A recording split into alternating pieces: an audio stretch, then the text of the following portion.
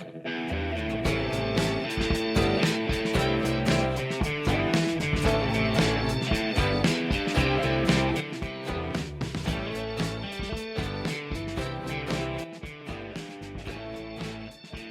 to genxadulting, and today we are talking about porn, and we are welcoming a return guest, MJ Eldridge, also known as MJ, aka Mommie, on social media. Welcome, Hi. MJ. Hi, I'm so excited to be here in person. I know, it's In so studio. exciting. Yes, in studio. And for those that haven't caught MJ's previous episode with us, it's episode 45. Episode 45, and it's 5 hours of MJ. Spanning 2 days. I disgust myself. Yes, it's MJ's life story, which is incredibly interesting and inspiring, and you will love it. So I encourage you to go listen to MJ's life story. But today we have her in studio. We're so excited. She has flown in to sit down and talk about this very important topic that is not covered enough, in my opinion. So again, thank you for being here. Of course. And honestly, I have been fascinated with this topic ever since I got divorced, and I realized fully what had shifted in our culture when it comes to porn. But I want to say up front, I am not anti-sex worker. I am not anti the industry as a whole, although it has a lot of problems. Don't get me wrong. This is mainly about kids and their access and how that has changed in our lifetime. And I think it's a very Gen X topic because we watched it unfold firsthand, and we're in the midst of it now as we speak. I agree. I mean, anyone could say, sure, porn's been around probably since the beginning of time in one way or another, right? I'm sure that sex has been used in some sort of perverted way, even back to the cavemen. I'm sure they had something weird they were doing. Yep. But it's more, like you just said, Gen X witnessed the evolution of the 24/7, 365 access in your back pocket through the phones. And we were the first ones to give the phones to kids, really. Yep. So. And we definitely did not take that into consideration at all. And I think that, just historically, if we just think about what we witnessed in our lifetimes, like, for example, when we were young in the, the 60s and 70s and whatever, there were Playboys, there were XXX movie theaters, right? And what did we know about the XXX movie theaters? We knew that it was a bunch of pervs in trench coats who went to the XXX movie theater, but you had to go to it. When I was a kid, I don't know if you guys had this, but in Rhode Island, it's in Rhode Island. There was a drive-in called the Rustic, and they played porn. That was what it was. And so people who lived around there would go sneak on the roofs of their houses and try to see the porn. But you could go there and watch porn with your girlfriend, in an adult though, right? Right. Drive-in. But I had a drive-in. Was it discreet at all? Were there trees or bushes, like a tree? You couldn't see it from the street. Okay. But you could kind of I want to say there were 3 different screens, and one of them you could kind of see when you would drive by from the street. Go ahead. Well, no, I think that's the premise probably of what you're talking about, because when I was a kid in the 70s or 80s, whatever, it was harder to get, right? Right. And so maybe, the drive-through, or the drive-in, that's pretty wild. Drive-through porn would be amazing. I'm sure that exists. But to sneak around the bushes, but if you wanted porn as a kid when we were younger, you had to work for it. You had to find it. Yeah. Exactly. And that's the whole problem with our situation now. Boys would maybe stumble upon, you always hear this, it's a Gen X trope, stumbling upon, some man's jerkin log in the woods, where he has all his Playboys stacked up, and then they would find it and they would sneak it back home, and whatever. Even the Beastie Boys sing about it. Your mom found your best porno mag. Yeah, your best porno mag. Yeah. and it. No, that was it. And so in our, but the thing of it is that you had to go to the XXX movie theater out in public, right? Yeah. And then what did we get in the 80s? We got VCRs, right? Yeah. But then you still had to go to the video store into the back room in front of God and everybody else and go, rent Debbie Does Dallas or whatnot Yep. in public, Yep. right? And you had to go pay with a credit card or, cash, and you had to check out with and everybody knew, everybody who saw you were like, oh, that dude can't get a girl. That is the attitude that we had, right? Right. And then you had to bring it home. Where was the VCR? It was in the living room, right? Yes. Like it was, unless you were like rich, and you had like a VCR and a TV in your bedroom, but you were an adult who had to do this. So if you're, if you were an adult doing this, you had to like wait until your family wasn't home. So you could pop it in and like jerk it in the living room, and risk somebody coming home and walking in on you, right? There was that. So like it was very limited access. And then in the 90s, we get the internet, right? Yeah. The number one first thing that they did with the internet was put porn on it. 100%. Everybody knows this. So in the 90s, I was living in Colorado, and I had a friend who was always hustling, like trying, like a friend from work. So she always had like a second job. And her second job at night was going upstairs in the building that we worked in to transfer porn tapes to the internet. And that was her whole, and I was like, gross. Like you have to sit there and look at porn all night, and that was her job, was uploading whatever. I don't even know how that, how it would functioned back then, but that was in the 90s. So what did we do in the 90s and the early 2000s when you had a home computer? Where did you put it? Everybody said, if you have kids at home, where does it have to go? In the high traffic area. Why? Because we wanted to monitor kids' internet access to protect them from predators, because we were talking about, predators in chat rooms and all sorts of stuff like that.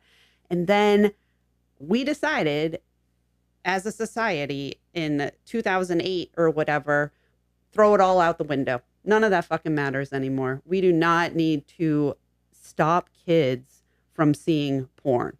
No more. It's over. And we just put it out there, and every single one of them has it in their pocket. This is such an interesting, eye-opening perspective. I never thought about the fact that we did have the computer in the living room when we had kids, so we could see what they were doing. We could see what they were on. We could make sure they were not going to websites they shouldn't be go to, like Pornhub, which I think was that the 90s or 2000s. Pornhub. Oh, I don't know, honestly. I don't know either. I think. Oh, you don't know? No, I don't know when Pornhub became the king, right? But remember what was that Girls Gone Wild stuff? Yeah. Remember that dude you could buy the tapes. Yeah, you could buy the tapes or the DVDs. Yep.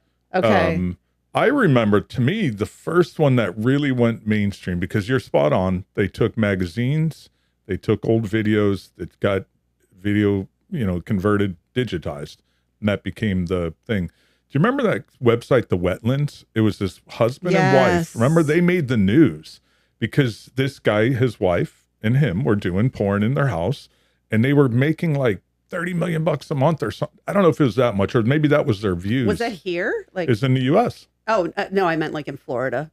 No, I think they were in the Northeast. They were in because I'm saying the wetlands. Probably, I'm sure they were Rhode Island or some seat. No, I think they were in Virginia. Believe it. Somehow that resonates. I totally forgot about that. But that was when amateur porn started taking over, which Pornhub catered to as well. Pornhub is the pornocopia of everything. Where you had every fetish. Every fetish, amateur, everything. Professional. So, but to your point, MJ, we were so protective. We were because we were the helicopter parents. So we're watching. We're not going to let them be feral like we were and all that stuff. But no one took into consideration technology. We did it. And pornography being brought into our children's lives in the way where when we gave them the phone. Our oldest had the computer in the main thoroughway of the house. Yeah. And then eventually it got into his room. The youngest, all bets are off. Yeah. By him, everything's in his room. But he had a phone. Well, I remember when our older kids got phones. And I remember when my older son started watching porn.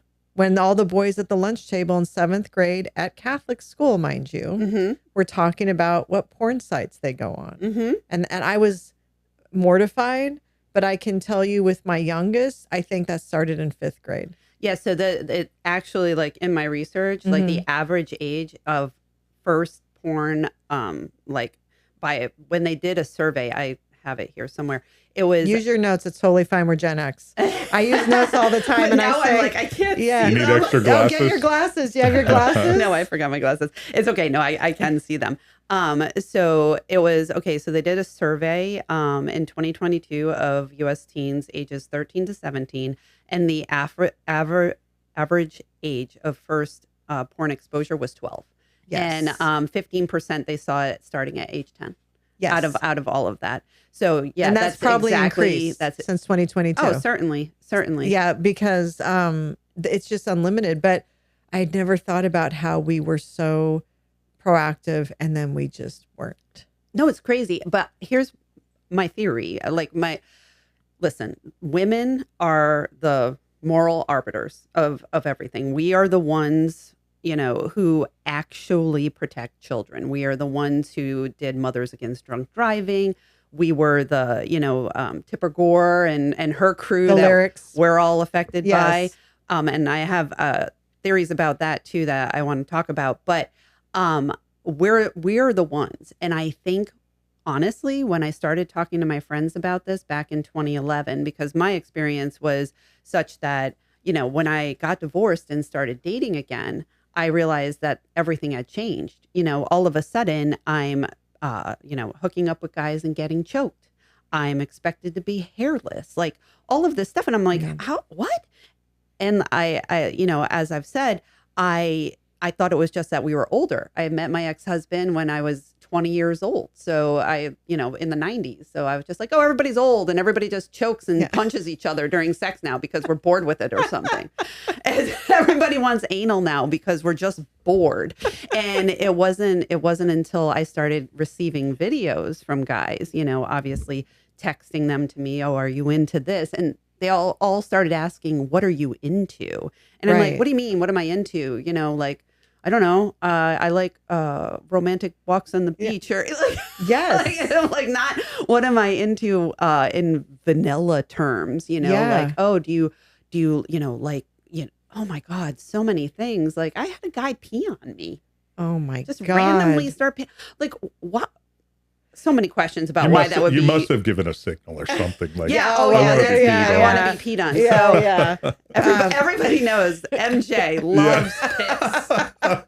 It's out there. No, but you're again. So if somebody had asked me what am I into, I automatically would have gone to, oh, I'm into live music. I'm into walking on the beach. Right. I'm into I never would have assumed they meant sexually. Always, instant like back in 2011 when I started dating again, and I think it was before like Match was even on an app. No, it was still like on the computer. And it was like instant. They would start asking me these questions. So I was telling my friends about it when I started getting the videos.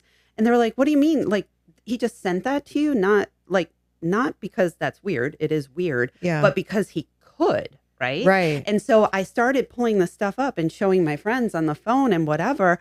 And then they would say to their husbands, did you know you could just see this? And they're like, oh, yeah. All the husbands knew. All of them knew. But women aren't seeking it out. Right. So I think that we mistakenly thought there would be some kind of protections built in for kids because there always was. Well, there still are, right? I think there are. I don't deal with them outside of a corporate level, but they had that whole cyber nanny thing. Remember, they would market it to put this on your computer it's content filtering, right? That's basically what it is. It's content filtering, saying if it matches this category, don't let your kids see it. It's guns, it's porn, it's whatever, right? And so that was on the old home computer. That was on the home Yeah. computer. I have a question though. So in your experience, I think it's the phone. The phone is kind of fucked up with people's dynamics and communications, right? Yeah. So you combine the phone and the fact that I don't have to talk to you, but I can send you some salacious shit and hide behind my phone. You couple it with the porn, and now you've kind of got Pandora's box. There's no I don't know what the right word is, but It's frictionless. it's frictionless, I guess. Frictionless. Yeah. Like you Absolute, said. it's absolutely There's no barriers. frictionless. Yeah. If you want to talk about even like the level, let's go through all the levels of Yeah. friction here. So first of all is the physical friction. Like I was saying, you had to go walk into a XXX theater. You had to go rent a video. You had to figure out how to play it in your living room alone, you Yeah. know, like finally get alone, Yeah. right? So there's that. There's financial friction. You had to pay for it. You had to pay for a Playboy subscription. You had to pay to go to the theater. You know, you had to risk, you know, if you're buying a videotape, you had to risk your wife seeing it on Yeah. a credit card as a line item.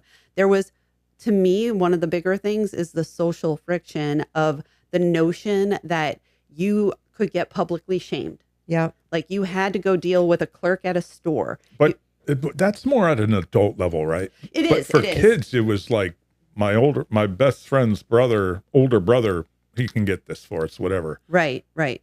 So it's a But little, that's it's still friction. Yeah, it's still, You're you have still- to ask. 100%. You're No, still there was having friction. to find Yes. someone. yeah. Yep. And then like, again, with the parental friction of the idea that the computer is sitting in the middle of the living room, Yeah. you know, and maybe I forgot about that nanny thing. Maybe they put that on the computer. And then even like stuff like time, like when we were young, and this is what I'm talking about, like as far as like kids today versus what we would have had to go through when we were young. How many people do you know like having to sit there with a dot matrix printer, you know, just waiting for a boob to print, you know, like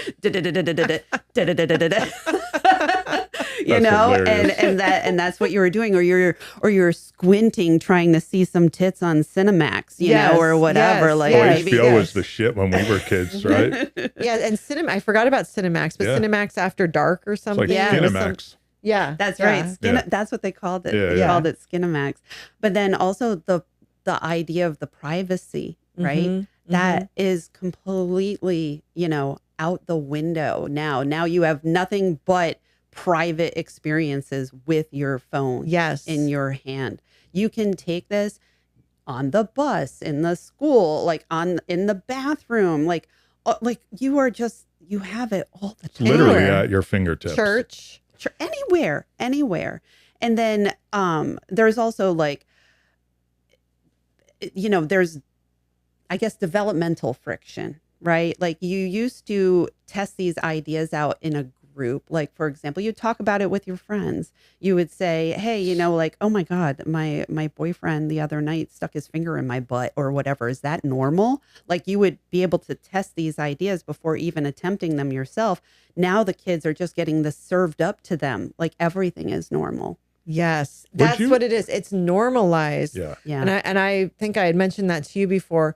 It's also normalized fetishes. Oh my God. Because we used to look at least speaking as a woman, a Gen X woman, I looked at probably the majority of what's out there now as a fetish and something that I wasn't down for, Mhm. or if I was, there's a lot of communication before I'm partaking in that. Like Right. there was a boundary. Like Yes. these things are good. I got my 5 things and they're Uh-huh. good. This is my book. And if you want that 6th thing, we're going to talk about it. I have to be comfortable with it because that's in a different realm of Mhm. the world Yes. for me.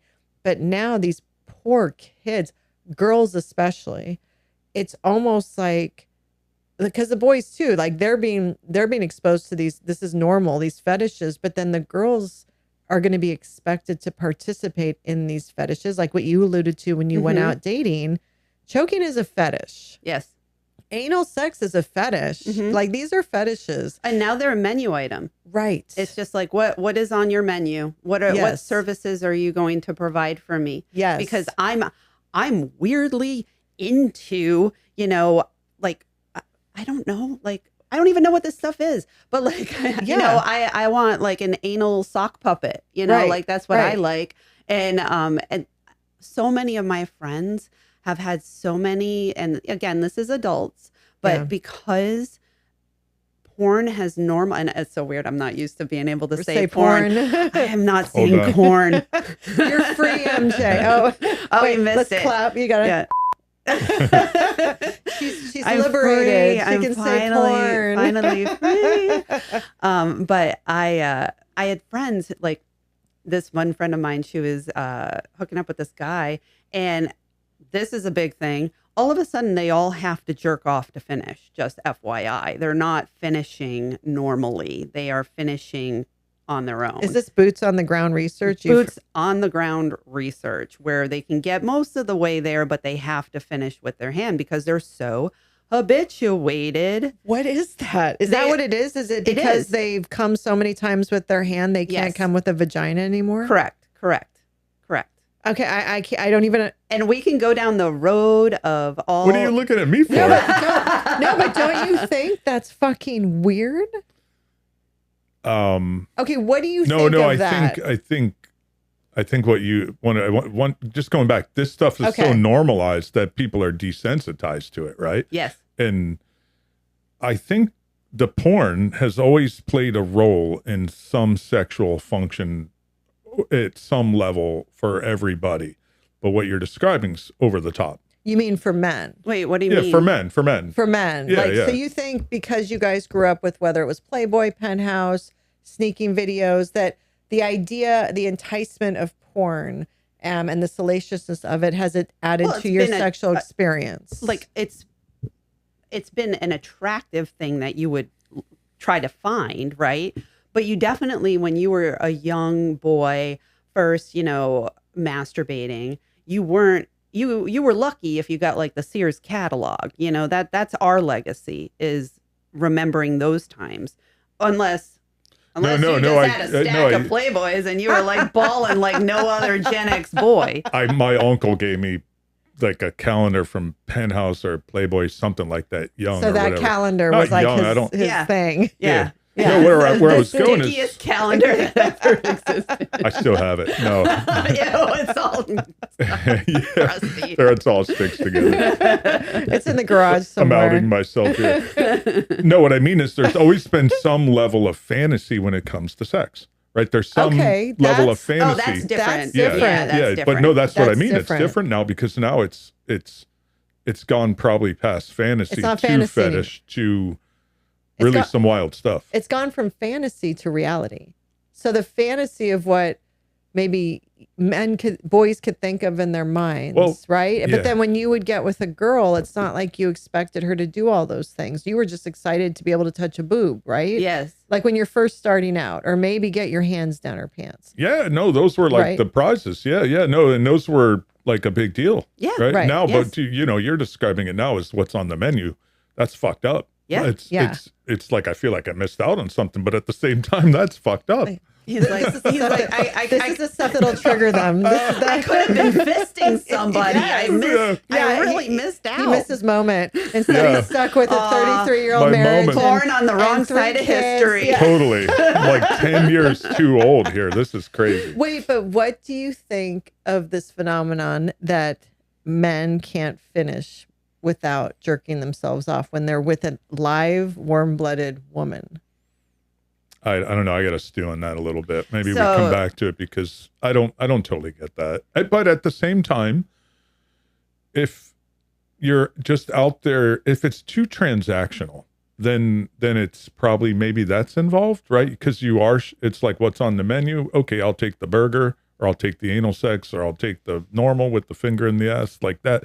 Maybe it's too transactional, so your head is stuck in the porn.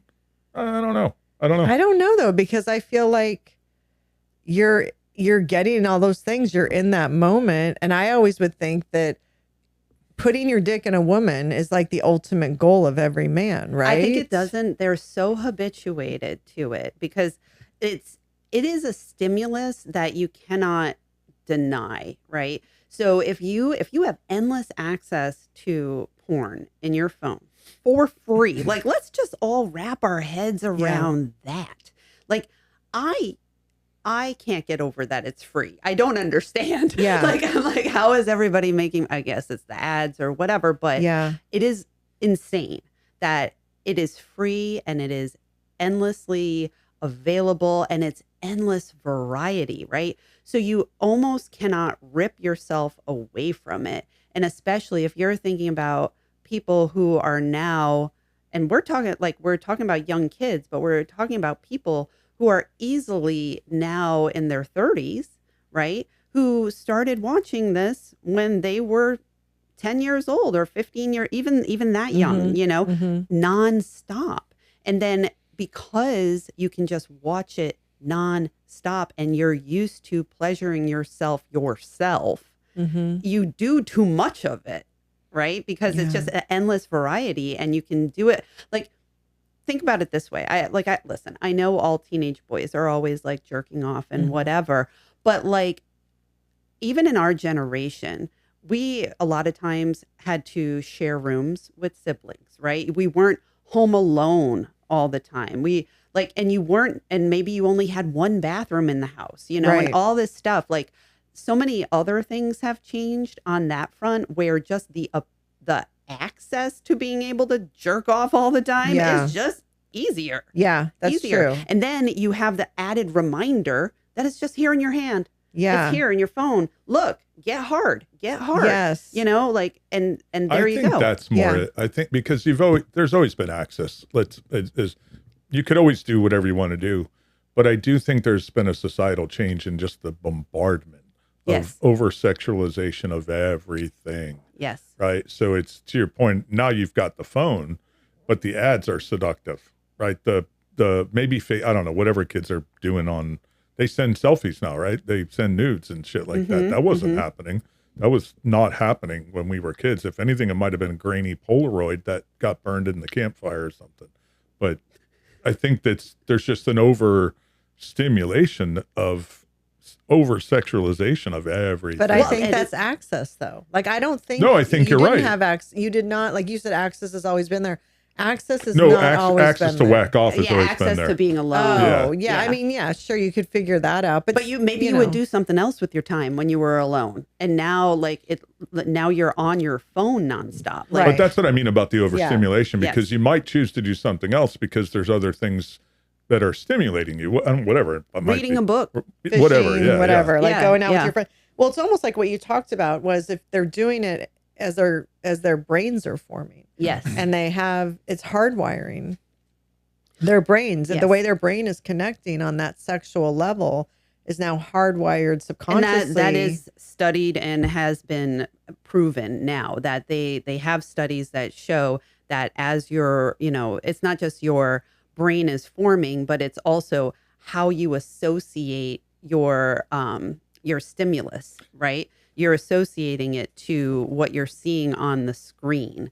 So they're doing a lot of studies lately about, but men in general having a hard time finishing with a real woman because or even getting hard with real women because their ability to get turned on has been associated with seeing these images on a screen. It's visual. Yes. Whereas for your age, it was like you said, fantasy. They could think it up in their heads. You could. Yeah. You could get creative. Again, in your no brain. Friction. You don't even have to come up with a fantasy. No, anymore. Right. You just get served up endless fantasies. You know what I think though, there was a change too in porn, right? And if you think about it, I've kind of done my own little research on this one where there were the old peep shows, the black and white peep shows, 5 minutes silence and a woman in in bra. And that was it, that type of thing. Then it got more salacious. She was now naked. But then you get to the 60s and the 70s and they were movies. They were themes. There were people driving around town. Like if you look at old porns, they're interesting. They're scenery. Yeah. The Golden Gate Bridge and the driving through streets. And then eventually you get to the house and there's a sex scene. But then probably in the 80s, it shifted to just scenes. Very transactional scenes of an anal sex scene, blowjob scene, 2 people, 2 girls and 1 guy type of scene. And then that moved to steroids when the internet came out. It was all scenes, 4 or 5 minute scenes, purpose built to get you off. There was no friction. Used to be you had to watch the movie, fast forward the VCR to get to the scene. Now it's just the scene. Yep. It's just there. Yep. And I think that sums up what's happened. And now we're just scenes. And to your point around the fetish, whatever you want, there's a scene for it. Everything, probably even animals, even though that's illegal, right? But there's probably even animal shit out there. So I have a friend who talked to his teenage son about porn, right? And he asked him, he's like, well, what are you watching? Like, what are you into? Yeah. And I like, this was years ago now. And he said that he was into women morphing into animals.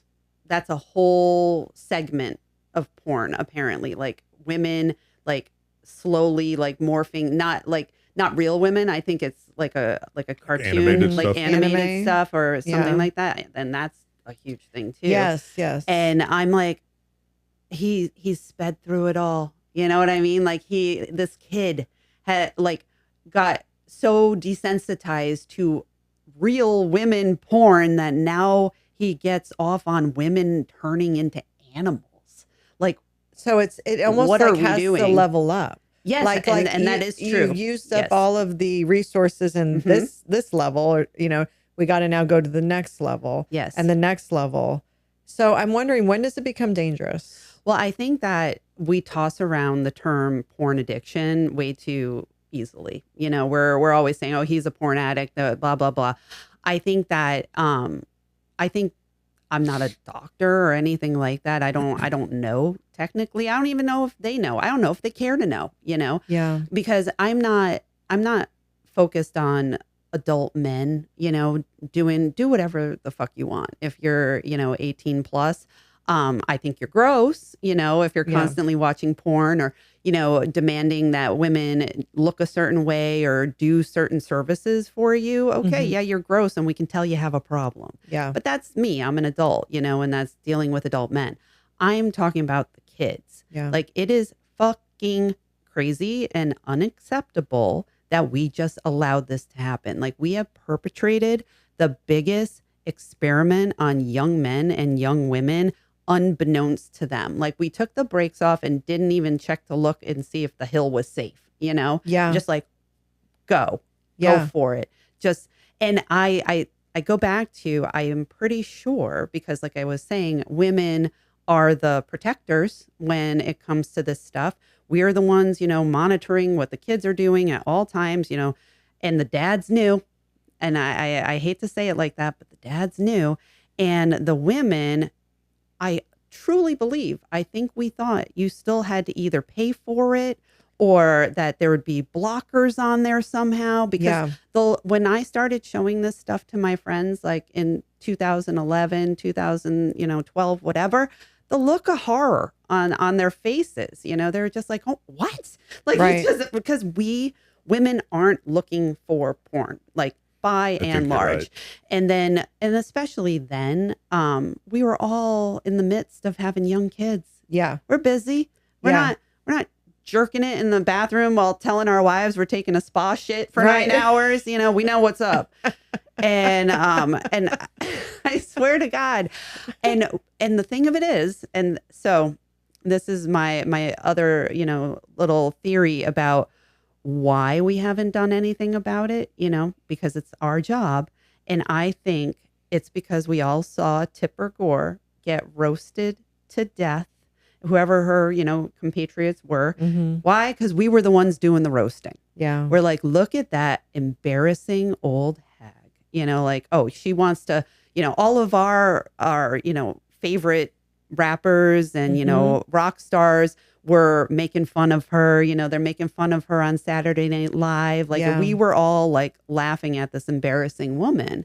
And so here we sit now as middle-aged women. You really think that I know I'm taking a risk talking about this. Every time I make a video, I'm taking a risk. And by risk, I mean risk of getting roasted, risk of like getting called old, fat, ugly. Nobody wants to fuck you. That's why you're a prude, you're vanilla, you're a conservative, you're, religious, all of this stuff to just, dismiss anything. And then the other thing that they'll always say too, porn's always been around, lady. Always.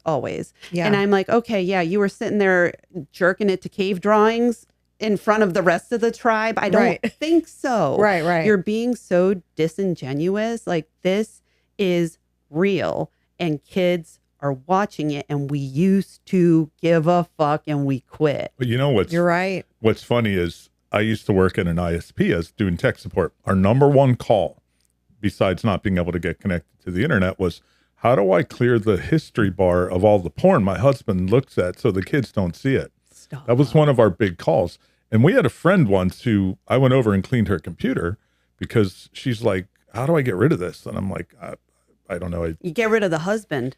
Well, yeah, that's a that different ended story. up happening too. But I fixed it, and then she's like, "What's going on here?" And I showed her. She's like, "Is this easy?" And I remember showing her some sites and how easy it was. And she's like, so to your point, women were the gatekeepers, I think, but that didn't happen in this Because evolution. we didn't know. We weren't working for the companies. Like, Yeah. well, maybe we were, and it was just part of our job or whatever.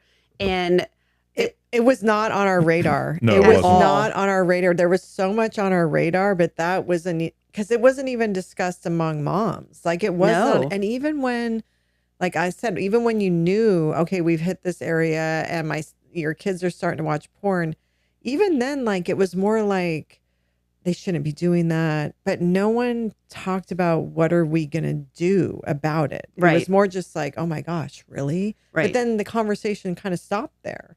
right. You know, and it wasn't like, well, maybe we should consider not giving them all these phones or these little computers and like shouldn't. And to your point, the idea of bringing it into a bigger space, it would have felt very uncomfortable because any women who tried to censor anything got shit on. Oh, yeah. But You know, I don't totally agree with the Tipper Gore piece of it, just because hers was free speech and lyrics, so it's different. You know, it's. But I it was think you could- policing. It was It was attempting policing, to yeah. police. But porn Yeah. is different than talking. Right? You know, but I it's- think it could be considered free speech. Like, Oh, I think they do totally that all the could. time. Yeah. That's Yeah. why they're so against the adult men. Like anytime that this has come up, which it has, like here in Florida, you do have legislation, and they have legislation in Texas that actually, you know, since I've been here and I tried to go on Pornhub to see how it works. I was like, oh, you have to put in a credit card or whatever Yep. to access Pornhub. And, but everywhere else, they're like, well, that's a free speech thing. I want, like, why do I have to identify myself? You know, like that's the man's argument against it, because they don't want to have to. But I'm like, you have to show your license to buy alcohol. Yeah. Like, why is it that we still care about that? Why aren't we just giving kids vodka now? Right. You know, let's do that. Go fucking nuts, kids. Here's some meth. You know, like we Yeah. don't care anymore. Yeah. And I think it's such an issue, and I completely blame Gen X. Like we're rad as hell. Yes, this is on us, and we're the ones who are going to have to do something about it. You know what's so interesting is that we talk a lot about how we did kind of we created helicopter parenting. We invented helicopter parenting because as a result of wanting to give our kids the childhood we always wanted. We knew what was out there and wanting to protect them. And so not wanting them to be as feral as we were. And yet we completely let them be feral with pornography. 100%. There were no boundaries, no communication. It was no holds barred. We did drop the ball in that area. And I think I like to say the way Gen X parents is because we are not ignorant, but we are in this area. We were in this area. We were totally ignorant because even when we were made aware, we still had no idea how to cope with it, what to do about it. So it was more like, no one took a step and now we're seeing the results of it with how young men and young women are trying to have relationships, trying to date, trying to communicate, trying to have sex with each other. In so many instances, it's warped. And so we're seeing the results of our inaction in this area now, I think. So I was just talking to I was literally in the car talking to my daughter because she was asking me what I was talking about with you guys today. And we were talking about just the things our daughters have to accept now that we would have never accepted. So you can imagine in the 90s, you're dating a guy, right? And you walk into his living room and there's just hustlers and Playboys all over the place, right? And then he sits down next to you on the couch and he's flipping through it. He's just flipping through it. And he's like, oh, love that ass. You know, look at her tits. Like, oh, look at that pussy. It's perfect. You know? Yeah. And you would not date that guy. Right. You would be like, he's a fucking creep, right? Or if you went to his house and he had nothing, he was just playing porn on his TV. Right. And nobody in your, family would be like, oh, got to give him a chance. Yes. He's a great guy. Nobody would do that. Yeah. Or even, when we were young too, if you dated a guy who was actively just checking women out in front of you, Right. you'd be like, you're disgusting. Quit looking at her tits, whatever. And you would probably break up with him. Right. And nobody would tell you that you were not justified. And now my daughters are told that they're prudes. What are you, insecure? What's your problem? It's fine that he follows all those girls on Instagram. It's the same fucking thing. Yes. And it where is. and honestly, you know what's missing? Shame. We took away all shame on this front. Boys are actively talking about jerking off. Do you know when I was young and when you guys were young, did you actively, maybe boys did, Yeah. but I did not talk about masturbating with my girlfriends. Nope. No, No. that was a dirty, dirty secret. Right. Yeah. And listen, am I saying that shame is good all the time? Whatever the opposite of whatever we're doing now, that is the complete opposite of shame, is not good. Right. Is not good. We've conflated, and this is like woke gone wrong. Like there's a lot of woke shit that has gone wrong, and we can talk about voice note guy because we know that that's very topical right now. There's a lot of woke shit that has gone wrong on this front by saying, oh, you're not sex positive, you're slut shaming, you're doing all this stuff. So you have to just accept everything and shame doesn't exist anymore. It is shameful for a boy to be like, yeah, I just jerk it all the time. I watch porn all the time and I jerk it. That is a low energy person. Yeah. That is a low vibrational human being. Absolutely. And it's also lack of accountability. There's Yes. no accountability. Yes. So it's needing to have its boundaries. Shame surrounding, it's just normal human decency. Come on. I mean, I feel, and to your point, we've jumped the shark completely in this area. Yep. There can be, two things can be right. There can be space for sex positivity in certain areas. In a lot of ways, it has empowered women in so many ways. And those women shouldn't be slut shamed if they are going to, get their bag and it's their own choice and all that. That's all good. Right.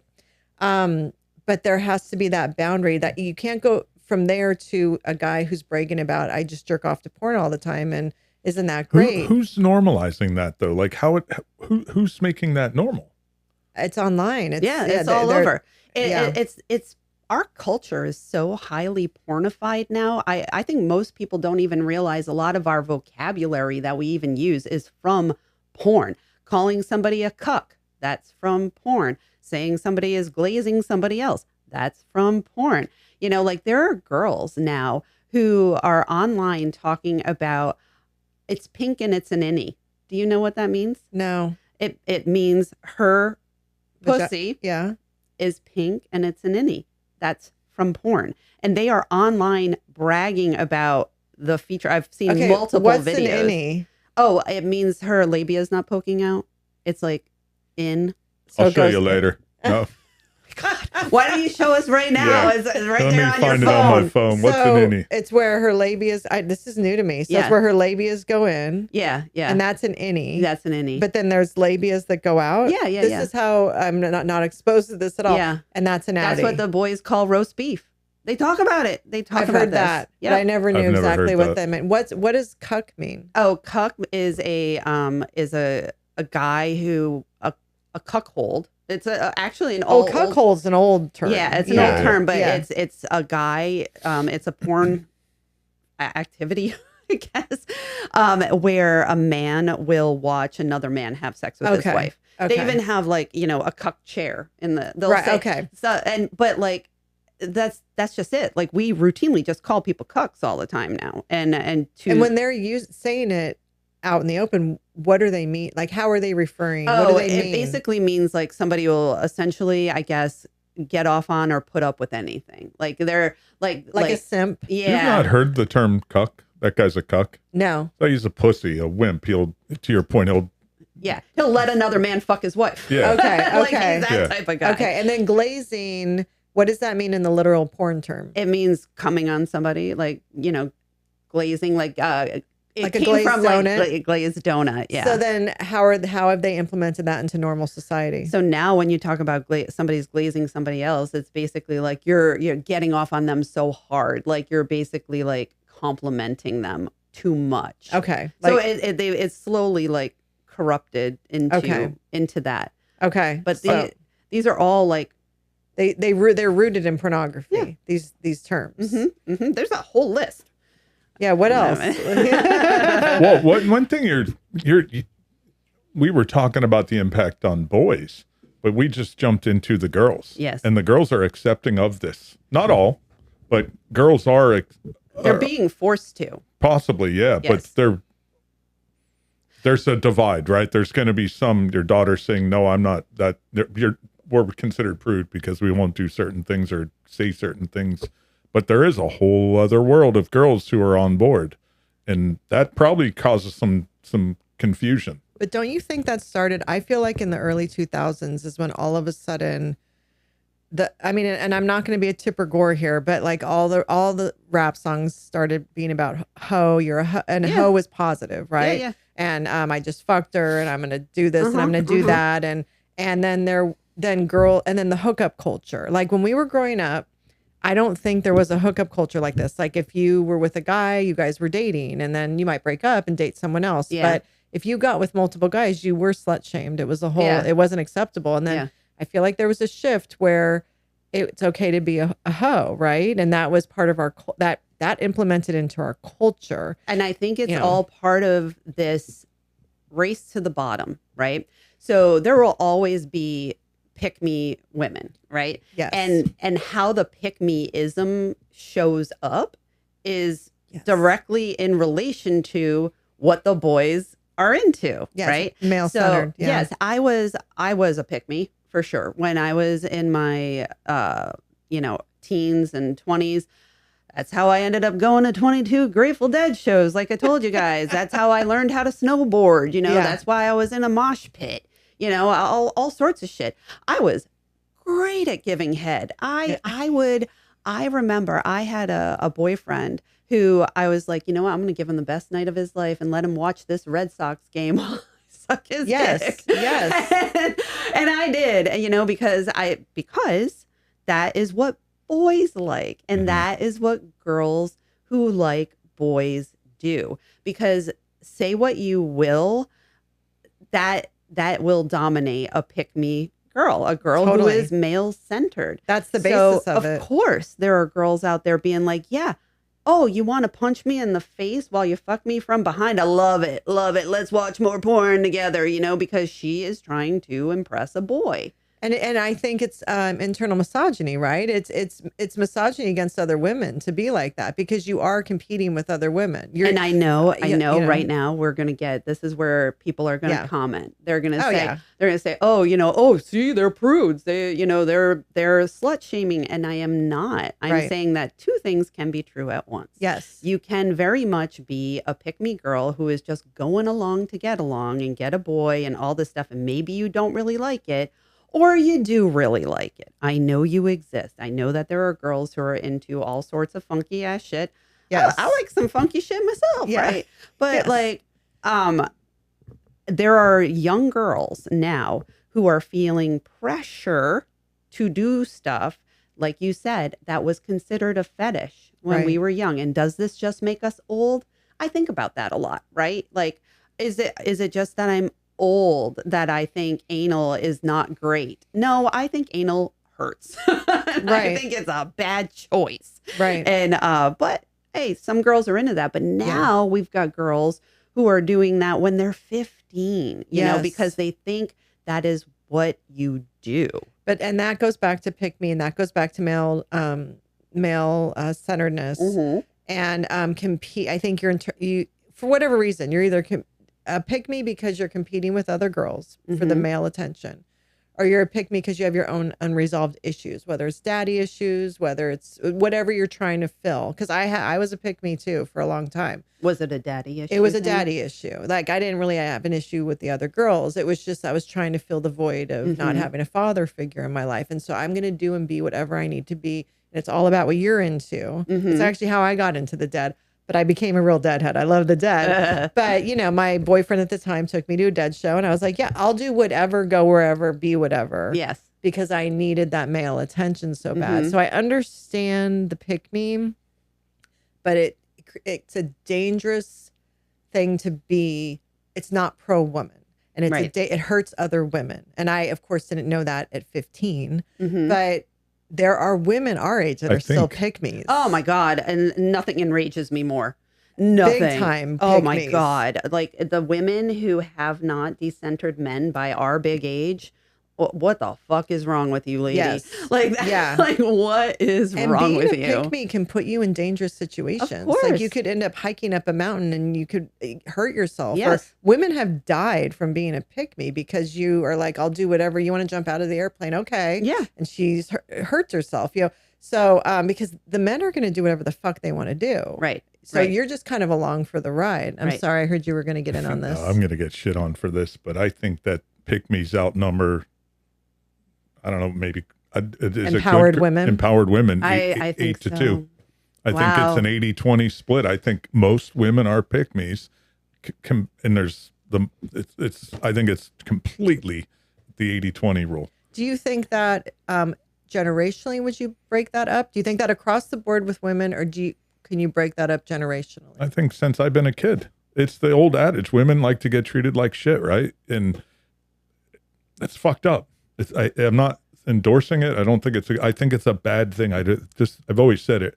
I'm a fan of women. I'm a fan of empowering women. You guys are your own worst enemies against each other. And this is just a part of that. Because if there's pick-me's and that's what the guys, right? That's enticing for young men. And you get with someone who has boundaries, and I don't want to use the wrong words, but maybe standards or whatever, right? Yeah. Don't have some of these issues and it's harder. That's fucks it up for the rest when it's too easy. That's what it is that the girls that are giving it away. And I know I sound like I'm freaking 80 years old. And I think women should have 100% autonomy over their body in every way. And I'm not judging women for having sex or girls for having sex. But if you're doing it from a place of trying to just get acceptance or trying to fill a void that should be healed before you go into this step, you're lowering the bar for everyone. You have changed the playing field for everyone. And like you just said it, the girls who have standards, the girls who have self-respect, the girls who maybe don't have daddy issues or have resolved some issues and are truly going into something, wanting an equal partner, wanting to have a respectful relationship.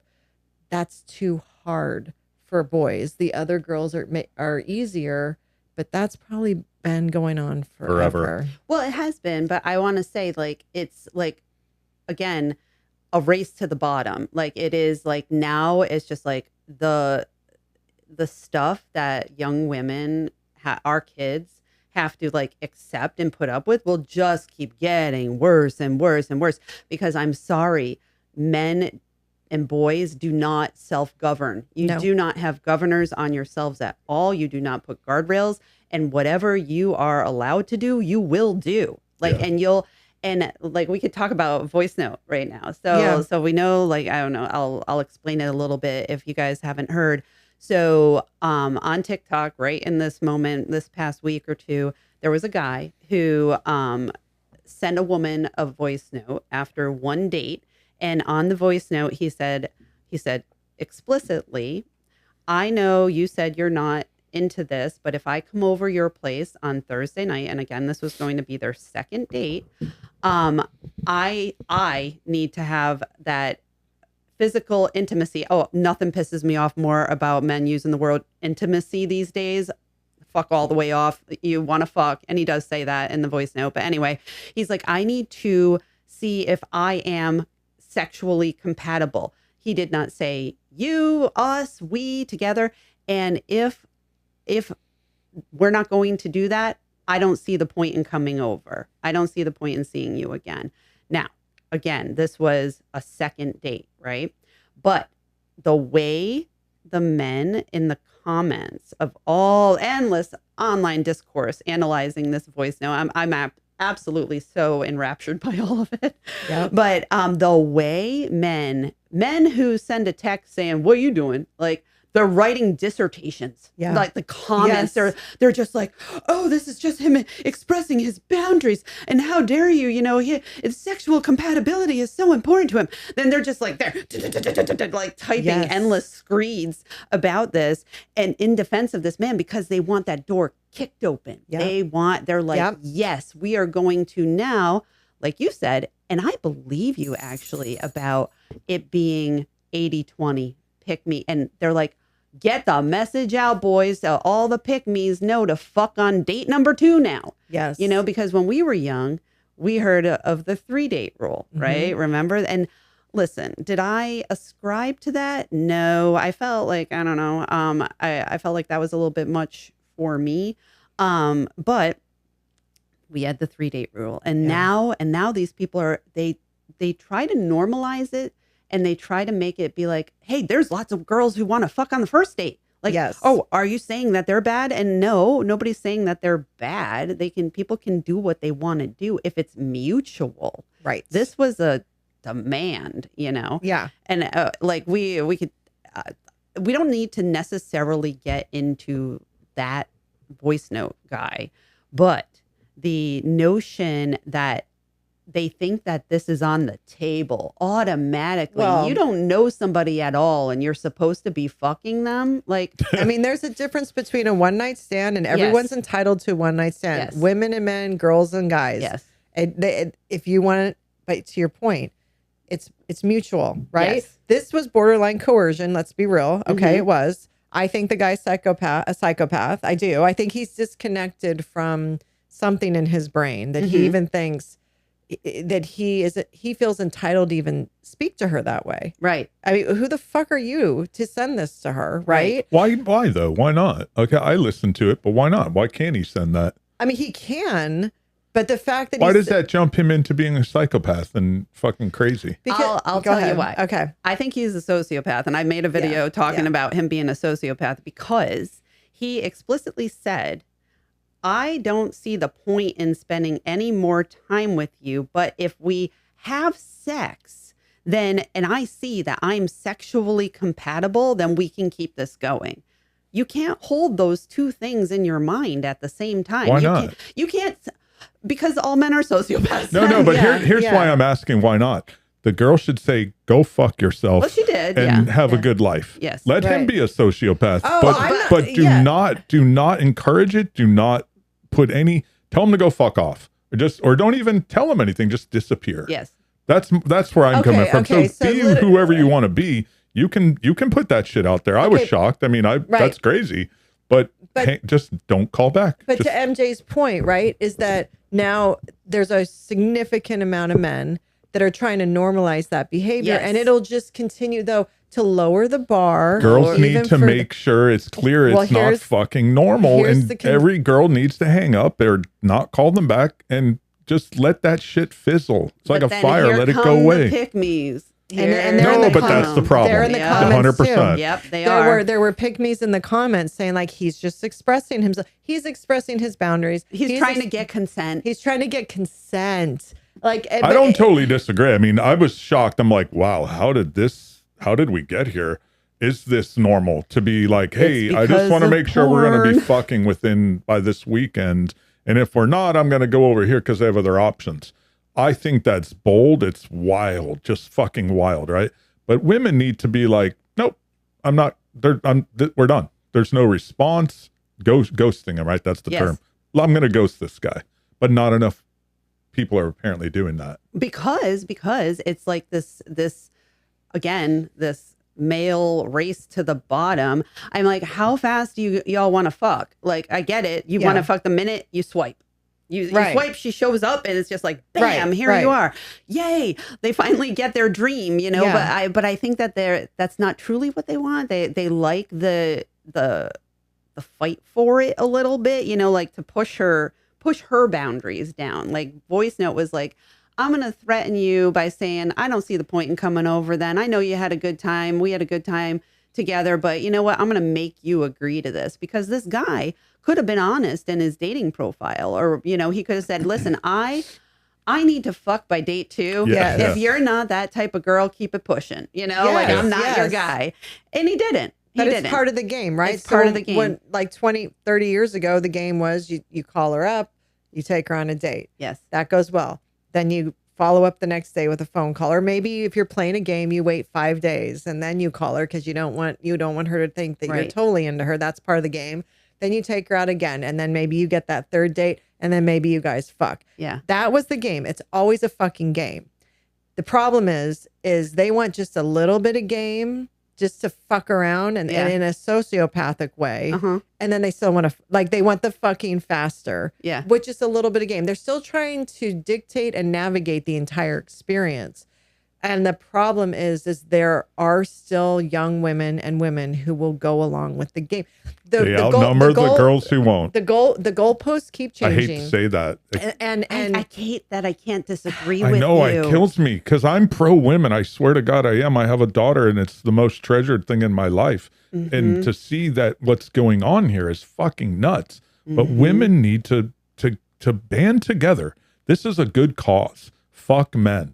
Or at least corral them, right? Get them. Stop, not literally. Yeah, not literally, but you've gotta be strong and don't let this shit fester and explode. But we've talked about this before as far as situationships, right? And I've said the girls, like a girl or a woman needs to not entertain that bullshit. If you need to have your level, your boundary, your standards, and then if they're gonna still play this game of the situationship, if you're not down for that, you need to stop it. You have to stop it. And then we would get a bunch of comments of women saying, why is this on women? Everything's on women. Why can't it's your body? Why can't they why can't we finally have boys and men put effort into fixing something? Why do the women have to do it? But to your point, what you said, they aren't going to. The men are not going to stop. They are going to get away with whatever women allow them to get away with. Yeah. Yeah. So, and that's why they're like, yes, the door is kicked open. Let me write blocks of text, defending this behavior because I want to do it too. That is what men will do. And they will do what you will accept. And so that's why they're like, oh, it's fine that I follow all these girls on Instagram. You're a prude and a loser if you're mad at me about that. And that's why you hear all boys watch porn. You just have to accept it. And just think about that. Would our grandmas have been cool with their husbands just going to the XXX movie theater all the time? No. Oh, there goes Dickie, bye, giving him some, money to buy a snack while he's whacking it in his trench coat. Right. Our grandmas would have been like, our grandmas who had to be married to these guys. Yes. Would have stopped that shit. Do you think that's true though? Or do you think they would have just ignored it? Because there's that silent generation and there's that, right? We get into this generational shit a lot, and women might have just been like, oh, that's just boys being boys. So this goes back to the friction issue, the frictionless issue that we have. So Dickie going down the street would have maybe seen some of his neighbors walking in, as he was trying to get into the XXX theater out in public in front of God and everybody, literally God and everybody. Maybe he saw his pastor walking down the street. And that is where shame and the friction of shame matters when it comes to this. And that is how this type of behavior is actively policed by society. Because you know what I find so interesting? It blows my mind that we still bother rating movies. Why is a movie rated R when your kid is able to watch MILF threesomes when they're 10 years old? The fuck we care? We Yeah. don't. We Yeah. have told everybody we don't fucking care. So why are we stopping kids from going into the movies? Oh, because it has violence and, smoking. Yeah. Yeah. It's Yeah. literally crazy. Yeah, that's the funniest thing is when it's like smoking or uncomfortable issues or what the fuck are you even talking about? Right. But here's the question. Why is this epidemic, why has it been allowed? Why has Because men will get away with what they can get away with. And it is men who are in charge. We still know this to be true. The men who are in charge love watching porn. And they do not care. Like I said at the start, it is women who protect children. And the women are not in charge. And then if they do bring it up, it's every name in the book. You get called every name in the book. I fully expect if, people watch this or whatever, that there will be endless comments talking about how you look, talking about how I look. Yeah. They go after Yeah. you. yeah. And it hurts. It is hurtful for me to put myself out there on my platform and get the abuse that I get, Yeah. And women don't want to do that. And the men don't give a fuck because they don't want to do. The men who are fighting any kind of, parental protections for minors when it comes to their access to porn I don't want to have to put my, name in the site. I don't want to have to scan my license or whatever. Yeah. Because they don't give a fuck about a kid. Yeah, yeah. They'll fuck a kid. Yes. I mean, you do have not all men, right? Because you have like Yes. Tim Tebow, who's out there trying to save. Actually, I you was know. impressed with that. Yeah. I saw that video What too. did he do? Yeah. Well, he's always been working on trying to fight sex trafficking, and he was speaking. I don't know who he was speaking in front of. Maybe But- it was Congress, but he had a big map. He did. Like Yeah. they've been working on this forever. Like that's been his passion, him and his wife and with other people about sexual predators and child exposing pornography. child though. pornography. Not yeah. like kind of like not the opposite of what we're Right. saying, but like not trying to block kids from having access to porn, blocking men from having access to child pornography. Yeah. But there needs to be. I mean, Well, we've got that guy local. This is great. You'll love this. There's a guy next town up is Del Rey. I don't know who I think he's an MMA fighter or something like that. And he's got an organization where it's just that old textbook thing of pretending to be a 13-year-old girl Oh. and let's meet at Home Depot. Yeah. And then he shows up and the pervert's there. Then they call the cops and stuff. Oh, And he doesn't beat them up. No, That's why I was hoping where you were going with that. I was hoping he would because I'd really enjoy that. Yeah. I'd love a Home Totally. Depot pervert smackdown. I want to see him with a headlock, just punch it or something. Yeah, like little movie tie action. yeah. But we've got a guy doing that locally here. I'm all about that. I love that. Yeah. shit. No, I mean, I think definitely more men need to be stepping into this and talking about They this. have to, but they like it. I'm sorry. Like it's like asking, for smokers to write legislation banning smoking, So do grown men not understand how it's warping their sons' brains? Don't give a fuck. They don't give a fuck. Yeah, don't give a fuck. Their attitude is, oh, I wish I had this when I was, like you said. Yes. Yeah, you missed your window. Man, I wish I could have. So like have you thought about that at all? About how it affected our son's brains or what they've because Yeah, our no, older it's, son has talked to us about it and he's very much against kids having phones at so young. They know. He knows. Yes. So because he's 29 now. Yeah. So I told him what we were going to talk about. He's like, good. Like he's good. like he doesn't think they should be on social media. Yep. And he's not like some prude conservative or anything. He's just like, this is crazy. This is fucking up. Yes. Because he knows it. He's like, it fucked me up. Like Yes. he's like, you get too in the rabbit hole. But have you reflected on it at all? Yeah, no, it bothers me. And I have two perspectives on it. One is that of my young son, and that is of my daughter. And it's not good. Not good either way. Because I don't want my son to be warped and then not find his partner he can have a healthy life with, right? Mm-hmm. And I know that for my daughter, these fucking weirdos, the guy with the phone call, right? That's fucking crazy. It's weird. I don't want them interacting with her. But she's, I think, one of the 20%. So it's harder. It's just harder.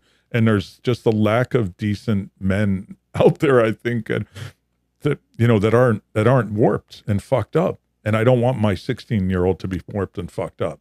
So yeah, it's a problem. Because it goes to their very base instincts, and that's what makes it so irresistible.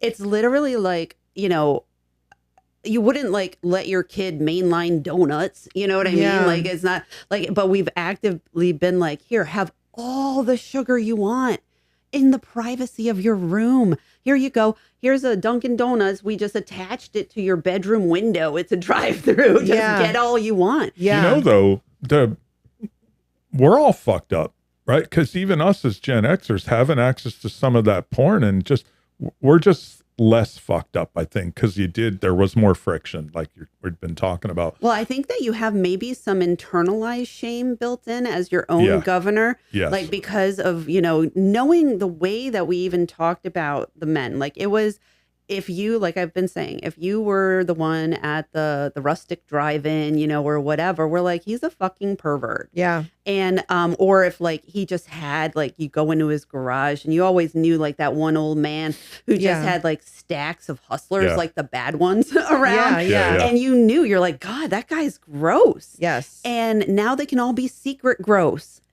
That's the difference. Yeah. And men will, I'm sorry, want to be as gross as possible. And it's hard to stop it because it is so enticing. It hits all of your, you know, pleasure centers. It hits all of your receptors. And you are just like, yes, tits. Right. You know what's interesting too, though, because I've been to those peep shows in New York I went in with a friend, a girlfriend, not girlfriend, but a friend that was a girl, and went in with an aunt and her husband, because they were like, oh my God, what is this? And I'd never been. We went in, you put your, I don't know, quarters. Were you young? No, 19. Oh, something like that. No, that's what, like, I meant like, no, not a kid. Recently. No, I just meant like, do they still do it in a, like a recent? No, they're closed up. Yeah. But I remember you put the thing in, the slot comes up, and there's a woman in there doing bad things to herself. But my wording is telling bad things. It wasn't normal. I remember being shocked, like, holy shit. Yes. And that's gone. Yeah. And that's probably the problem, is it's gone because we had that moral compass to know as interesting, maybe as arousing, I don't know, whatever this isn't normal. It's not right. And I think that's gone. But it's like we hyper wokeified it, you know? Yeah. And again, that will make me sound bad and old and I don't fucking care. Like there are certain things that it's like, yeah, you know, maybe that isn't for public consumption. You know, maybe I shouldn't. Not everything needs to be, right? Maybe I shouldn't be able to walk up to a booth and watch a woman shove a hot dog in her puss. Exactly. Like, maybe that's gross. So I think that what we're talking about here is there were things in the dark, and you had to go into the dark to experience them. And you had to expose yourself out in public. And you had to walk out of that place. And you had to walk choosing. And whatever it is, like that, whatever that was, that is the dark side, right? Yes. There is no dark side. It was not only brought to light, it was brought to light and accepted by society. And so it's removed any It's not stigma. It's not accepted, but it's I think it totally is. What I mean by it's not acceptable for that kid to leave the voicemail that he did. I don't think so from a common society. But it's acceptable within that genre or that age group because you have girls coming on defending him. Yes. That's fucked up. It is fucked up for a girl to say he's just communicating his needs. But I can go there. I mean, have we shifted that much societally to say, I'm calling to let you know that if we're not having sex by 5 o'clock tomorrow, I'm going to move on, right? Is that normal? I don't think so, but is it? I don't know. I mean, I think you're just getting to basic animalistic communication. Yeah, I think that men want it to be normalized. You know, you can tell by all these men in the comments. I will say, I don't think the pick me women want it to be normalized. They want to be picked. You know, like there's they don't want to be treated that way. No, exactly. But they also don't want to be judged or like they want to be cool. They want to be cool girls. They want to be cool girls. Yes. And they will walk all over women to get there, other women to get there. Yeah. So and that's not talked about enough, how misogynistic pick-me's are. Mm-hmm. I mean you mean towards each other. Yeah. I hate that word, misogynistic. It's anti-woman. I think. When Why do you hate that word? It just feels like it's some new age woke type of thing. Just call men assholes for treating women like, it's like a nice term that becomes just too much. Oh, that's in some interesting. Ways. I will say this, and I hate that because you are a boy mom, but you're not a boy mom. I'm not a boy mom. Yeah. And I honestly think a lot of the reason we can't progress is because a lot of pick-me's are also boy moms. You're right. And because women give birth to all men and, girls, all boys and girls, they protect their sons and they double down and they are the pick-me's. And then they create daughters who are also pick-me's because they elevate their son into some kind of like God status. And it's boy moms are a plague on, like you were saying earlier, for women to coalesce as a group. Oh, they don't want to hear that little Connor, tried to rape his girlfriend when she was 13. Yes. Because Connor wouldn't do that. But guess what? Connor has been watching porn since you gave him a phone at 10 because you had to be a cool mom, and your son was the first one on the block to get an iPhone. Look what you hath wrought. Yes. And I do think that because of our helicopterness, that we were the ones who gave our kids phones so we could track them. Mm-hmm. We can call them at any time. Oh my God, there might be a school shooting. They need to be able to have it at school so they can contact us and all this stuff. And it was just done out of protection, ironically. And then we just gave them a portal into all manner of shit. And we can't even talk about it. Yes. God. And we're focused on we're focused on the porn side of it, but there's the gun side of it. There's the criminal activity side of it. There's the I'm going to eat a Tide Pod act part of it, right? The whole fucking gamut. And then also you throw in benzos, the medications that so many kids have been put on. They almost have to go so deep into pornography to feel anything because they're so numb, right? I have a question for you guys. I want to go back on a topic, but my question is, what is the psychology of the pick-me? I get it. It's maybe daddy issues or acceptance, but what's the psychology at the female dynamics level that's happening there? I do want to say you guys have said daddy issues a couple of times, and I don't necessarily like that terminology because that is putting a man's issues on a woman. Like it's basically like, oh, she had a shit dad. Mm-hmm. Oh, but here's this girl walking around with daddy issues and it's her problem. You know what I mean? Right. Yeah. Because her dad was a piece of shit. It still goes back to the man being a piece of shit. You're right. And so I like to think, that I just don't like that terminology. What's a better way to describe that? What would be a good way to sum that up? Like you were saying, men are assholes. Like she had a dad who was. I think it's because boys have daddy issues too. Then. And we never talk about boys having daddy issues. Yes. A daddy issue girl is one that, you're excited to meet because she'll fuck you on the first date and she's crazy in bed, right? Right. That's the known lore of a daddy issue girl. We never talk about a daddy issue boy. So right. And so that's kind of why I have an issue with it. Maybe if it was spread evenly, it wouldn't have such a stigma. Yeah. Because it's misogynistic. But it's very descriptive. Well, not really. I'm curious to think. We'll noodle on that. To I'm your curious. point, like the psychology of a pick-me is that because in a society where we live in a patriarchal society and men are considered to be the prize, a woman wants to get one and she gets to be like, okay, I'll tell you my own personal psychology.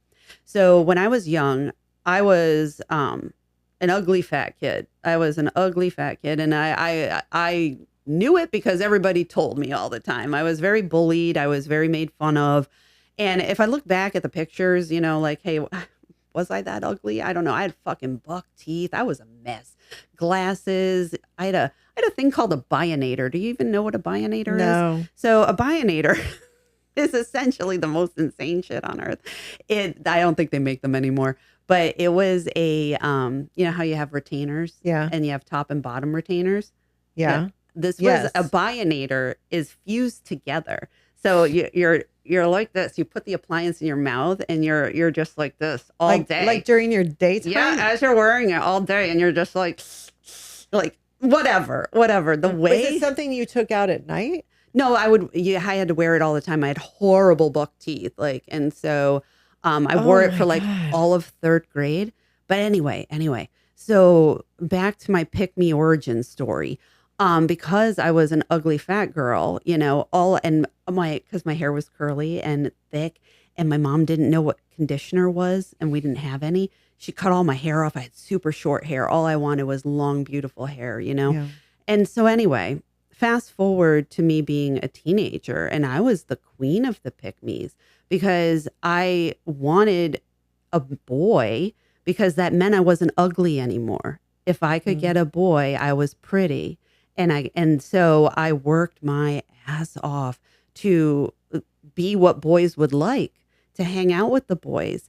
And that's the bottom line. When you are able to get a man in our patriarchal society, it is a stamp of acceptance.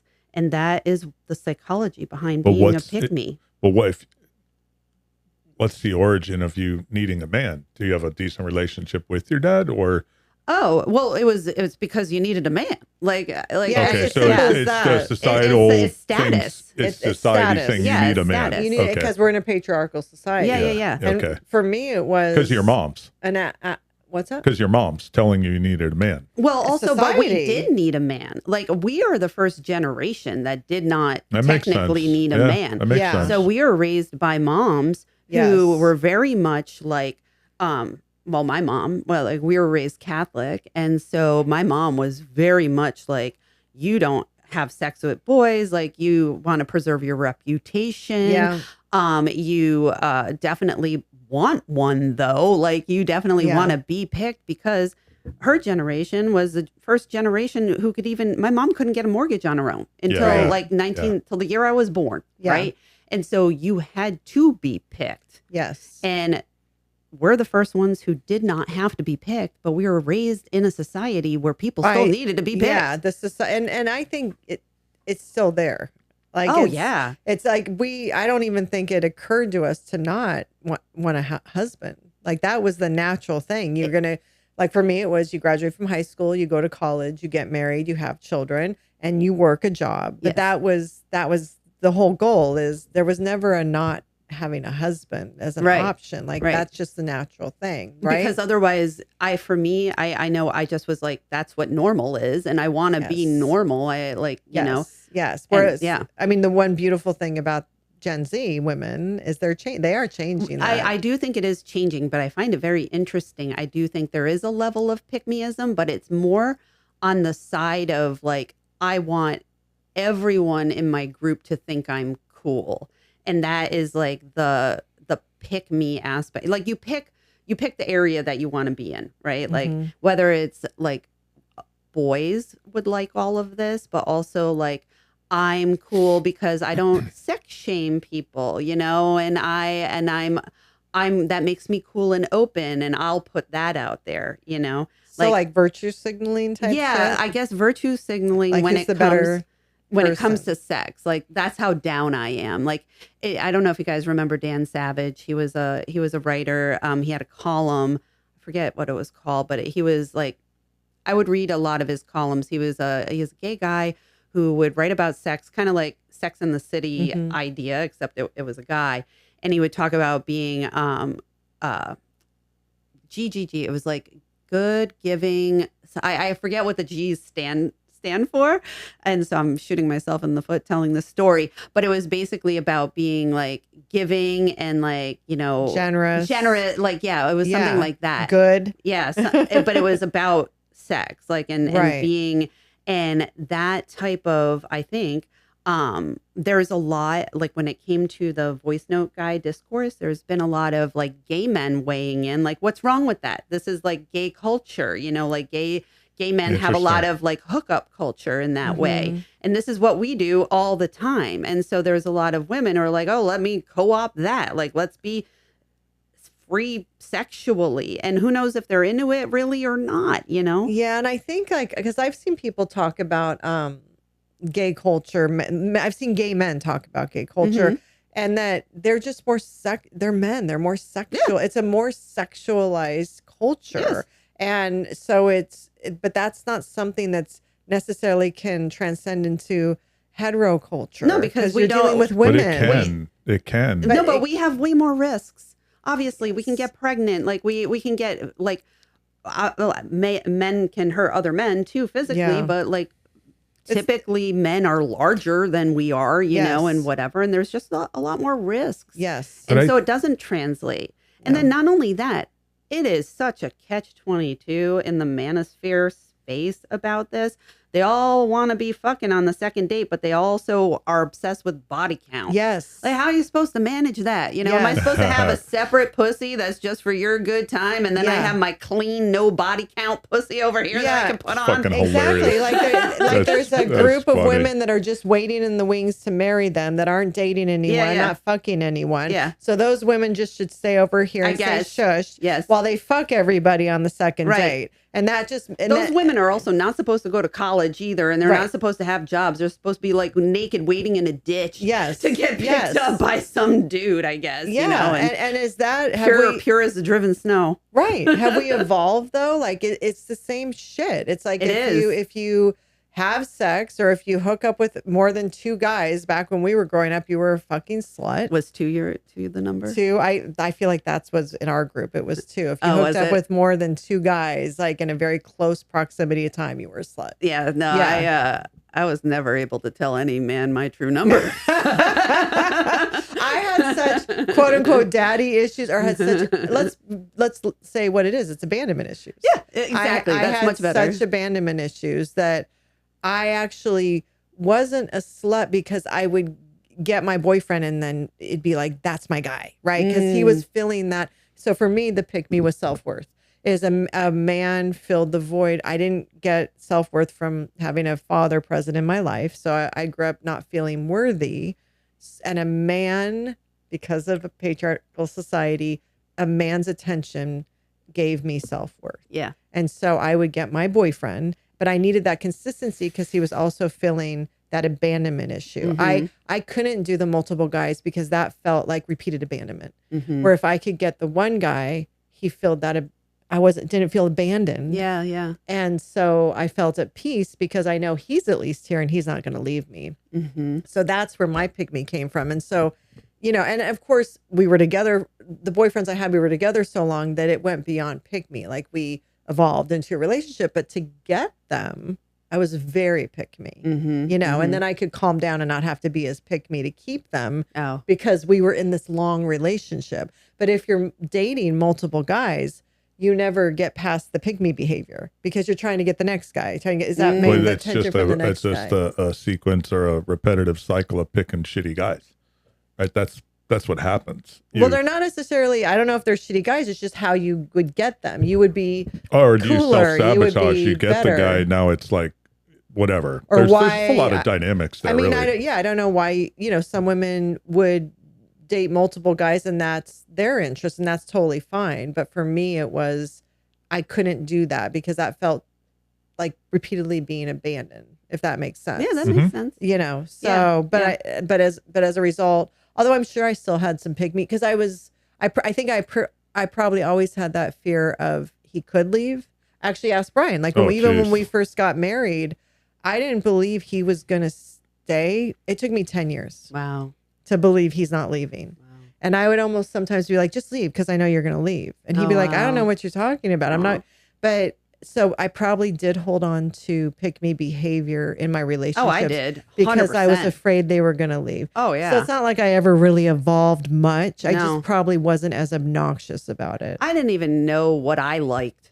I'm still learning what I like. Such a good point. Yeah. Yes. I am still at 52, still even asking myself, what do I even like? This is gonna sound gross. I was thinking about this the other day because I now that, you know, I've been alone in the house, you know, for 5 or 6 years, and I had eaten something that made me feel like really bloated. Oh, it was like some pasta or something like that.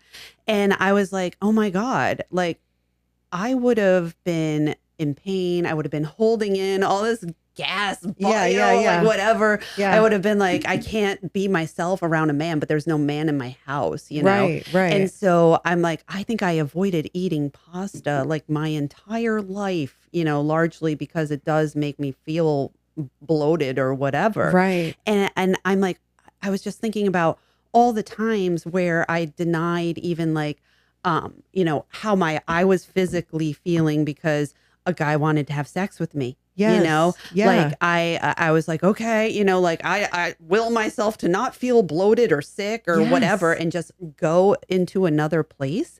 The way I denied all of my own physicality for so long, I'm just now really realizing what it's like to inhabit my own body. Yeah. I was always inhabiting my body for someone else. Yeah, or what you were doing, the motivation behind whatever you were doing for your body was to attract men. Oh, It wasn't for health.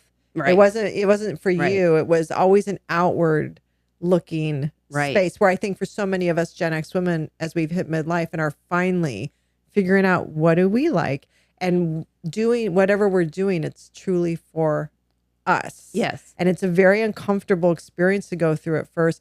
And I remember, I think it was like a year ago, my older son asked me what I want to listen to. He was putting music on and I couldn't think of it because, and it's nothing against Brian, but Brian's always kind of just like put on what we listen to. And I like the same music. So I've just gone along with it. Thankfully we have the same Let's taste. keep that pattern. Yeah. Okay.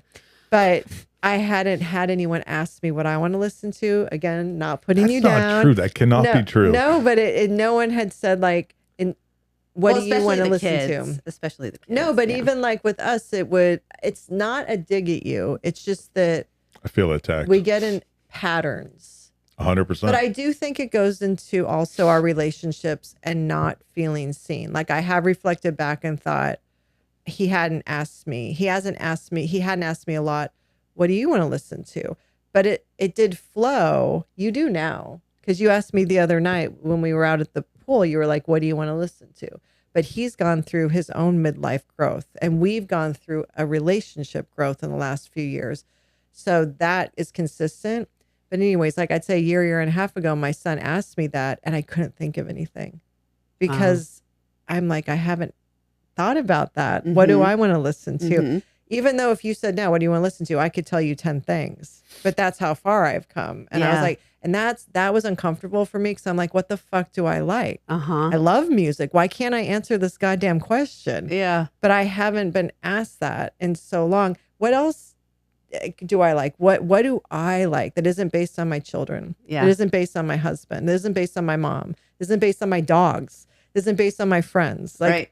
what do I like? And it's a very weird realization to realize you've denied yourself for so long and for good, like the reasons behind it were all good intention, but we put ourselves on the back burner repeatedly through most of our lives, I think. And I hope we've raised our daughters to do different. Well, and you know what? Just this is such a good segue back to the topic at hand about porn, right? Yeah. These kids getting exposed to it at such young ages, they won't learn what they like either. Yes. Because we learned by exploring together, you know, with a boyfriend, with a husband, with whatever. Maybe again, like I was saying earlier, maybe we had talked about something with your friends, you know, and they're like, you know what we did the other night. And you're like, hey, you know what Karen did the other night? You want to try that? You know? And then he's like, can Karen come over? No, but you know what I mean? And so I think that, you know, when we were younger, what started popping off? I Kissed a Girl, remember? Yes. And then like in the late 90s, early 2000s, everybody was in the club making out with their friend. We were doing it for the male gaze, though, as entertainment, you know, and just like, ooh, maybe you two girls are going to kiss or whatever. Right. All of that happened in our lives. But now, and we did it because it was like, you know, it was just being pushed, you know, like by the guys, just like you were saying with, you know, Girls Gone Wild and all of that stuff. It's like, yeah. And if you're a pick me, you're like, well, let me tantalize I don't know. I think they're Is that a both word? words. Yeah. Tantalizes, Tantalize but and it's titilize. titillate. Titillate. That's the word. There you go. I don't know. I like titilize. I'm going to tittleize. I'm out here just titillizing everybody. And so anyway, we did all of that, to turn the guys on, and then everything just started sliding. So now we have boys pushing girls, perhaps, to do the acts that they've been watching in porn since they started seeing it before they even had their first kiss. Yes. Before they've even held hands. They are watching fucking your stepsister. Okay, that's the other thing. Why is everybody fucking their stepmom or their stepsister in all porn? Like, That's what is hilarious. wrong with y'all? Like, why are you like, yes, Yeah. stepsister, Yeah. stepdaughter, stepmom? Leave them alone. Like, you're gross. Like, why do you want to fuck? Anyway. And there was just that boy that killed his stepsister like last month yeah. on the cruise. Yeah. And he sexually assaulted her and killed her and had been obsessed with her. Why? I wonder why. Because he's been watching, putting fantasies in you're literally plugging it in. Yeah. You are listening on headphones.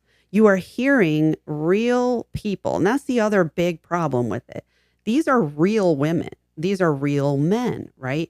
And so if you started watching this at 10 years old, 10, 11, 12 years old, before you've even had your first kiss, before you've had a girlfriend, before you've held hands, before you even knew to make goo-goo eyes at somebody, honestly, because that's prior to puberty, right? You are watching this and you think that is what sex is. Yeah. And that is also how women show up for men. Again, back to voice note. You can't tell me that voice note dude hasn't been like, yeah, you have sex on the first date. This is the way sex happens. I took you out once, or whatever. And now we bang, like that's what they think. Yes. Because they've been watching it since they were 10 years old. And at 10 years old, you're being shown that your sister, your stepsister will give you a BJ if you just lie naked on your bed and leave the door open a little bit. Right. That's what they see in porn. Right. They see, oh, if I just walk in on my stepmom in the shower, she'll let me fuck her. Right. And why would you? Because that's the other thing. We're not even educating these kids at all because we're too ashamed to talk about it. So we're not even educating them that like, hey, listen, this is like WWE wrestling versus Olympic wrestling. Yes. Right. Yes. They are two very different activities. One is totally fake. Real people doing it, real people sweating, but they're in makeup, they're in costumes, and it's choreographed. We're not even having this conversation with these kids because we are too ashamed to talk about porn with our children. Yeah. Like and because we want to be in denial about it. We don't, all the boy moms and everybody else out there, they don't want to realize, like you said earlier, like it upsets you thinking what your sons are looking at or thinking what might happen to your daughter. But we're not talking about it because we want it to not be real. We're living in a fantasy land of a place that doesn't exist anymore. Our parents didn't have to have these conversations with us because it wasn't a problem. Yeah. Because we bothered to keep kids away from porn. We didn't let them go into the XXX theater. We didn't let them rent the video. Right. They wouldn't be allowed to. Yeah. And so now we're just like, we don't know how to have the conversation. And we're also not doing anything to stop it. It's just kind of there. It's just sitting there. What are we doing? There's a woman that I follow. Her name is Gail Dines, and she talks a lot about this topic. Her entire platform, though, is largely based on educating kids and parents. And I am more hardcore. I think we need to figure out how to not get their eyes on it. Yeah. Because I don't, education is good, but I don't like acting like there's nothing that can be done. And that's the argument I get all the time. The argument I always hear is, oh, what are we supposed to do? It's just on the internet, as if the internet is a place that can't be controlled. They talk about it like we talk about AI. Nothing we can do. Yeah. Here comes the AI, and I think it's ridiculous. Like, oh, there's nothing that we can do. Well, you kind of can't, your kids can't just buy whiskey. Right. They can't just go drive a car. Yeah. Like we have laws in place. We can do stuff about it. And I always, I'm a big, like, I was raised basically like, if you can't have a bitch unless you have a better idea. Right. Like, Mm-hmm. I can sit here and bitch about this problem all day long. But I honestly think what we need to do is make it cool and fine to stop giving our kids smartphones. We can go back to flip phones if we want to track them, and that's what we need to do. This is unhealthy. And we keep talking around this issue like Yeah. it cannot be stopped. We want to talk about how bad social media is for young girls.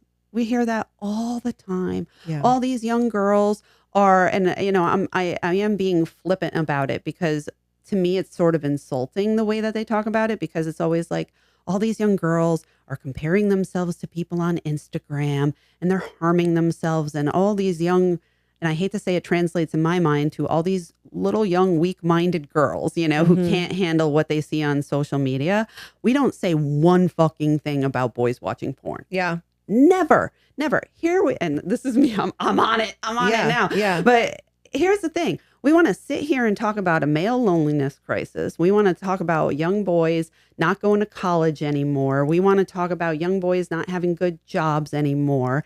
And we'll say, oh, it's male loneliness because, these girls don't want to go out with boys who don't have a good job. You know what I mean? Like, Yeah. and somehow blame it on the girls. All these young boys aren't going to college anymore because the girls are, is taking their spots or something like that. Doesn't make any sense. Yeah. We do not ever want to talk about the very basic fact, and you can tell me if you disagree, boys don't have a mojo anymore.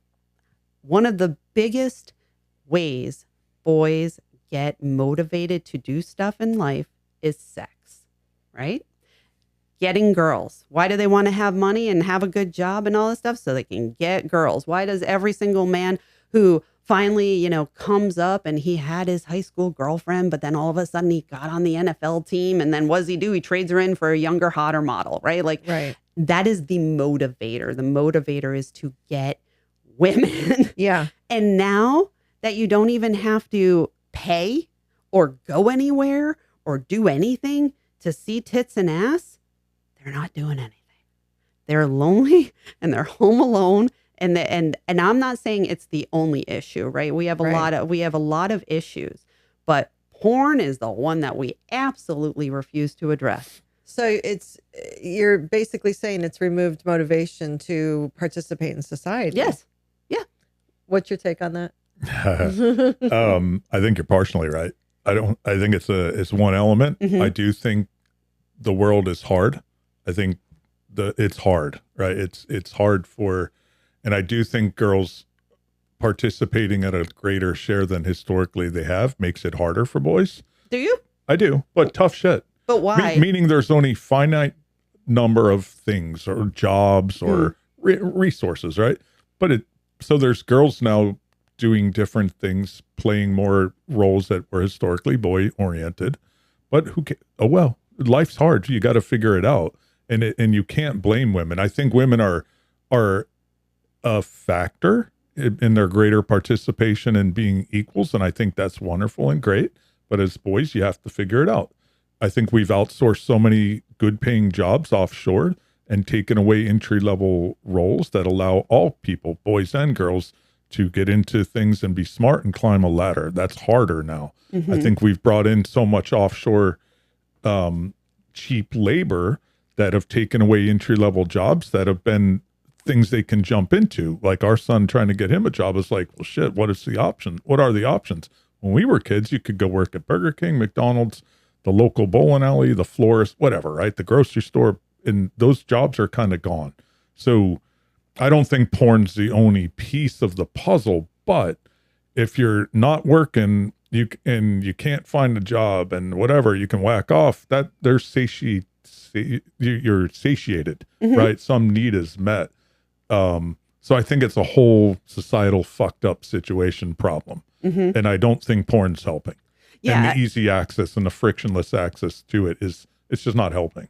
Right. That all makes sense. No, that makes a lot of sense. I think it is not helping at all, but I also think it is causing the boy. So in my view, it's not yes, women are in the workforce and all of that stuff, and women are now outpacing men in the amount of them actually even going to college.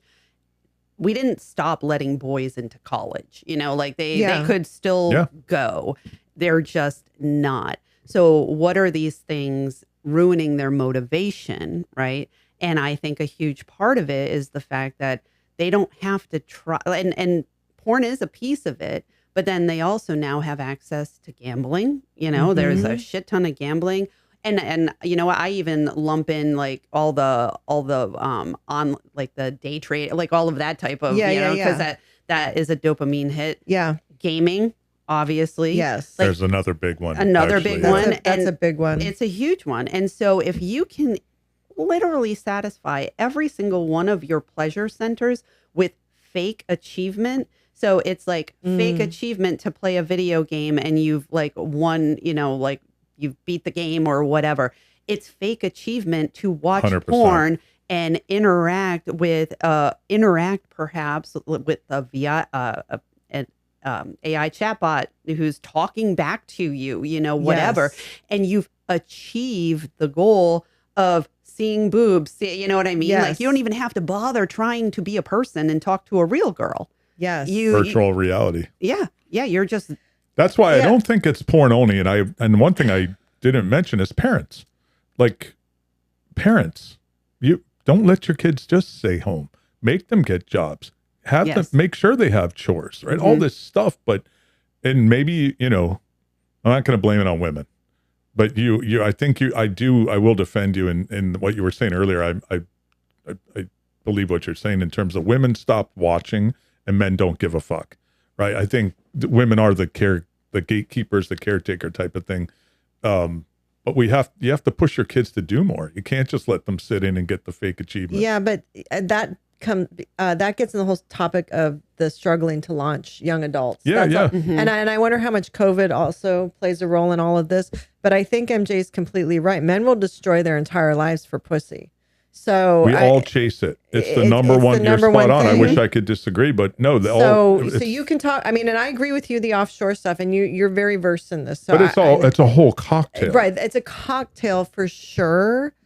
But the biggest ingredient is that the motivation behind making money, cars, houses, jewelry, all those material things that has been sold for decades. That is what attracts. We talk about the pick-me wanting to get men. What do men do to get women, right? They need to be successful. They need to provide, right? That's the old adage. Whether a woman is working or not, that you need to still be able to be a successful man. And so and also they want a beautiful woman on their arm. Like other men are impressed by men who have beautiful women, who have great bodies and all the stuff. That's all of this goes into play with that. So, and the male ego, it feeds the male ego, and the male ego is probably the most powerful thing if you really think about it. So if you take away that drive for the motivation, what you're trying to get is pussy. If you don't need to do all those things, if you don't need to be all of that in reality, and you can be it virtually and still get the exact same pleasure points met, then why the fuck would you go out and work so hard to do all those things? Yeah, it's a biological thing. And I think that there are young men that will still go out because they've been raised to do that, or they just have their own personal pride. I know many young men that are out doing the thing and doing the traditional steps. We're not talking about them. We're not saying all young men. We're not saying all men, but there is a huge portion of men that have checked out because they are physically and mentally and emotionally getting their needs met without having to put in all the effort. I'm sorry. Go ahead. Go ahead. Oh no, but and this is what drives me absolutely insane about the discourse around the male loneliness crisis. They will talk about everything but porn.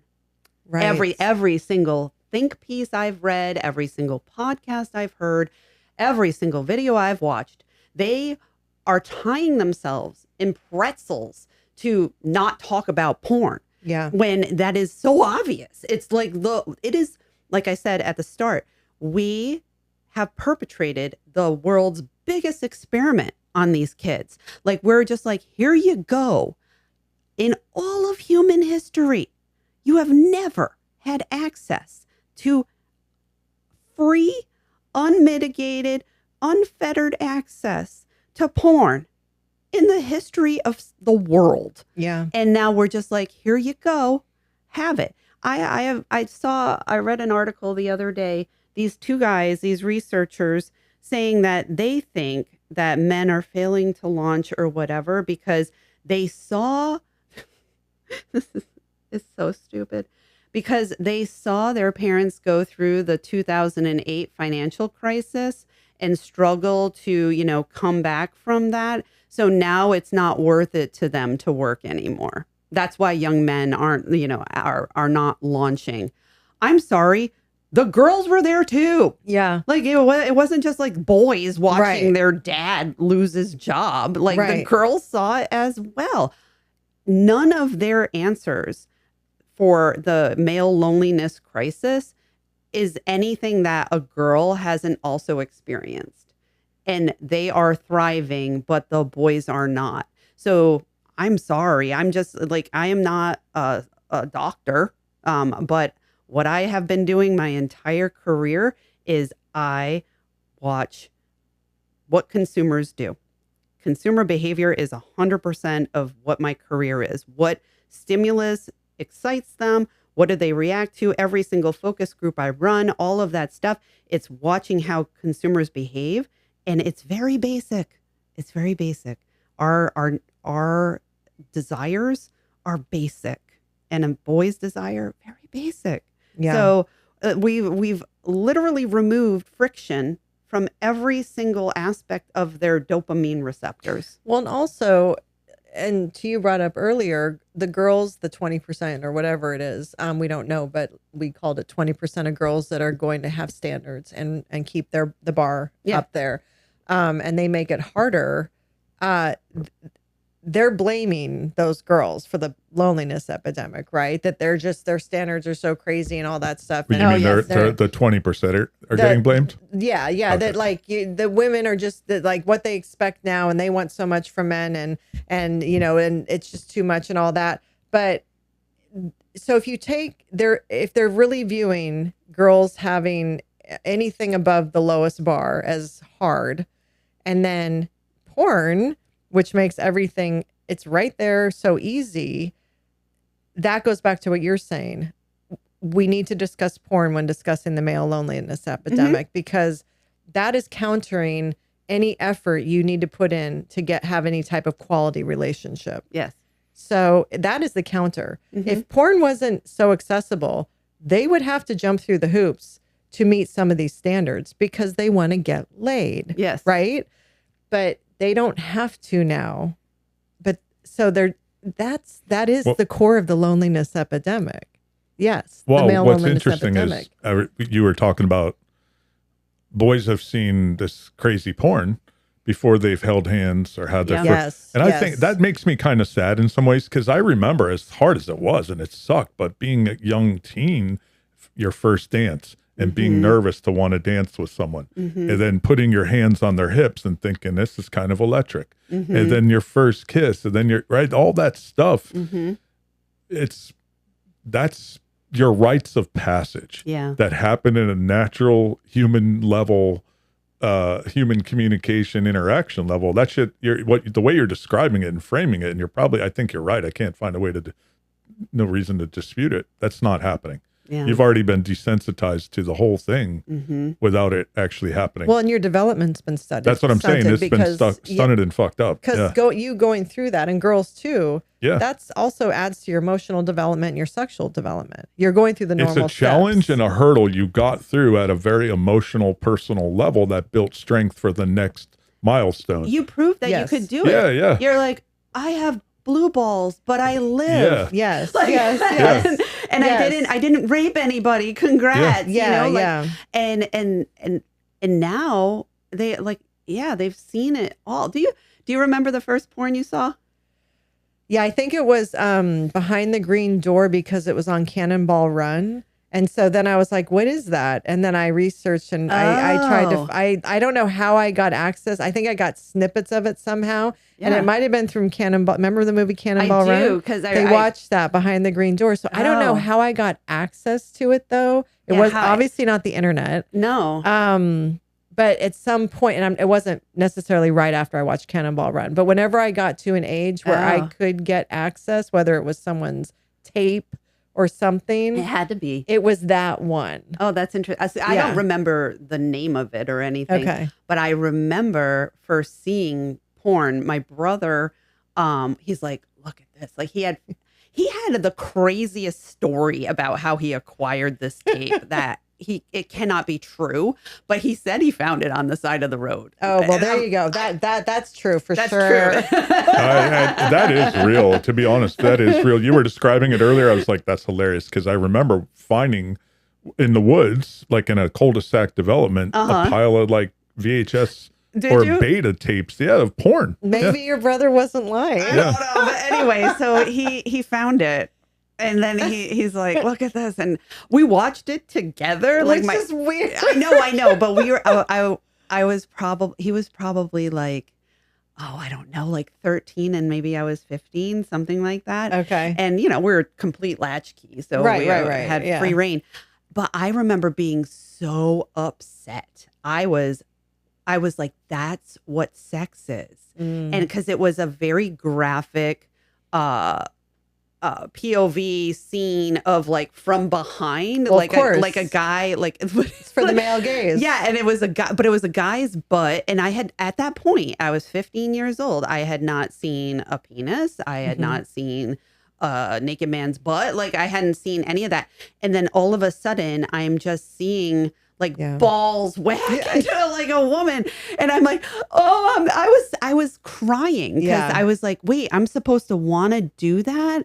That looks horrible. Traumatizing. And it was traumatizing. And I cannot help but think that these kids are seeing this at, 10 years old. And a lot of, especially the young girls, if young girls are seeing men hitting girls, choking girls, wanting to sleep with their stepmothers and whatever, what are these girls thinking? Well, at 10 years old, when you still believe in Santa. Right. Like, what the fuck? No, and I think that brings back to hilarious. what you talked about.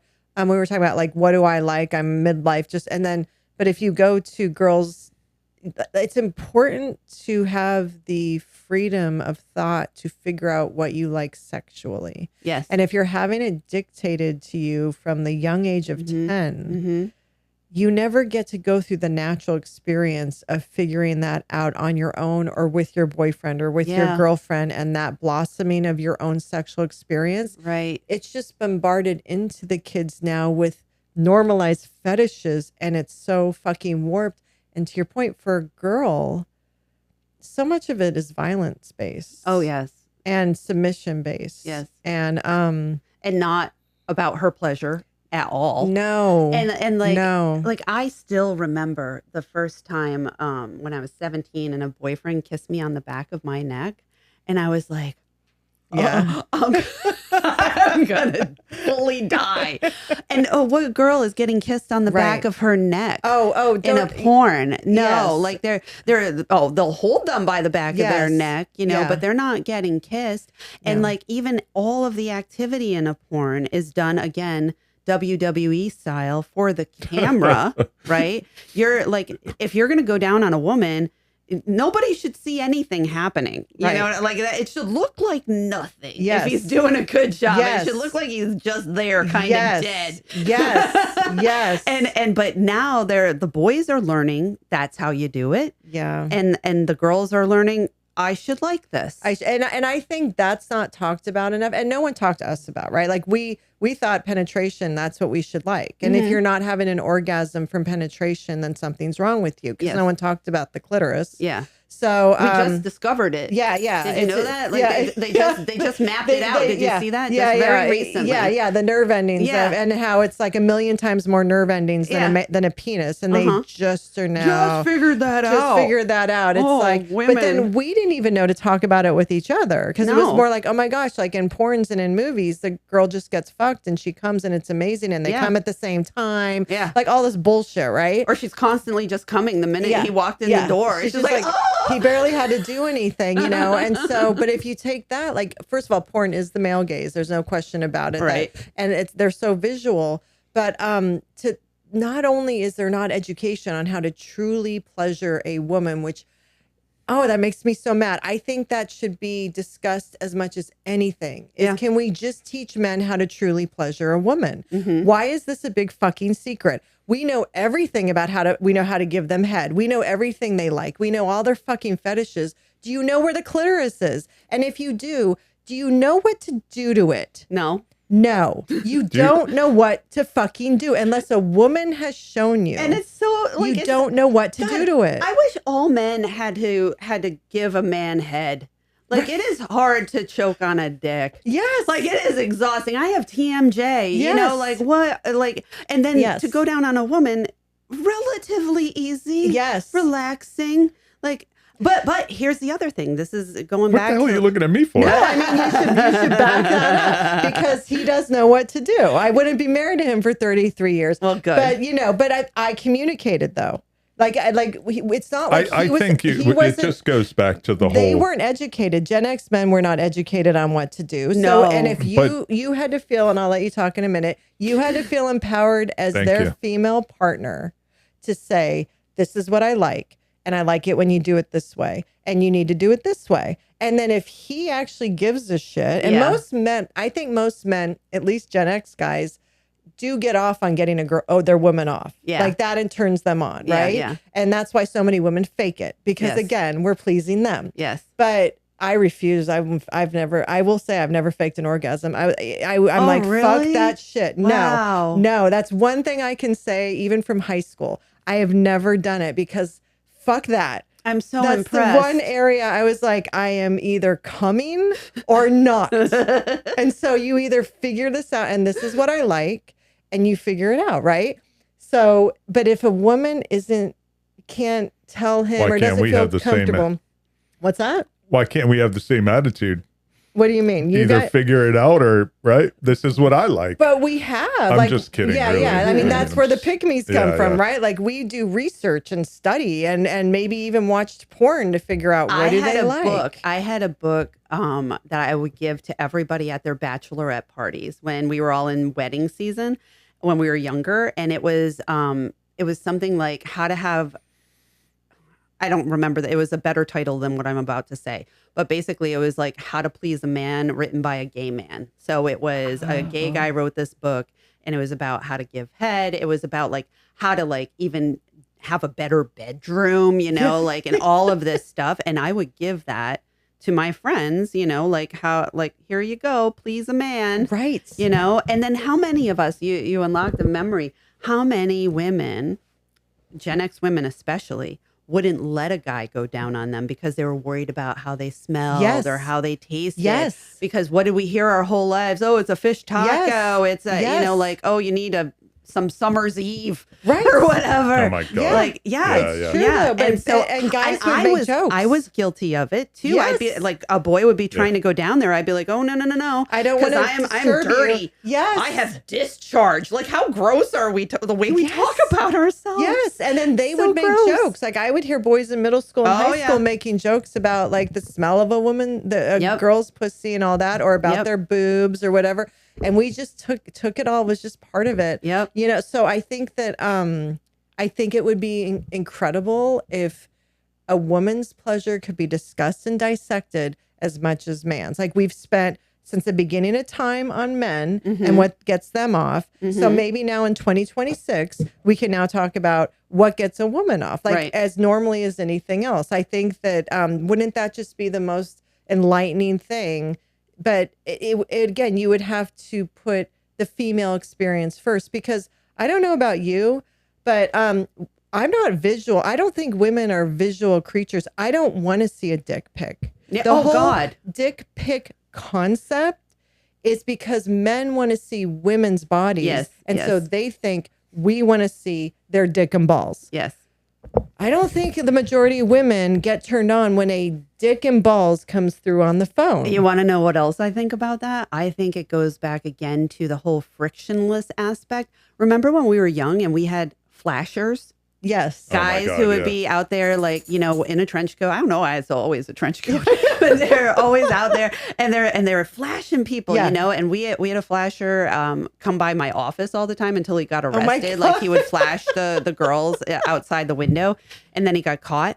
And then you would, you know, there's always like, remember Pee Wee Herman? You know, Yes, remember yes. like, and then like, or guys you would hear get arrested, you know, jerking Yeah. off in their car or whatever. Yes. I think the dick pic again is just frictionless. I've always wanted to show the world my dick, but I was Yeah. too chicken shit to be a flasher. Go be an actual flasher. Yeah. Bring flashing back. It's exhibition. It's exhibition. Yes.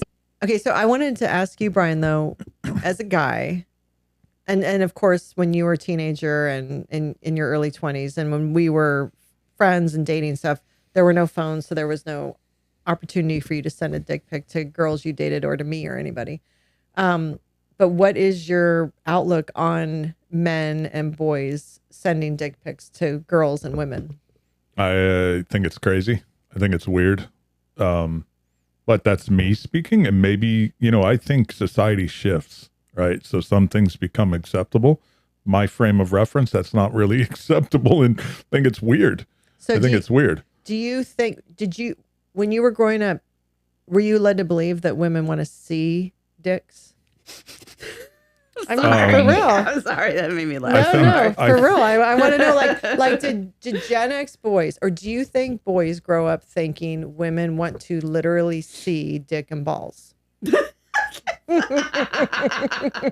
It's the funniest thing on earth. Like, Because we know you guys want to see pussies and tits, right? And our asses. and We what know blows that. my mind is that they want to see the hole. the hole. They want to see the hole. And they when want to I see learned dicks that, going in and I out of the hole. I Yeah. was mind boggled. I'm like, Yeah. you actually want to see, They're visual. but who want, like, I don't like, I think I don't want to look at any of it. Yeah. Like, well, no, if you show watch, me a nice butt and show me Yes, nice soft. boobs. I love boobs. Right. I do too. I like boobs too. Yeah, Yeah. But and- I think if you see, I think that's why women like soft porn. Remember soft porn? That was a thing. Soft porn was a thing where they weren't actually penetrating, but they were more just showing the act. You know what I'm talking Oh, yeah, about, yeah. right? The shitty porn is what we call But it. I think that was more, I actually, when I I honestly saw don't soft think porn, I've ever seen any. I've soft- It seen would soft be porn. the Cinemax, the Skinemax shit. That's like Sometime- soft porn. Yes, they Oh, were. we didn't have, you know, we Okay. didn't have cable in my town until my God. 1992. I think Wow. you mentioned that in your Yeah. episode, Yeah, right? 'Cause we talked maybe. about MTV. Yeah. Yeah, yeah. So that So- makes sense. So they weren't All actually mythological. penetrating. Yeah. Oh, that's lovely. And it's just more like the motion. Aw. I think Like dry women- humping. Dry humping. Remember dry humping? Spooning. I was thinking about that because I saw somebody talk about making out, you Yeah. know, and how it's so sad that once you're grown adults, men just want to get to the good part and Yeah. you never make out anymore. And Yeah. all those things were so like dry humping. That was It was great. hot. It was hot. It was hot. And I Yeah. think both parties can come from dry humping. Yeah. Like it's And you doable. don't even have to like you just go Or you crazy just there have for a fun. little bit. Yeah. And then you like, but that's part of the slow burn, right? Like you get Mhm. all hot and bothered and then maybe like you don't finish and then maybe like the next day it's even like more exciting. But you're right. I think that's more of an adolescent experience or a beginning of a relationship. but maybe not experience, but anymore. I don't know. I don't even know if it exists anymore. If they even do it anymore. I don't know. I don't know. But So back to the dick pic. Do you think boys grow up thinking because they know what they like that they're never explained to them that's not necessarily what girls like and they don't necessarily want to see? Like, did you think Yeah. girls wanted to see that? I think that we know that you want to see it and you're denying yourself. Yeah. They do. No, I don't think we thought about it. I think, sure, we probably thought, yeah, right. until you get a different frame of or perspective, you think whatever you're thinking is what the other person wants. So it would only make sense. I want to see it all. You want to see it all. That's a male perspective. 100% male perspective. Because of women, we grew up thinking of others and what they want before what we want. But the men think, well, of course they want what we want. They don't think that you would have a different outlet. Yeah. It's coming from them. Yeah. Where we are like what they want. You're serving, we're being served. Right. Yeah. And you just, because your frame of reference is always you. Right. Like your, 100%. That's why when I talk about, I talk about the 3 Ps. Yes. And that is why when I talk about, the 3 Ps of male motivation, pay, praise, and pleasure, I think that men believe women operate the same exact way. And that is how they're convinced. And I know this is a whole other topic, but that is how they're convinced that we love to clean and we love to cook. Because if we didn't get pleasure out of it, why would we do it? Why would we do it? Because they don't do anything that they don't want to do. Yes. And so they've straight up convinced themselves. Yes. Like, why would she kill herself over the holidays to make everything wonderful? Loves it. She must love it. Yep. Yeah. Because they don't do it. That's why we're doing it all.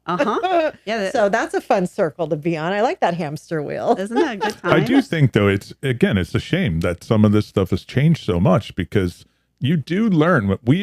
I don't think we're the last generation to learn from the courtship and the sexual evolution of whatever relationship, girlfriend, boyfriend thing you were in as we were growing up, right? You learn. And then you learn to going into it. Yeah, you want to see dick pics. You want to see a picture of my dick. But then once you start dating someone and you're intimate with them and it's your girlfriend for a little while and you start to develop feelings and emotions and you want to satisfy your partner as well, you start to evolve.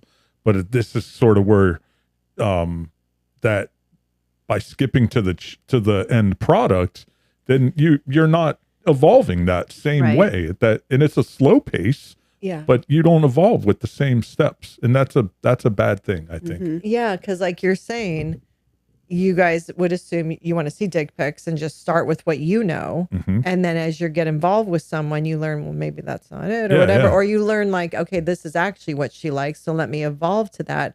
But if you've removed the courtship, you've removed the crossing the room to talk to the girl and have to ask her on a date, to have the courage to do that. There is so much, I think, said to becoming a man, to even going through those rituals of you need to have the courage to walk over there and she's with her friends and you take the risk to say, hey, can I get your number? Or, hey, can I get your Snapchat? Or can I take you out tomorrow? And you might get rejected and you might not. But if you don't get rejected, and that's like you and your buddies are high five and she talked to you, she didn't shit on you and you got to put your hands on her hips or something, right? And she's doing the same with her friends. Yeah. And I find that sad that it sounds like that I don't think it's lost completely, right? But they don't want the friction. They don't want the friction. It goes back to, apps make it easy. Just browse women like a catalog, you know, no friction, easy. Maybe I'll get a hit, maybe not. I got to see a million women. Woohoo. Yeah. You know, and it's kind of like going back to the dick pic thing. Were you ever tempted to take a picture of your dick and like bring it to the photo mat?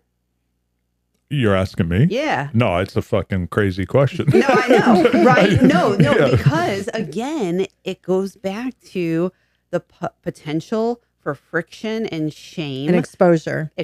Because you dropped it off at the film developing place and the lady at CVS saw your dick, right? Now, like no friction, dicks out everywhere. Yeah. And we've created this ease of access to things that shouldn't be accessed. Yes. Because again, this is the flasher.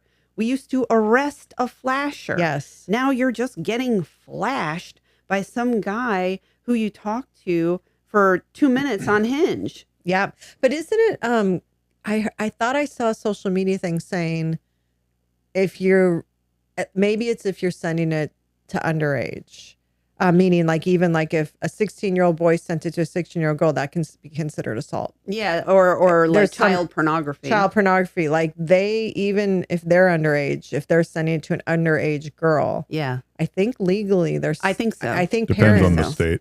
I think it depends. I bet on in state. Florida, I bet in Rhode Island, maybe not. Right? I don't know. We're a little different. We're freewheeling up there. Now, yeah. But I think it should be assault. I think if you open your phone, I mean, if it's still illegal to be a flasher, which I believe it is, then it should be illegal to send shit like that. Yes, Oh, I'm just connecting the dots. You're the equivalency is you're saying a dick pic is the equivalent of a flasher. Yeah. Yeah. It is, and I think a lot, at least I didn't 50% ask you of to those. see, Yes. like, Yeah. you know. So you're saying maybe this is what I'm obtuse or slow.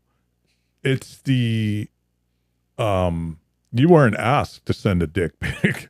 This is just some random. You and I met. That's Like you're on your flight tonight. That's how everyone's getting them. They're not solicited. No. It's an Oh my unsolicited God. dick pic. Yes. Okay. Yes. Although, Yeah. if you ask a man, you know, to hear the man tell it, the legend has it that one woman on a mountain somewhere once was like, "Send me your dicks," and they heard about her. That's and like the Ricola. Yes. Send me your dick. It's like cola. Dick picking way.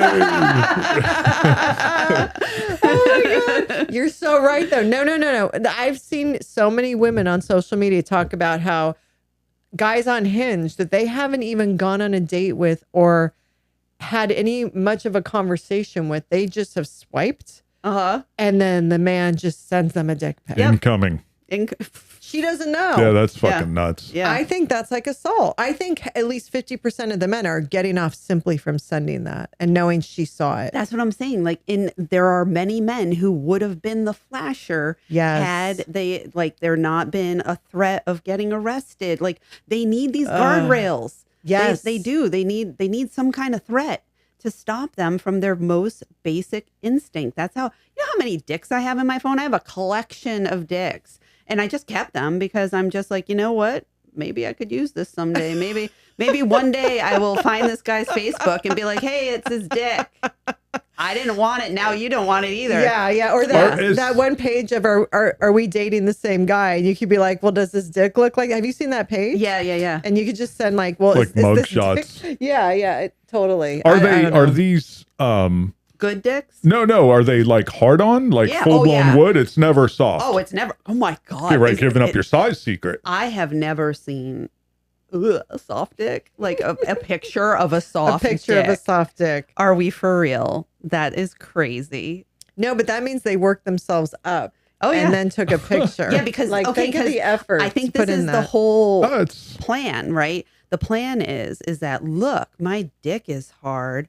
What am I going to do with it? Send me a pic back so I have something to do with this here hard dick. Again, service me. No. I think you hit it. You put some effort in. You got it hard before you sent it. It's showing some work. No, I think that they're wanting, you're right though. They're like, so what do you have for me? Yeah, because they need something they want a picture back. These men want pictures all the see. And so it's like fishing. They think if they throw in a hard dick, yes, she's going to bite. And now they caught a fish. So I will say this is a unique Gen X perspective because I got divorced in 2011, right? Mm-hmm. And then all the technology just happened. So I'm also dating Gen X men or attempting to. And these men didn't learn the lesson of what you were saying. Yeah. That, oh, she doesn't want to do this back to me. You know what I mean? Like, because why would they have ever learned that lesson? Dick pics were new because they weren't taking them and going to the photomat, you know, and developing their dick. Right. So they have this technology, and the first thing that happens with all technology is, can I fuck it? And that's it. So are they putting porn on the internet as the very first thing that they did? Yeah, like 4 seconds after they made the internet, 4 seconds after they created photography or actual film, it was naked porn, fucking an animal, like all sorts of stuff. Yeah. And now they have a phone and they can be like, snap, look at my dick, and send it to somebody. It was like, oh my God. It was like putting a virus out there just to attack the rest of the world. Yes. With like all these Gen X men, and they were like, I can send my dick to everybody. And they're like, yay, I'm going to get tits back. And they didn't realize that we were never doing that. No. Because we're not morons. I have had so many, like, why would I send you Yeah. my body parts Yes. out into the internet Yeah. for you to show your friends? Yeah. That's the part I'm struggling with as far as like, I think it's weird to take a picture of your dick, period. I think it's even more weird to send it to someone, period. And why would you do that to yourself? Because men have no concern for their bodies. That is why men do not care if they have sex on the first date, and they actually will like do that, not knowing that girl, not caring if they get pregnant, not caring if they get a disease. They'll go to a glory hole. They have no concern for their health and well-being. They're like, here's my dick, Do you think whatever. that's desperation though? Like, because we're always chasing and we're always ready, but it's not always available? Because I that don't feels know. desperate. You tell me. It feels desperate to me, like a glory hole. It's not something I would do, right? For all the reasons, disease, maybe Yeah. it's number one, but who knows what's on the other side. Right. But that just feels desperate, truck stop type of shit, right? Yeah. You're on the road, you haven't had it in a while, you need something. It's just the sexual desire has obliterated any rational But thought. it's a I think physical, so. it is a Yeah. biological event. All of this is biology, right? Uh-huh. There's hormones involved and very powerful hormones. So there's a chemistry thing going on here, which is overtaking the brain, obviously. Yeah. It's The But second brain. We have our second brain. Maybe it's the first. My Roman Empire is always thinking about what a male's orgasm feels like and how I truly think ours is better. yeah, I wonder. And we're not as nearly motivated, but I think it would make sense that ours would be better because they like physically we're the ones who, Right. procreate. Like we're the ones who Right. grow a baby. So we want them. Yes. So that it keeps us reproducing. right. Right. But we can still keep it in check. But I'm Yeah. just it's my dream that before I die, You'll know. they'll make a machine, simulator. a simulator. Well, they've done it for menstrual cramps. yeah, yeah. So it would be interesting because I've always wondered. I've always thought it must be fucking amazing. Like I know, the most but amazing recently thing. I've changed my line of thinking, and I've started thinking maybe it's not. Well, they came out with that study that we have like a gazillion more nerve endings Yeah. than the penis on our Uh-huh. clitoris. uh-huh, So because it does, but then they have so much testosterone, right. and I think testosterone is pushing the drive for them. well, maybe We that's don't all have it the is, drive. It's is like the they're drive. always feeling like And they want to that's the fuck. friction. They want to fuck. They want to fuck. Yeah, So, and that's constant where we don't have that. Like when we are turned on and relaxed, I always say relaxed and turned on are synonymous. They go hand in hand. But when we're relaxed and turned on, then we're ready to go. Then we have the drive. But we're not just doing the dishes and like, I got to fuck something right now. but I also I remember but I was in my 30s after my divorce, and that like all coincided with like the peak of my own hormones. I Right. guess I was like, this must be what it's like to be a man, because I remember certain situations I would feel like a haze come over me where I was like, I have to get laid. Really? Yeah. And I was like, whoa, I'm a dude. But if they always feel that way. Well, that's very distressing that they're in charge then, isn't it? Yeah. Because if And you're yes. walking around with like you can't think straight with a hard dick and you're running the country, like Right. what make it any of it makes Right. sense. Yeah. Like because you're like, I can't focus, I have Right. blue balls, I'm like losing my mind, pussy.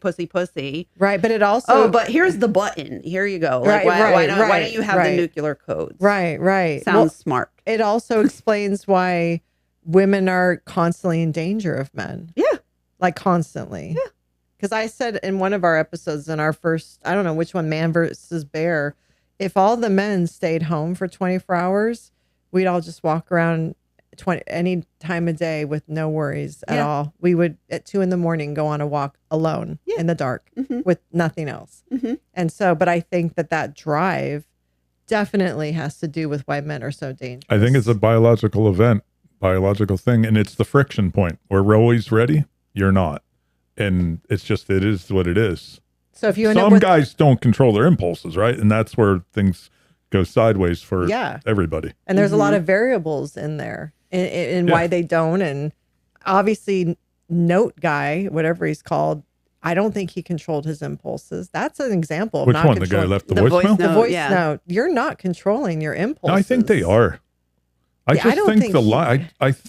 I can totally rationalize the behavior. I don't find it acceptable, but I can rationalize it for a new generation who's been fucked up by us, our Gen Xers, right? Who's saying, communicate your feelings. It's okay to communicate and make sure your intentions are known. Well, that's what that is. But that's fucked up. I feel like that's manipulation and gaslighting. I don't think he's communicating his feelings. I think he's trying to. saying No, he that's wants to probably get laid. exactly what he felt. Like, Yeah. like I do believe that is exactly what he felt, and that's why so many men are defending him, because they want to say the quiet part out loud. That's what he did. I have a question for you. Yep. I personally think that most men don't actively like women. Like, don't want them as friends. They tolerate women to get access to their body parts and also the cool services that we provide, like a nice clean house and, cooked food. And children. And because that is why, back to the voice note guy, why so many men are defending him is because they want to be able to say that. They want to be able to say, I don't want to spend another minute with you unless we're fucking. And then and have her be cool with that. Right. Right. Two-part question, really. I'll go to the second point that comes top of mind. We've talked about this with some of our Gen Z guests, I think, or millennials, whatever Kai is. Gen Z. And how, and even, so that would be Ollie too. There's girls who want to date guys just for the free meal. And there's guys who I think that's a myth. don't want to pay for it. So I think the dynamics are fucked up is where I'll leave that, I guess. I don't know if it's guys don't like girls in that scenario, but I just think the dynamics are just completely off the charts. I do think, though, there definitely are men who don't like women, that just cannot stand them and blame women for all their problems and troubles and all of that. But they still want them. Like, even though they don't like them. But back to like the free meal myth, the reason why I say it's a myth is because it's kind of like men who say that they got friend zoned, right? So a friend zone is also a myth because you didn't actually had a friend. You had a guy who was laying in wait till he could fuck you, till you said, okay, let's be more than friends.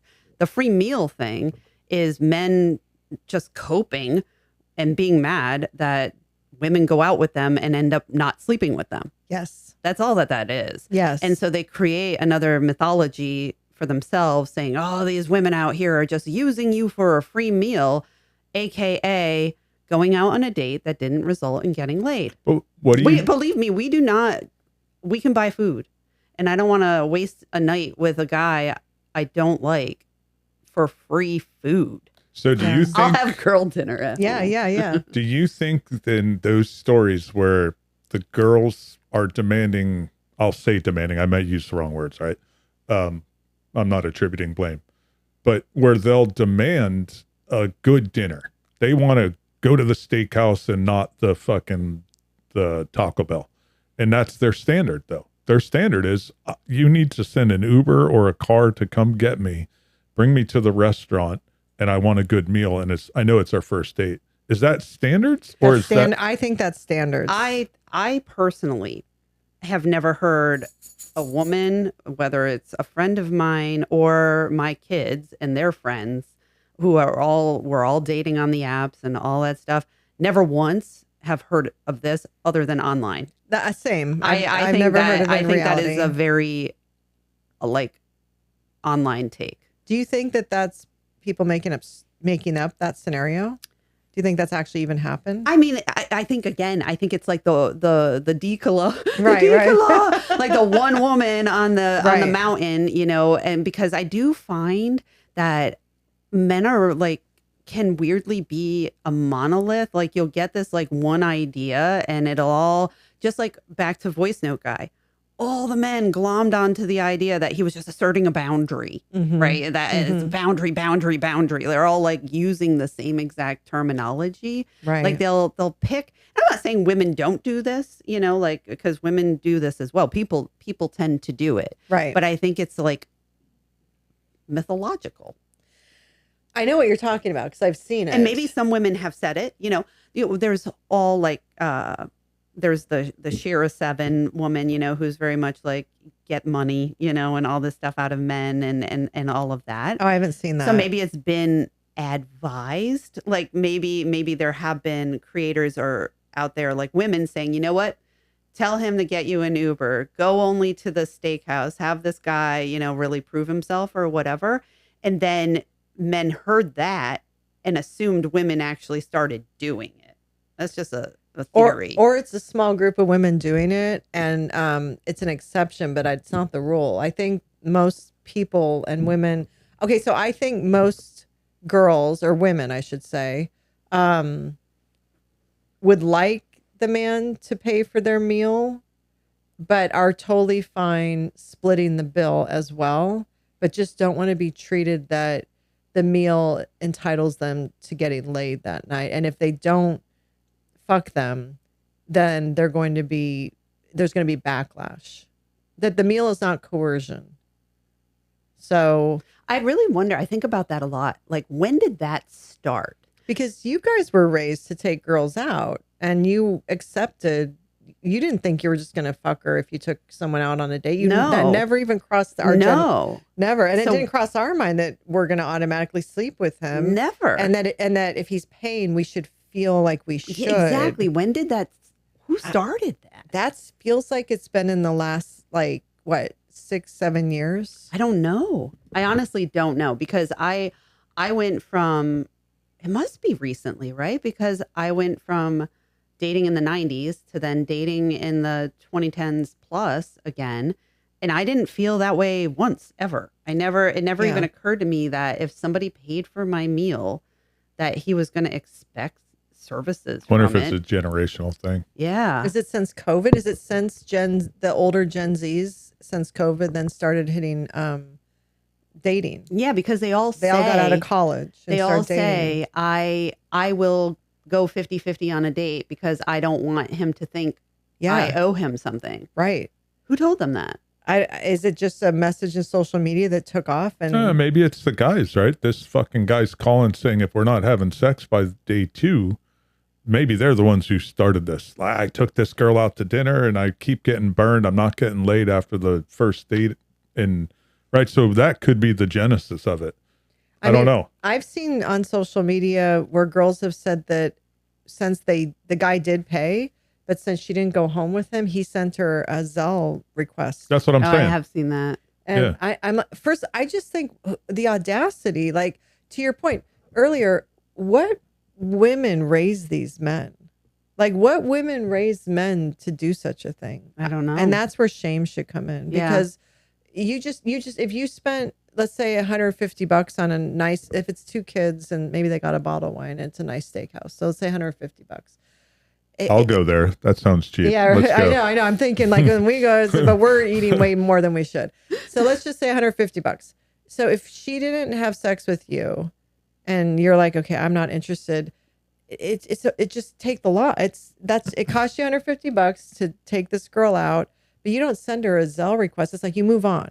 You know? I think this is just me thinking it through. I think it's online dating culture, right? Mm-hmm. So if you have endless options and you're just like, they are dating more than they ever would have in our day and age, like because you just didn't come across that many people, like because you couldn't browse them online. So if you did go out you did ask a woman out and you took her out or whatever, you weren't, and you spent that $150, you weren't immediately doing it again the next day with a different girl. Yeah. And that's what they're doing. They're actively like just blowing through women. And so, it does get expensive. Yeah. That's it. That's absolutely, because it also, dating was special, right? Because it was staggered. Yes. So you might have gotten a date and then you may not get another date for a month or 2. Oh, yeah. Or longer, Really? Yeah. Like, what do you mean? Like back in our day. Because you wouldn't meet somebody. You may not meet someone that you want to go on a date with. Okay, I gotcha.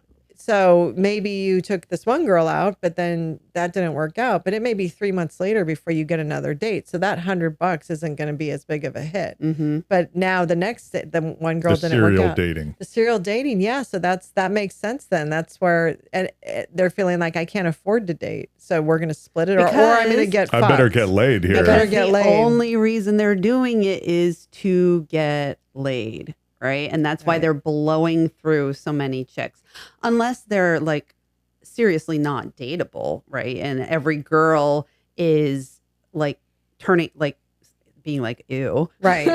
Yeah. And so, but if they just like the stupid voice note guy, if he had just, like my mom would say, cooled his jets. Yeah. He had gotten invited to her house. Yes. And had he just been like, great, I have an opportunity to prove myself a little bit more and get her to want to get there in a week? Yeah. Like how these people are acting like he was like either do it that day or you're never getting laid. Yeah. Like that's. Do you guys believe the video of the voicemail that was put up, or is it just for views? Like, because this is so. I agree with you. Oh, I think it was a real voice note. Yeah. Okay. Yeah, it was too weird to not be. Because even the way he was talking with like I, and like the way nobody could have made that up. Yeah, I don't think. It sounds real, and she's real. Yeah, the girl who posted it, who he asked. So, and I've seen it. It sounds bad. I haven't heard anything straight like voice note guy, but I've heard voicemails the girls have shared, and it's shocking what some of these young men feel comfortable saying with their full chest, and men our age with their full chest, knowing this is being recorded, you could be exposed, and they're fine with that. And they're fine texting it. Yes. All the texts that you see, like, oh, look at this discussion, that I had. It's shocking. There's no, they feel no risk. Yeah. And that's what's concerning, is that they really think this behavior is okay because they're not nervous to put it out there. That's true. That's it right there, isn't it? Yeah, they in their core, they're like, "What's wrong with this?" Yeah. They But see, this is why I say it's not all porn, because I think that's an accountability gap. So I think it's just this cocktail. I think you're onto something, and porn is a multiplier. It's heavily involved, but there's so much wrong. there is a lot wrong. And my main issue, and I'm definitely not saying in this entire discussion that the only thing that's wrong with young men is porn. It's a huge problem, though. Mm-hmm. And they're never adding it to the mix in any of these discussions about what's going on with young men. And it's so disturbing that they're not adding it to the mix when it's the biggest thing that has shifted. You know who I have seen some people add it to the mix, but it's conservative. And that's the problem. People. That is also the problem. And then people will not listen just because they're and you know who did is Charlie Kirk talked about it, but people are so triggered by him for whatever reason. That's fine.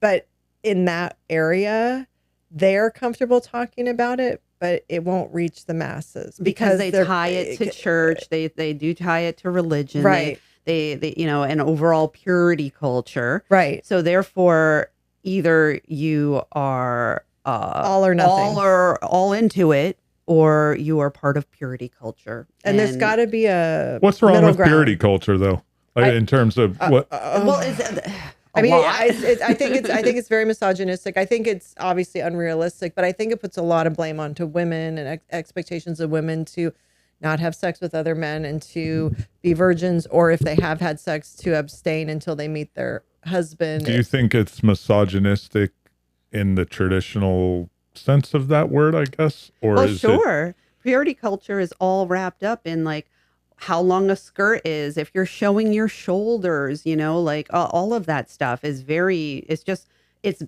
save yourself for a man, like it's doing it in service of men and protecting men from seeing women's body parts, or because men can't be controlled. It's the same shit as our daughter. The girls at her high school couldn't wear spaghetti straps. You couldn't show your shoulders. Well, why? Because of the boys. So they can't control themselves, or like, why is it the girl's responsibility? And our daughter, who just naturally has a large chest, she would wear tank tops to school. that other girls wore that didn't have a large chest, and she would be called down and be, God. I can't tell you how pissed off I was about that, but I didn't find out till she got home. But fuck that shit. Yeah, You yeah. know, I mean, that's a whole nother area, but it is to protect the men. It's weaponized modesty. There's nothing wrong with being modest. Right. I mean, women can be modest or not modest. Women should be able to do whatever they want. It's weaponized modesty for the benefit of men. Does that make sense? Yeah, no, it makes sense. And I do think it's a shame. I think it's a shame that being anti-porn is conflated with being religious or being a prude or any of that stuff. And again, I am not anti-porn. I'm anti-kids watching it. Right. Like, this is not hard. Like, it is not rocket math. They shouldn't be watching it. Give them the opportunity to grow up and go through puberty without being bombarded with 24/7 access to things that are It's crazy. inappropriate for their developmental state. Yes. There are things that are appropriate for adults Yes. that are not appropriate for children. Yeah, it's not age appropriate. No. What do you think of our law here, though? Because you do have to provide proof of age. I think it's good. Yeah. Yeah.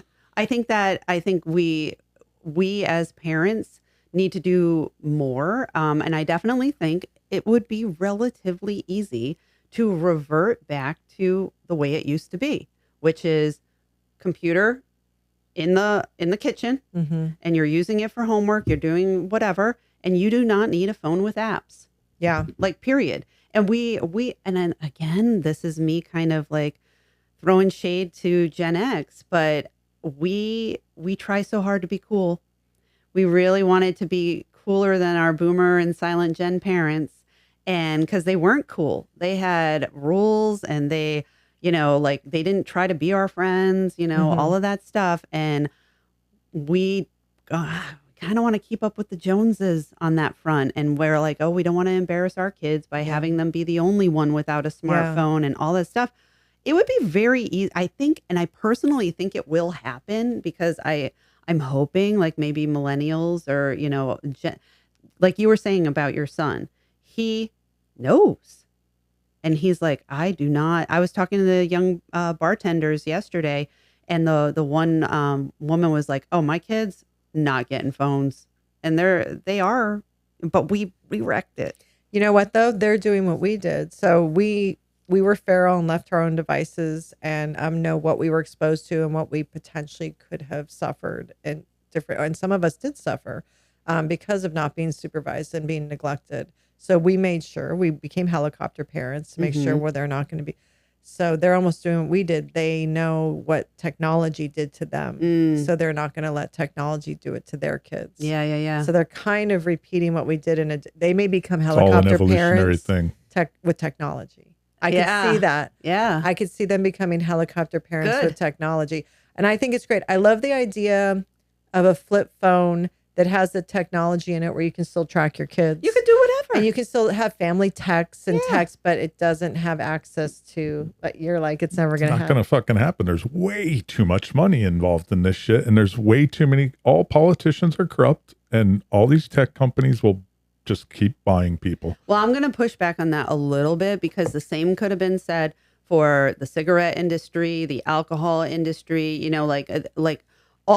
they did end up getting the parental advisory stickers on the, The rap albums. the rap That albums nobody and pays everything. attention to. Yeah. Who I gives a know, shit? but I would say definitely with cigarettes, they Yeah. were the biggest ones, right? And Yeah. so kids used to be able to smoke, and then kids weren't able to smoke, and then you were, everybody was able to smoke. And I honest to God don't even know who smokes anymore. Well, Cigarettes are coming back.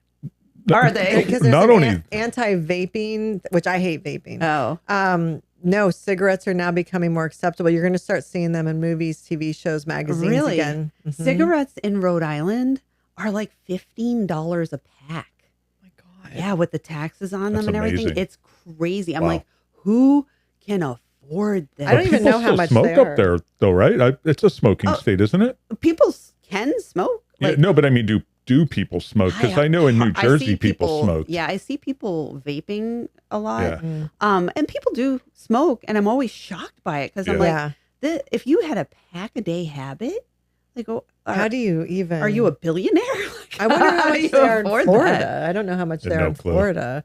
So I used to But- smoke in college, like social smoke. Yeah, when me we drink. too. Oh, it's the best. And I have a pack of American Spirits and a humidor in our room. There's like some dead cigars in there we haven't smoked in years, and a pack just for someday I might have another cigarette. Because I used to, even up till 10 years ago, when I'd go out with my girlfriends, we'd all be like, let's have cigarettes. Oh no, me too. You know, me too. yeah. But now if I don't know, my body just doesn't tolerate anything anymore. So I'm afraid if I smoked, I don't know, cigarette sounds good.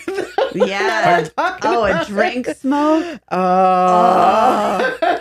The best. I know what you guys are gonna do. The best. An American Spirit. That's what you have. Yeah. Oh my God. They're healthy. Oh yeah, that's right. They were healthy. They're organic. They're gonna start selling them at Whole Foods. Yeah, for sure. No, Yeah. I do. But cigarettes, I think, are going to come back. But I don't know. Speaking as a IT guy, do you see there any shift in protections with children and pornography? Is it even possible? Well, it's happening, right? We have a law here, and if you want to go look at porn in the state of Florida, they know your IP address, where you're coming from, and you have to do an age verification. So that's Okay, one but thing. what are- However, there are VPNs. That's what I was going and to say. there's proxies that. Yes. So that shit. And the kids get VPNs on Yeah, their phones, yeah. so they can't be tracked with the porn. They do. 100%. Mhm. They get VPNs. I don't think. Here's why I don't think it's going to happen. The smoking and the alcohol are two physical things, and you can see it, and you can't conceal it. But pornography can remain invisible because it's on your phone. Yeah, but not if we give the kids phones, or we don't give them phones anymore. And as a product person, I can say, if I worked for Apple, right, I would say we have a lane here. We can develop a phone that is cool, that looks good, that the kids still want and whatever, but parents and here's my big sales pitch, right? We can give it to them even younger. Right? Because it's very like now we want to keep kids off screens and all this stuff. But now you could have a cool phone for a kid that you could give it to them at 5 years old, because it's even safer. And this way you can track them. They can, be part of a family text, whatever. Look, I just made it. Congrats, Apple. Call me. And no, it's a good point. There's no screen. No, Because it's funny. I would always say Well, you can even include a screen, but just no lock it internet. down. No Lock it internet. down, no yeah. screen for texting. Lock it Yeah. down. Because I've always said, even when our youngest was too young to get a phone, and I was able to track our older two as teens, I was like, but the youngest, when he would go somewhere, I was like, I really want to track him. He's little. Like if he was with friends on a play date or something, I still would want to know where he is. Aspen and Viv I'm like, I had couldn't- flip phones. Who did? My daughters. Oh, they have them now? No, they did. They had When flip they were phones. that little, they had a flip phone that they actually shared. Oh, So, that's cool. Yeah, that's what they had, and they would say even as teens, they both wish technology stopped with flip phones. Yeah. Well, flip phones, are they're making a comeback. Have you seen that on social media? That Yeah, because the people younger wanna kids are wanting unplug. flip. The younger generation is wanting, like the alphas Mhm. are wanting flip. And some people are saying the alphas are going to actually reject technology in general. I think that they already have. go Like, analog. I work on a lot of college campuses with my job, and you see kids all the time now with old school iPods, Mhm. with wired headphones and old school iPods, because they know they don't want the distraction. Yes. They just want to listen to the music. Yeah. And they also, it makes sense because they also saw us on our phones all the time, and they do Yeah. not want to be like their parents. That's just like the natural way Yeah. kids do go, over Yeah. time. And they saw how uncool their parents were posting on Facebook. They're Yeah. like, look at all those geezer losers. Right. Yeah. I don't no, wanna be a it's part of true. it. I Yeah. never thought about that, but that's part of that cycle. So maybe there is, so I don't know. I don't know with porn. I don't know if there's any hope. I don't know. I think honestly, they keep saying it all the time. It's just going to be AI, a Yeah. lot more interaction there. It'll be robots. It'll be like AI girlfriends. And that's also what's interesting to me, because you will hear them talk about that.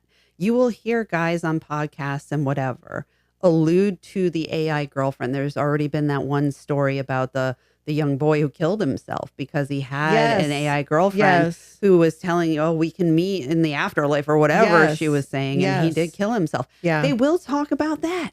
But this is my theory again. I think they don't talk about the actual porn because they really like it. Yeah. They want the real, and they're like, I could, I don't need an AI girlfriend. I got a wife, but I definitely want the porn. I definitely want to watch this, Yeah. anal, Right. big booty Right. stepmom. Oh, what were we? We were going to talk about anal too. Oh, yeah. Okay. So what did Dr. Drew say about anal? This is years ago, but he said, anatomically speaking or medically speaking, it's not healthy for you. And he came up with some stat like if you have even one time is not good. And so people who are doing it multiple times and becomes part of the playbook, it's compoundingly or exponentially worse. Now, was this for just women? No, for men too. No, for men too. For men too. Yeah. Well, then that would be like the whole gay culture, though. But a lot of gay men don't have anal sex, and this is what's very interesting is that there's in gay male sex world, when they do plan to have anal sex, they prep for it. Like they will, maybe take a laxative. They will, clean it all out, maybe do an enema, something like that. I learned all of this years ago from some gay friends that I had. And the thing of it is that straight men are just wanting to jam it in. Yes. And they are always like, you hear about it all the time, how they're surprised doing it to women, Yes. like, oh, it slipped or whatever. Yes. So they're actually causing women more harm because they're not properly lubing it up or having any care. The woman isn't like planning to do it because there's no talk about that in straight culture. So she's just like, oh, I've had 3 margaritas. Let's try it. Yeah. And that is not how it should be at all. And that's where more risk for harm, comes. That's it. That sounds like assault. Yeah. Oh, it is. It is. Surprise anal. That's assault. Yeah, for sure it is. If you didn't agree to that, 100%. I think it makes perfect sense. And I think that normalizing anal sex, again, just puts so much pressure on the woman to allow more access to her body than she's already giving. And I think a lot of coercion comes into that. Yep. And I'm not saying it can't be pleasurable for women, because I know there's going to be women out there saying like, I love it. And that's great. But like you just said, it needs to be communicated, prepped, part of the repertoire going in, because it's a major thing to have something penetrate you in general. I don't think men understand, even when you're having sex, you're accepting a physical part of someone else's body into you and all of their energy. That's never discussed, but all of the energy that goes into, you're receiving so much in that act. And that's what the part of your body that's made for that, right? Then there's to try to put all of that into a part of your body that, like you said earlier, it's painful. It's insane that's just kind of something that should be offered along with a blowjob. Another item on the list, on the menu of services. We should not normalize that. No, I know. Like 15-year-old girls should not even be in their mind. No, exactly. And it wasn't in our mind. No. Right? Like, no. I think I thought gay guys did it. Right. When I was young, or maybe that's how I learned that is what they do. Right. It never occurred to me, like in my first marriage, like it never came up, right. And it wasn't until later, like it was like, no, it wasn't. And girls should not even be, it shouldn't even be in their realm. Well, what's so bizarre, honestly, is that we are in such a weird moment in the country of this bizarre, like, Puritan like attitude when it comes to school and what kids like, we've banned all these books again, we've done like we don't want to give sex education. Like the parents have gotten to be so weird where everybody's like, I'm going to homeschool my kids and no sex ed and blah, blah, blah. And we can't have sex ed in school and all this stuff. Yet they're getting it all on their phone. Right. In this manner. Yeah. Like this is crazy. Yeah. And then you're gonna have a school system that's trying to teach abstinence only. Like makes Where sense. is that happening? No, that happens all the time. Like they try to fight for that constantly.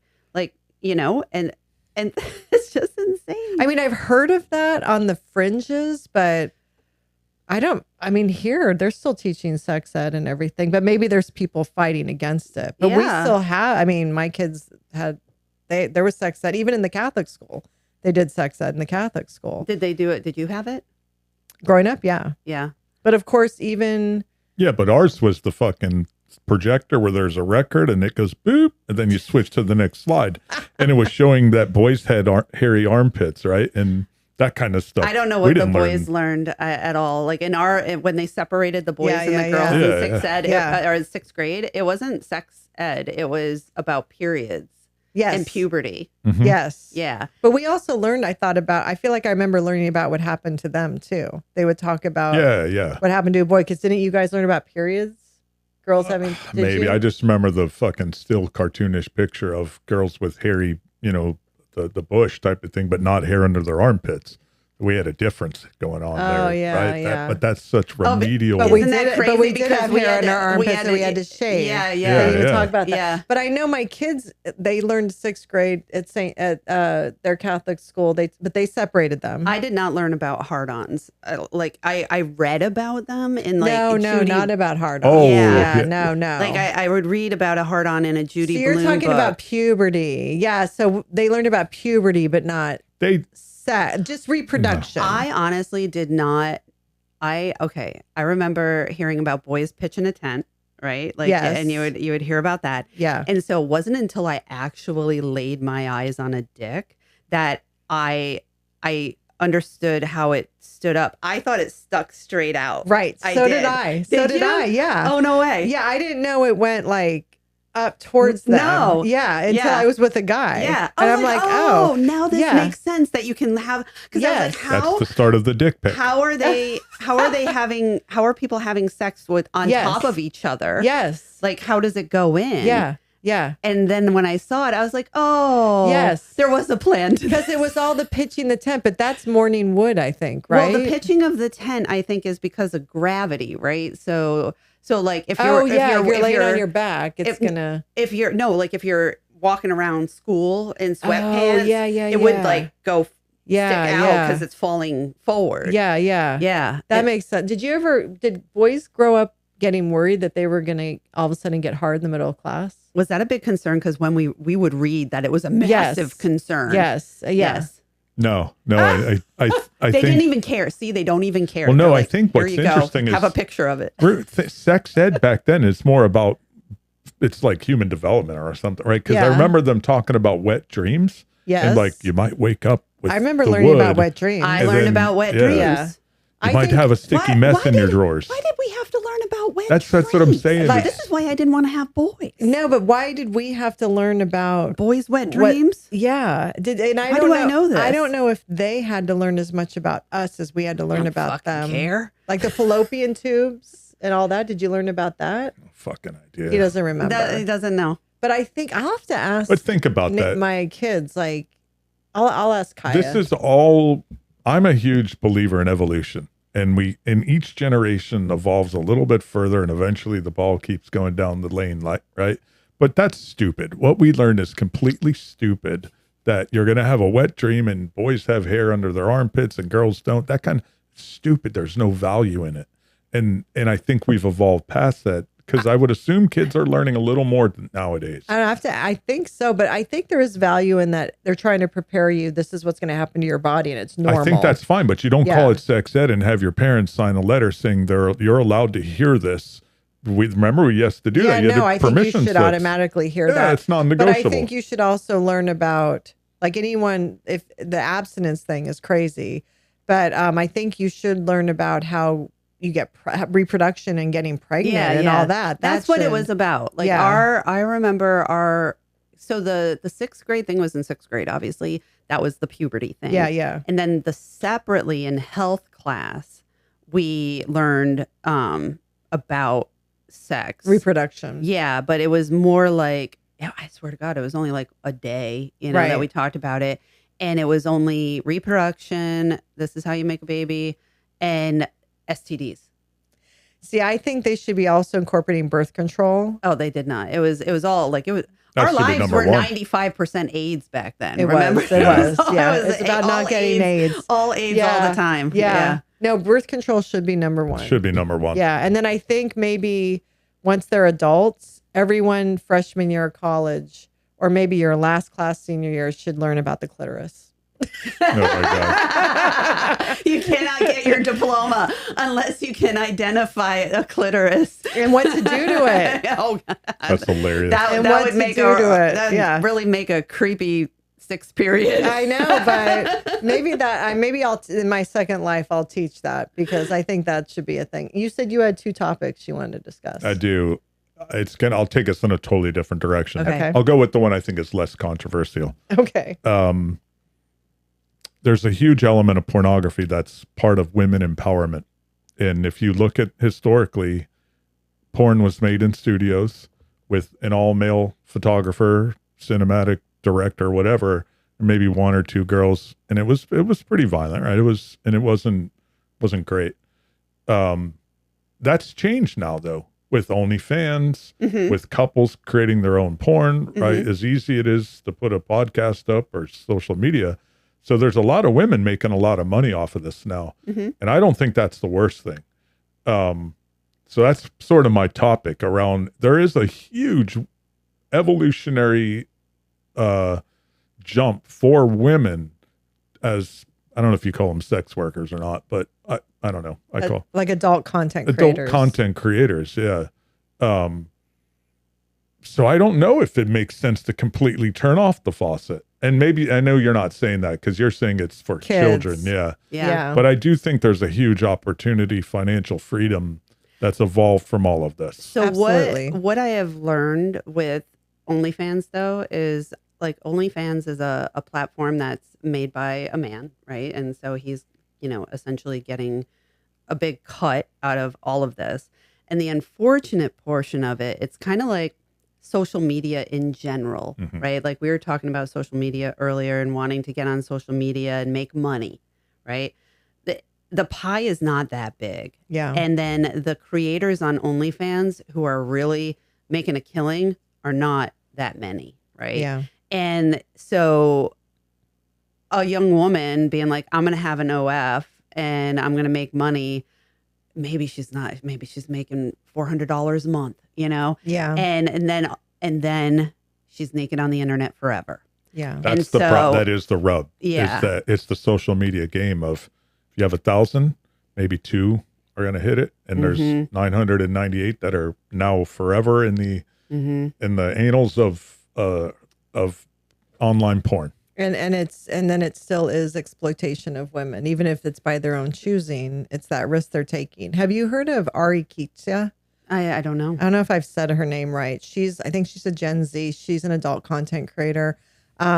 She's very successful doing it, but she is very honest about, for girls or women who are thinking of doing it, she tells it like it is. Like it's not all rainbows and puppies. No. And she also is very honest about the alterations or enhancements she's made to her face and her body to look the way she does. She talks about the awkwardness in doing the acts, both on camera and off. She'll talk about uncomfortable things about your body or things you shouldn't be ashamed of about a woman's body. So I find her to be a very empowering young woman who is an adult content creator, because she's incredibly authentic and very honest, but she is very straightforward of, yes, I am successful doing this, but I'm kind of, it's not the norm. Right. And if you're going to go into this, you need to understand you're not just going to be like me and I'll end up where I am. And she does talk about the realities of that. But I think, and I'm sure there's other adult content creators that are young, maybe talking about it, but she's the only one I've seen that brings some reality to it. And I think more should. Yeah, I for sure think so. You have a bunch of young women that are like, oh, I'm just going to do that, and everything's going to work out. And it can take a very dark turn very quickly. I definitely think, too, that because, and we didn't talk too much about the novelty of porn, and the novelty of OnlyFans or, just like endless scrolling, like being able to see a different woman constantly. I kind of think that is where the manosphere and, young men in general have gotten the idea that all women do this. Yeah. Because you hear that all the time. You hear that all women are whores, all women are, you know, like doing this. And it's because of the level of novelty that they're exposed to. It is a new woman all the time. Yeah. So they think it's all of them, you know, they're constantly like, look at all, this is a billion girls, you know? Yeah. And I definitely think that that doesn't help, you know, their perception of women and what women will do. But I'm 100%, like I said at the start, I am pro sex worker. You know, I follow, do you know Blue-Eyed Kayla Jade? Mm-mm. She's a very beautiful blonde Australian woman who is a sex worker. Like she's an escort. And she is very honest also about the guys that she encounters. But like, you'll hear it again and again when men are willing to hire sex workers, they are exposing a seedy part of themselves, you know, because they are just letting it all hang out. And there is a lot of potential abuse there and whatever. And I just think it's fascinating though, like when it comes to OnlyFans and what they want, they're like, you know, send me your used panties, you know, send me a fart in a jar, you know, why can I pay you to like vomit on a table, you know, like these requests, like, you know, talk about daddy issues. Like where did these boys get these issues from that is what turns them on? I know that's those fetishes though, where they now have been given a tool to express those fetishes. Whereas before they had to keep that to themselves and just, or they didn't have an outlet for it. They weren't able to. Or maybe they didn't even know about it until they were on porn. They're like, oh, I like that. You know, it triggered that fetish. I think that's more accurate. You don't think of this. You don't have as many people think it as having all these fucked up ideas without seeing it somewhere. Yeah, there's some modeled behavior going on. And then it triggered like, oh, that turned me on. And then they get more into it. You have to see it sometime. Not everybody's that creative and imaginative. Right? No, exactly. Like my ex-husband, the second one, he's like, I don't know why it turns me on for you to have tears in your eyes. Like, because he liked those videos of girls essentially like giving a blowjob and choking until they had tears in their eyes. Yeah. He loved it. Yeah. That's a whole, and I think you're right about when men, the content creator you were talking about, she said she probably can see the worst of men when they're paying for it, because when they pay for it, they feel entitled anyways. Oh yeah. Oh my God. If they've put money towards it, right, they probably see the darkest part of men. I mean, I don't know how they do it. I just really don't. I would be scared all the time to expose myself to men in that way. I am not that good of an actress. No, that too. But I've noticed online, speaking of calling women whores, I've seen so many comments when we've had guests on that talk about how they chose to divorce their husbands, and you know, for various reasons. There's so many men that come in all the time saying they're just a whore. They're a whore. They already have a man that they're fucking. They just want half of my stuff so that they can go fuck more men. It's like they automatically think that sex is the motivation for these women because it's theirs. Yes. Not that she wasn't happy, was oppressed, was abused, was mentally abused, emotionally abused. It's that she wants to go fuck other men. And I'm always blown away. It's like, that is the last, she probably won't fuck another man for 5 years because of what she's been put through. It's the last thing. But the fact that you automatically call her, of course I block them and delete it, but it blows my mind that that's what they think she's doing. This woman who's just getting out of an abusive situation is going to go fuck a bunch of men. Yeah. Like, it's insane. What was your other topic? Yeah, right. I wasn't ready for that. I think I had another comment. Unless you had a comment on what we were talking about. I think I did. I can't remember what it was. Was it about sex workers and seeing the dark side of men? No, I mean, I find the whole thing, it's wild. It really is wild that there's a whole pay for sex industry and a whole, whether it's on video or not. I was going to say, back in the 70s and 80s, male porn actors got paid more than women. Like, really? Way more. Yeah, like John Holmes and Ron Jeremy and those old classic porn guys. Then it did flip. It may be like Tracy Lords. Who's the other one? Oh, my brother loved Tracy Lords. And I have met Ron Jeremy. Really? Really? Yeah. There's a picture of me with Ron Jeremy somewhere. Where did you meet Ron Jeremy? At this bookstore in LA.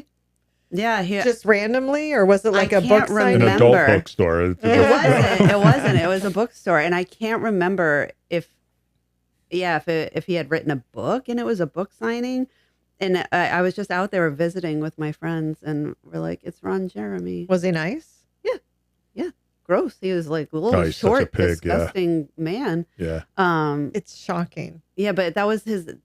See, this is like because they liked him. They called him the hedgehog, right? Like he had like a chode. His dick was a chode. What does that mean? Oh, like a big fat one, I think. Oh. Like, okay. That's what I call a chode. Okay. Maybe I'm using it No, wrong. I've heard chode, and I think you're right. I think it's like a fat one. I just thought he had a big. I don't know. I never saw his dick. I just thought the thing was he had a big never dick. But was saw it a his dick. chode? I think that was the legacy. Yeah, I don't know. But he's one of those guys who made millions as a porn actor. Then it did kind of shift, and the men make less money now. Do they? Yeah, Well, I think so. that's one No, area. I think because men. Yeah. How Or do dime a they dozen. ever make more money Yeah, than yeah. women? That's crazy. The whole thing is. Well, that makes sense. They were like, he has a family to feed. Yeah. Screw you. You're just a vagina. Yeah. But my brother did love Tracy Lords. He had a Tracy Lords poster in his room that he got at Spencer. I feel like is she still alive?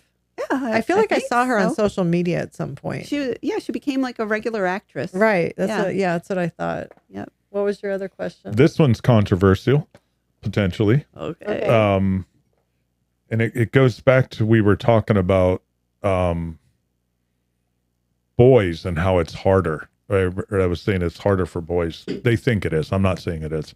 And there's that whole thing, and it's the kid who's on trial now for killing Charlie, him becoming a girl, and how boys have identified as females because I know what you're talking about. it's easier.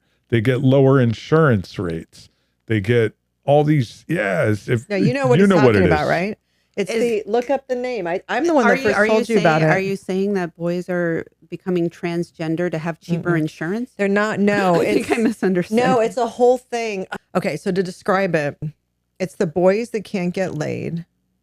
There's a name for that. The incels. Yes. Okay, so the incels have become so frustrated by being rejected by women and not being able to assimilate into normal society as a quote unquote man and fill that normal, as they view, an alpha male role. So there's a group then of men that the incels online, it's a deep online group, and they mutually support each other, but they're also encouraged to lean into their feminine traits. And some of them end up becoming transgender, but their motivation behind it is anti-woman, because they're like, why should women get, better restrooms, or why should they get considerations in these different areas, whether it's car insurance, they talk about that, or health insurance, or getting a discount on shoes, whatever random thing it is. Why should women get it and not us? And so what do they think we're getting? I don't know, but they think I want it. I want a discount on shoes. I know. God, I wish so it's called the incel subculture. Yeah, but there's names for a manosphere. No, I vaguely, now that when you're saying this came out after Charlie, after that Charlie Kirk got assassinated, I do recall. And I follow a content creator who is trans. He talks about it a lot, about this subculture. He's super versed in it. He's not part of it. He knows, like, I really like him. He's super versed in it. So he's a trans man. He's a trans man. Okay. And so he talks about the name, but and then some of them do become trans and end up with boyfriends. But it's to experience the same benefits women experience. Well, that's crazy. And it comes deep rooted from hating women because they rejected them. Yeah. So it's almost like, well, you're going to reject me. Watch, I'm going to become one of you and get all the benefits you get. And then they enjoy that so much that they fully embrace being feminine. Knock it out. Go for it, So boys. it's a whole thing. But what was your question about that group? Like, why did you bring that group I just up? feel like that could be another offshoot of the pornography mental issues that gets formed, right? Oh, so you think pornography has I would plays a role with incels? potentially. I mean, I yeah. I 100%. 100% do. And Yeah. in an article I wrote about this back in like 2017, I talk about the notion because the article was called, what did I call it? Oh, it was called Generation Porn. Basically, like, hey, parents, incels were once kids, you know?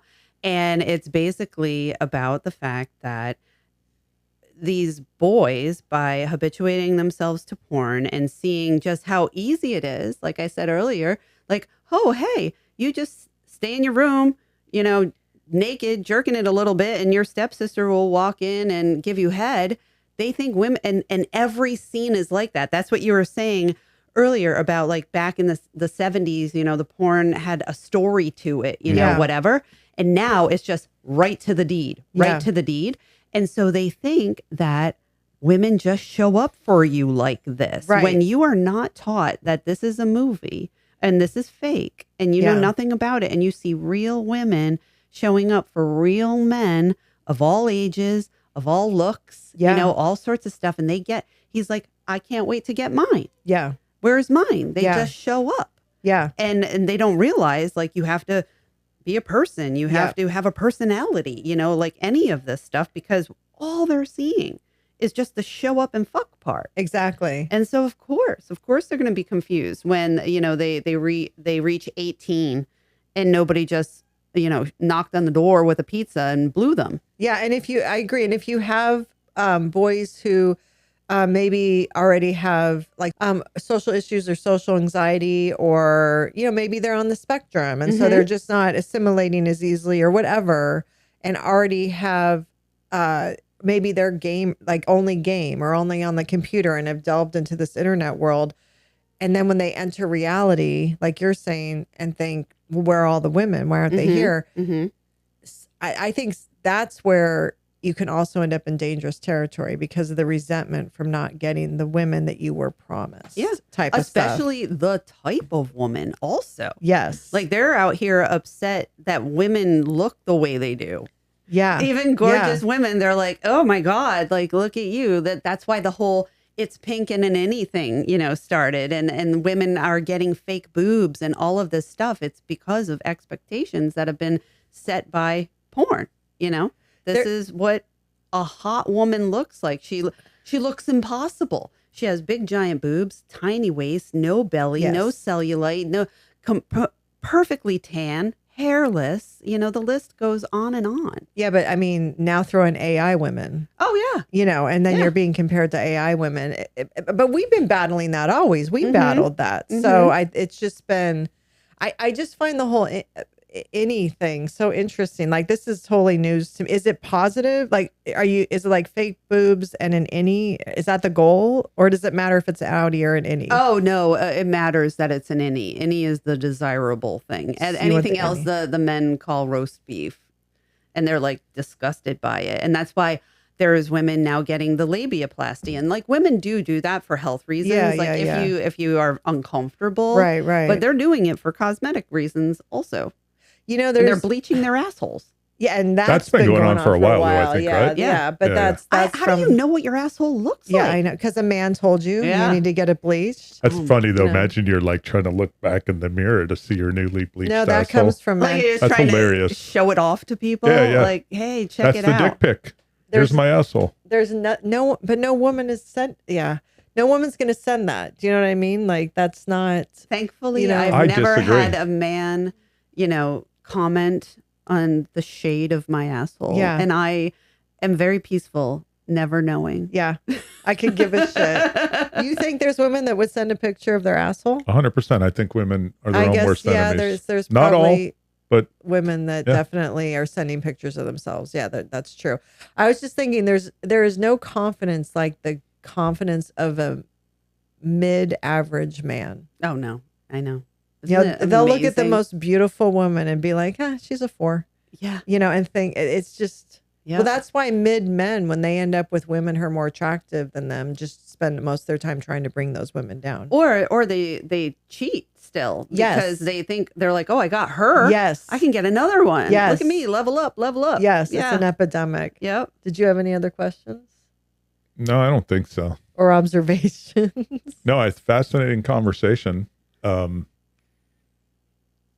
interesting. Do you think porn is ever, do you think porn is healthy in any way? Like in a relationship? I think it can be. I think if you have there's probably couple porn and maybe it, you can get into some fantasy shit or whatever. Right. But, so I think from that perspective, I don't think it's all bad, but when we're talking about kids, definitely. And the access that kids get.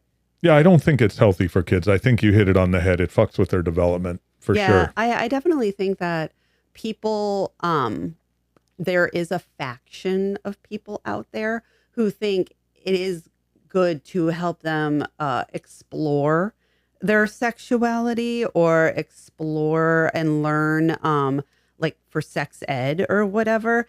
And there is a faction of people who are like, oh, it's good for kids when they're learning that they're gay, or whatever. And I don't fucking care. I don't need any of that. Call me whatever you want to call me. I think that's idiotic. That's the same thing as saying, oh, it's good for kids to, start drinking martinis at 10 so they can understand their tolerance level. Like nobody's doing that. So right. I just think I just think the overarching thing is it's insane that we let this happen. I agree. I do agree. I 100% think that is where we dropped the ball.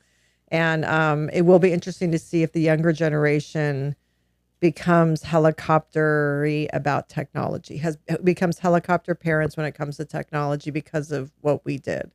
And I've never thought about that before, how we broke generational trauma and the generational cycle, but then implemented a new one. Mm-hmm. And to see how they're going to break it. Yep. Because I can tell you, if our older son, hopefully, God willing, in the next few years, he may be married and have a family. And I can tell you right now, he will be the first to be like, no way. I bet he's strict. Oh, he'll be so strict when it comes to technology. So follow up what you were saying, how there's some people who have a martini when you're 10, so you know how to handle it, right? The problem is our educational systems are infiltrated with perverts. And it's a big issue. They think kids at kindergarten or first grade can have the mental capacity to deal with some of these complex topics. It's so inappropriate. So as the gatekeepers, the protector of our children, they're failing. And it's terrible. Actually, that's part of the problem is kids don't need to grow up so fast, and they don't need to grow up so fast in school. Stick to basic shit and let them become smart and figure it out as they go. But we're not in that scenario at all. And I was going to ask your opinion on this, and we can edit it out. So you can share it, but then if you're not comfortable with it being put out there, I'll just take it out. But what's your opinion on elementary age children learning about transsexual relationships and gay relationships in the mode of sexual preference? Not in the mode of everyone should be able to love who they love. Mm-hmm. Everyone should be accepted. Mm-hmm. Not that, but to get specific into sexual preference discussions. Does that make sense? Yeah, I get that. I definitely am of the opinion that obviously to talk about, two men can love each other, two women can love each other is great. I'll tell you, one of my proudest moments as a parent was when the girls and I were watching. We used to love Project Runway, right? And they were very little. They were maybe like 7 and 8 or whatever when we would watch it all the time. And on one of the episodes, it was the redheaded guy from Modern Family, and he was like a guest judge or something. And he did it because he was raising money for gay marriage, like to, know, get awareness or get the bill passed or whatever was happening when Obama was president. And we were watching that episode and both Aspen and Viv were like, wait, what? Gay people can't get married? They were so confused. Yeah. And they're like, why? If they love each other, why can't they get married? Yeah. And I was so proud that they did not understand that, you know? Right. I was like, oh my God. Yeah. Oh, yeah, good job on me. Yeah, you know, yeah, like yeah, that yeah. the kids are actually like upset Yeah. and confused. Right. And so I definitely think that they should obviously get taught that, you know, like, because plenty of kids have two moms and two dads, you know? Yeah, yeah, yeah. When it comes to, though, it is so fascinating to me because when it comes to the idea that we are fully skipping over, like, even bothering to tell kids that they're, you know, young women about having a clit, you know, like and we could debate whether or not we want to, you know, have that in sex ed or whatever. Right. That's why I said 18. Yeah. Yeah. Yeah. But okay. But then when it comes to like, and I've never seen this in practice, right? So I'm always very reticent to say I know for sure that there's a bunch of schools that are trying to teach young kids that they might be transgender. Mhm. Like, it's more like I've heard stories about that. It's anecdotal. Yeah, than I've ever. It's kind of like you heard the stories of people saying, "Oh, they have litter boxes in school because the kids are all furries," when that was completely not true. You know, Right. they had litter in schools to absorb barf, like they did when we were kids. Yeah. With the sawdust. Right, right. At least in my school, it was sawdust. But anyway, I think that it might just be a tale that we're telling because we like to tell the tale that school is really bad and dangerous and full of like super scary progressive ideas. I honestly don't know how bad it is and where it is that bad. So I raised my kids in Michigan. I was, you know, in Michigan for 25 years. I know nothing like that was happening in any of the school systems. So maybe it is happening somewhere. Yeah. And you know, they're like, we need to start teaching kids in kindergarten that they might be a boy or they might be a girl.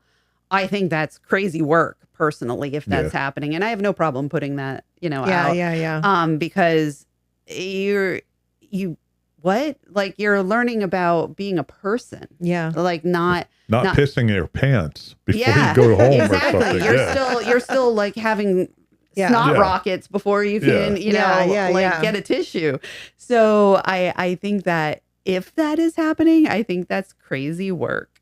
But I definitely think that maybe when they're older, you know, so because again, it kind of goes back to the overall premise of driving these kids to online spaces always as like that's what they're searching for. Their only resource. Their only resource is not a great idea. That's right? dangerous. Yeah. It is dangerous because they'll end up going down their own rabbit holes and they'll end up creating their own narrative that is maybe true for them, maybe not, maybe influenced, maybe not, you know, and so it's the same thing with learning about sex from porn. It's just as bad.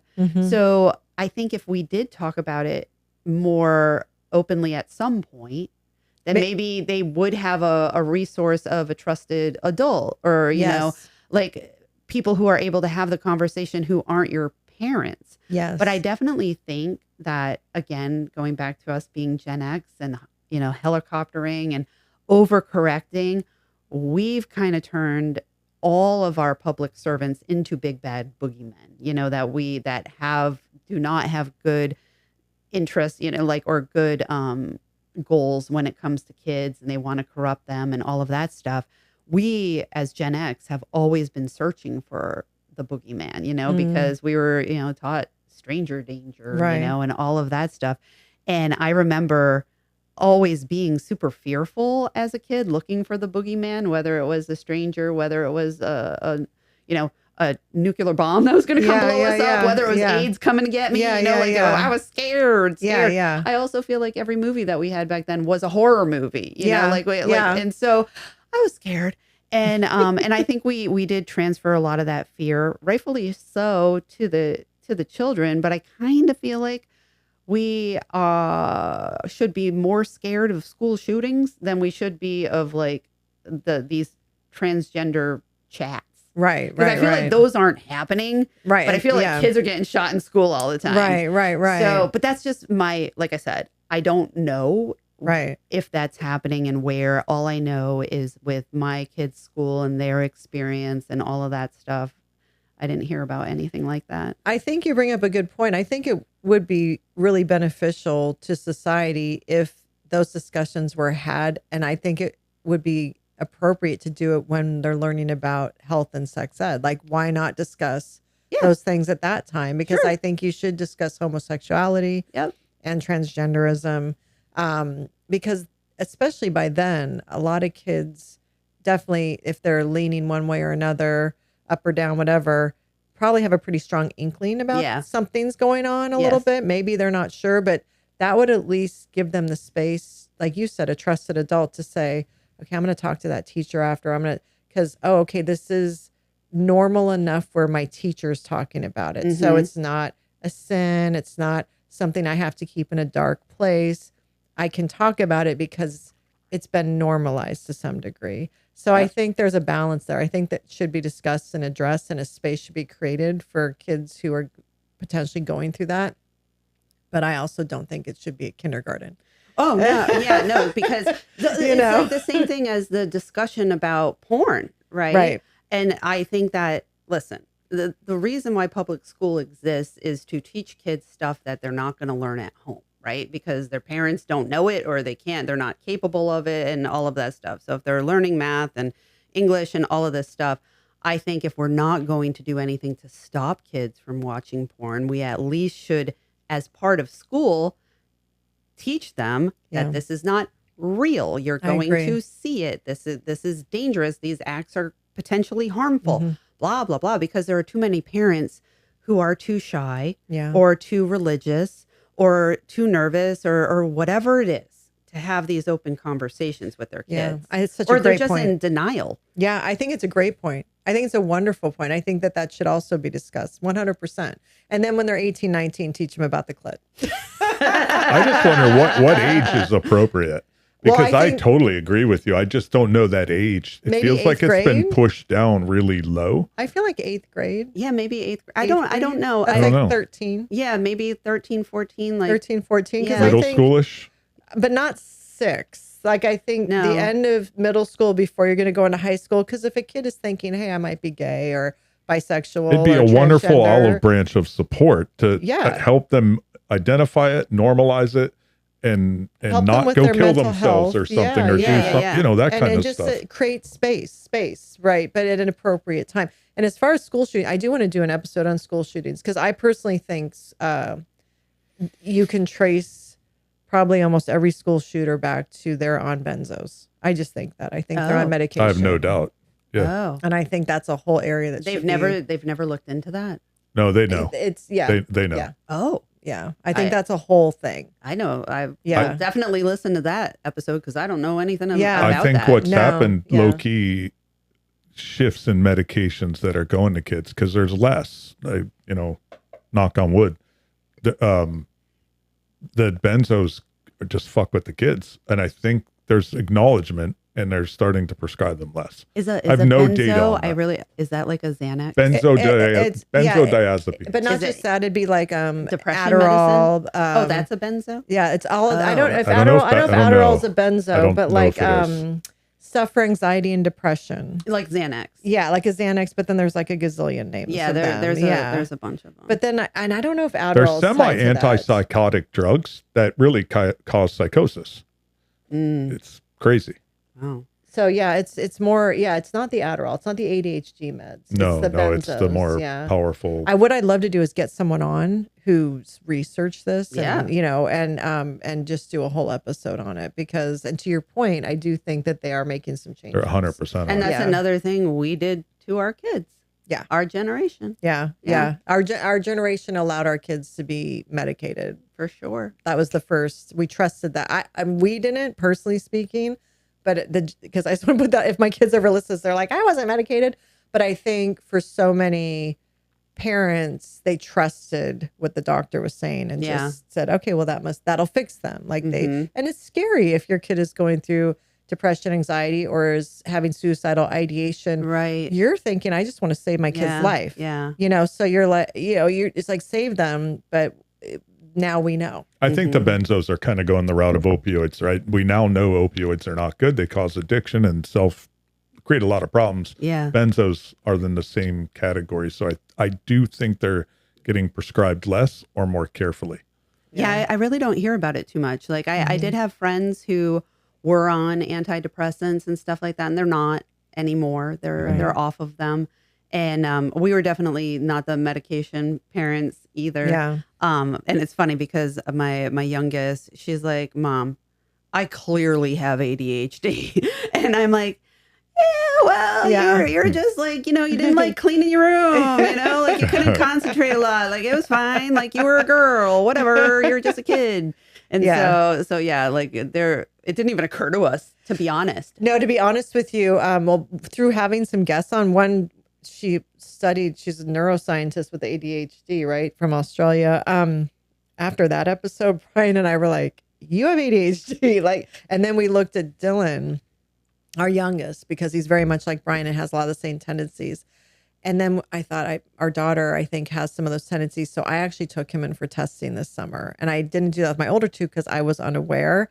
And it did come back. He has mild ADHD. Yeah. Yeah. And they're like, yeah, it's not crazy, but it's there. But I'm so glad I did, because now as he heads into the world, he'll have some coping skills. He'll have some self-awareness. Yeah. They all fit. Like our daughter has said the same thing. She's like, I think I have some ADHD. And I'm like, oh, maybe, I don't know. Your room was messy. I don't know. Yeah. But so with him, I was like, okay, with every kid, you get better. He's gotten the best of us, the youngest. Yeah. So what was your other topic though? Oh, so basically I just wanted to say, like, when we're taking a risk by putting this conversation out there, and by risk, I mean like you and I as middle-aged women, talking shit about man's favorite thing, which is porn. Lay off our toys. Yeah, exactly. We're threatening their favorite. Yeah, thing. back off. Yeah, exactly. And so like there's always the typical pushbacks, like people will say like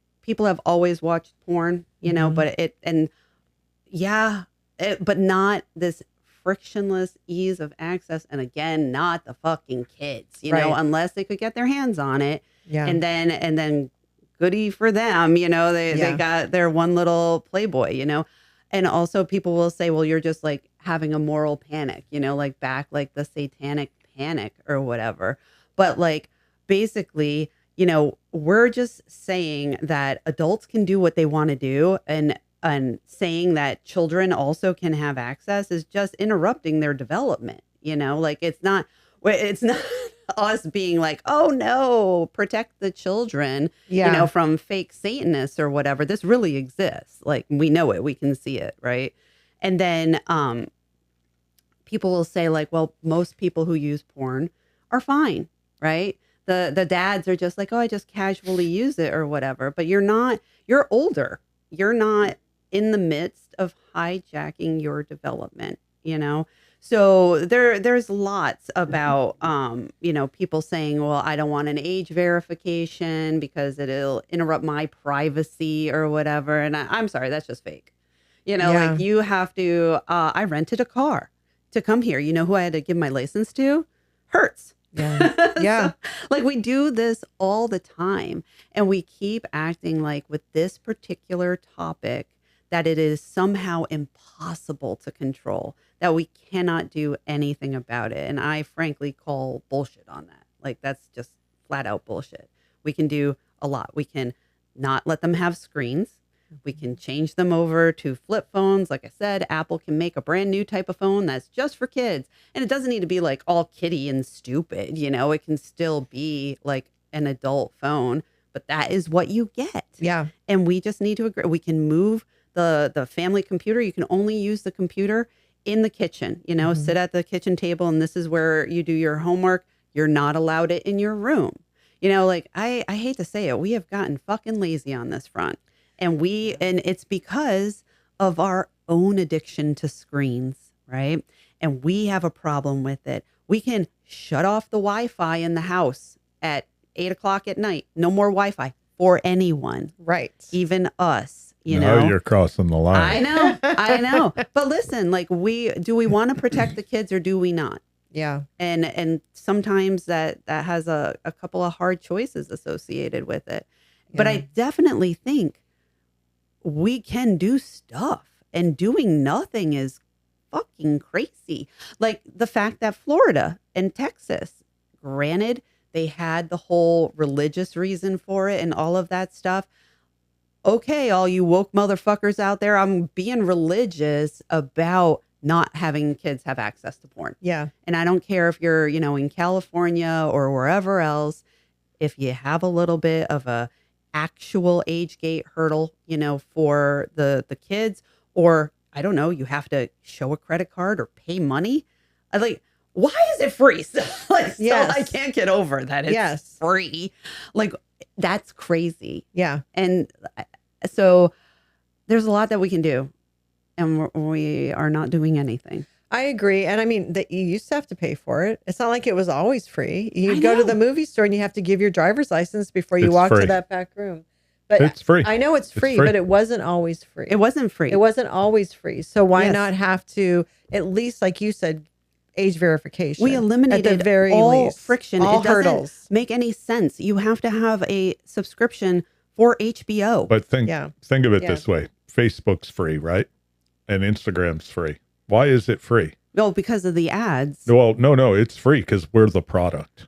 Right. We are the product. They're gleaning our information so they know who we are. They know what we're interested in, and then we get targeted with ads and all types of crazy But shit. do they Right? want to know 10-year-olds are really into anal fisting? What is the plot behind Absolutely. Yeah. So they can porn? Yeah. absolutely. So then they can bombard them with those type of ads and phishing attacks and get them to click on shit and get ad revenue and get them to sign up to watch a movie. It's the same shit. Well, they wanted it's the us, playbook. Yeah, but they wanted us to get addicted to cigarettes too, so we bought more cigarettes. I mean, Yeah. we can fix stuff, and it's Yeah. quite frankly crazy. I that think we what the- don't at the bother. very agree. least- I agree. But I think at the very least, and somewhat the theme of this whole conversation is age appropriate controls Yes, and restrictions. Yes. So I don't disagree with you in that we should have age appropriate controls. Make it harder. At least put up some fences and Yeah. obstacles and yes. some barriers.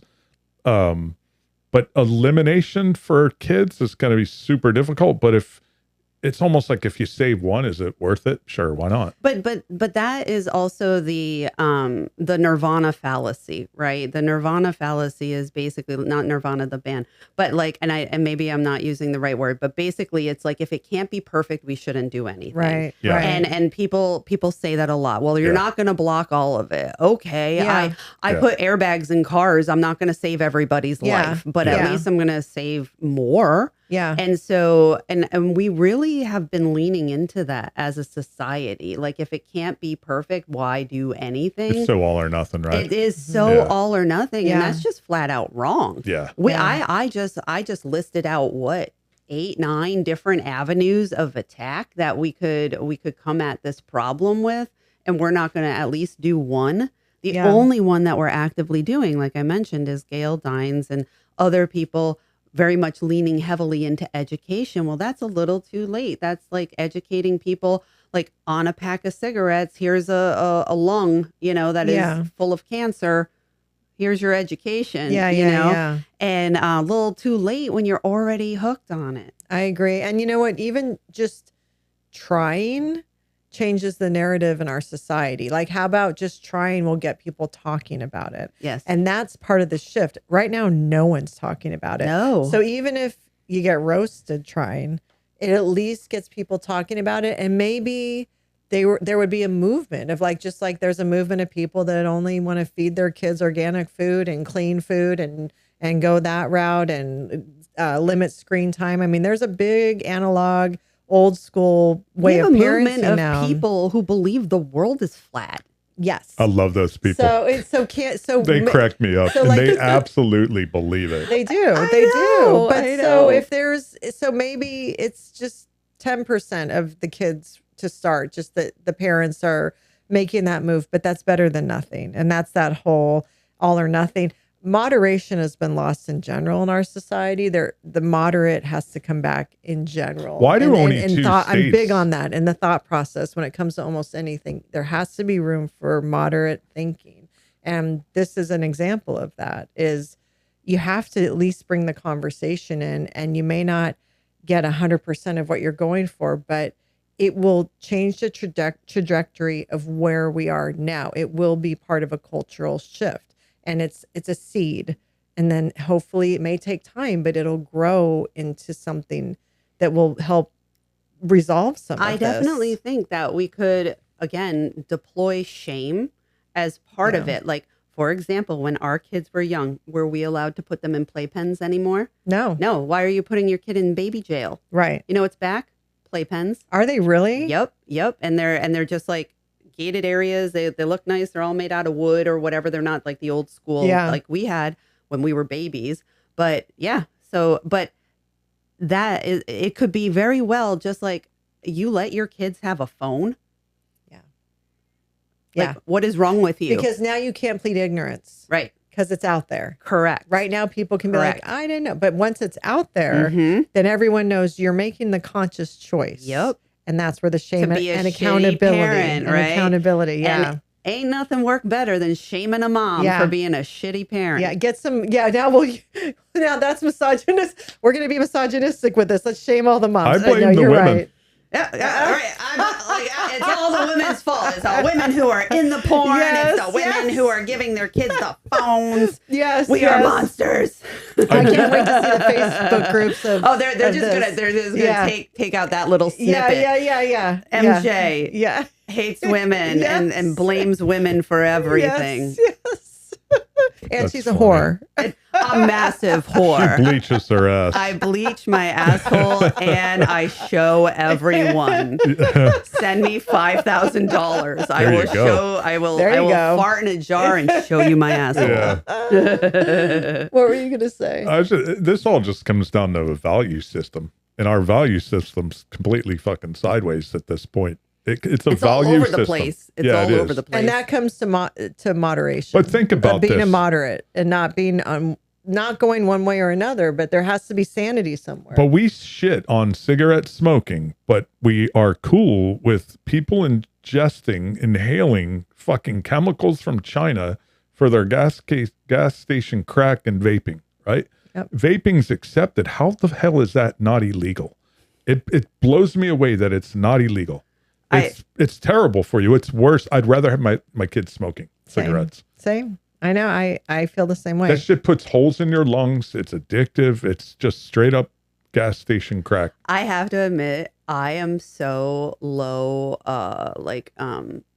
in the world of vaping. I know nothing about it. Like my coworker had to tell me about like her brother's like weed vape that he has and how it has like a screen on it that shows like how long you've been hitting it. Or I was like, I know nothing about vape culture. Well, and that's different. all. That's weed. I don't care about He's talking about the vaping nicotine, weed. I don't. the chemicals. Like at the gas It's station, juice. it's just chemical shit that, like he said, is made in China. You don't really. It's just a bunch of chemicals, and they're saying it's to replace smoking. But at least with a cigarette, you kind of what's in there pretty much. But it's not just like I always tell. On the spectrum of might what's as well natural bleach. versus not, smoking's. You got weed. I think I'm a fan. He's I'm fine good. with weed. Whatever. Go for it. You've got cigarettes. Then you've got the juice. It's just vape juice. It's chemicals. It's breathing in It's It's chemicals. flavored chemicals. Oh. I think it has some nicotine in it. Something addictive. But, Probably worse than nicotine. Very addictive. Yeah. But then it has a whole bunch of other shit. Oh. It's so bad for you. What do they call it? Popcorn lungs? Gives you popcorn lung. It's a I'm whole learning thing. so much. Look that up. I was thinking about it though, just when you're saying all this, I cannot tell you the last time I physically went inside a gas station. Yeah, right. So if that's where they sell it, Yeah. Convenience stores, and 7-Eleven. Smoke shops. never ever. Do you guys have smoke shops in Rhode Island? Yes. Okay, so There's sell one them that I there. drive by that's called iVape. Yeah, there you There, go. that's the spot. You know more than Is you weed think. legal up there? Yes. In Rhode Island? Yes. Yeah. Yeah. Is it legal here? Not recreational. Medicinal. Oh no, it's recreational. Yeah. There is so much, and we didn't even bring that up. That is also part of young men's problems currently, obviously, is the fact that we have made weed legal. I am fine with weed being legal, but whatever. But the fact that we just unleashed that and we're like, also go for it. Yeah. Like everybody just be high now. Yeah. I think is so crazy. Yeah. Because like everybody's just high now. Like when I take the train to Boston and then 2 days a week, but then obviously I drive around in Rhode Island and it's legal in both places. People aren't smoking weed on the train, but they are smoking it on the walk to and the walk out.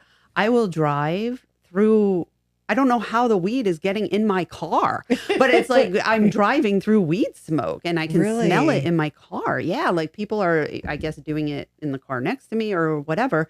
And listen, I am all for it. I actually, when I had, this is a kind of funny story. It's just because I'm obnoxious. But when I got Lyme disease back in 2012, I was living in Michigan and I could get my weed card. Like weed was just legal for medicinal reasons. And I got it, even though I don't smoke weed. It makes me so paranoid. Like, and I can't eat it. I can't do anything anywhere near it. But it was just me being like, fuck the man. I'm going to buy weed for all my friends. So it was my illegal weed. And I went through all the paperwork and everything just to do it. Just so because I'm like, you can't tell me what to do. But now all these kids, a lot of the kids have weed pens and, and now isn't that age restricted though? Like even when it's legal? Is it 18? Is it 21? I don't know. Probably 21-ish. I don't know. To be honest, I'm blown away because I grew up in New Jersey and we would be freaking out because we had weed in our car and we're worried about the police because they'd really bust you. It was amazing. We were in Jersey a couple of years ago and there's weed shops. Yeah. And it's like, man. And that was the good, I would smoke when I was living in Colorado. I was smoking weed every day because it was like the good weed, it was like nice and mellow, you know. Back then I didn't know what calories were. So I was like smoking weed and eating Funyuns and drinking regular Coke. That was like my mix. Wow. Those were good times. But you're right about the whole, you've got weed, games, video games, and porn. Why are you leaving your house? Especially if your mom's making you food and bringing it to you. And you're gambling and whatever. And like 100%, I said, boys, they don't have good governors. They don't have like a girl. I will say, I feel like it's just more common because women have to work so hard at anything, and we just go through a lot physically with our bodies and all of this stuff. And I just think that they are like more. I feel gross, like I can't lay around all day playing video games and smoking weed. I got to get up. I got to move around, whatever. Some girls obviously do, but I think boys are just like, I don't know, maybe it is just that those dopa receptors. It must hit them different because you're right. That's not a girl thing. No. But girls are natural multitaskers and just, I think we can't just do that. We can, but then the next day we're not doing it again. Like we could be like, today I'm going to chill. I'm bed rotting or and then whatever. You won't do it again for like a month. Yeah. Like that's a big moment. Like if I'm down, like doing that, like I'm not doing that. Maybe that might be Mother's Day. That's also there's some Gen X stuff out there. Like I saw there's these weird little cartoons. Have you seen them? They're like, they explain Gen X women or they, Gen X kids experience. I'll find it and send it to you. Do. The one about Gen X women, I'm like, oh my God.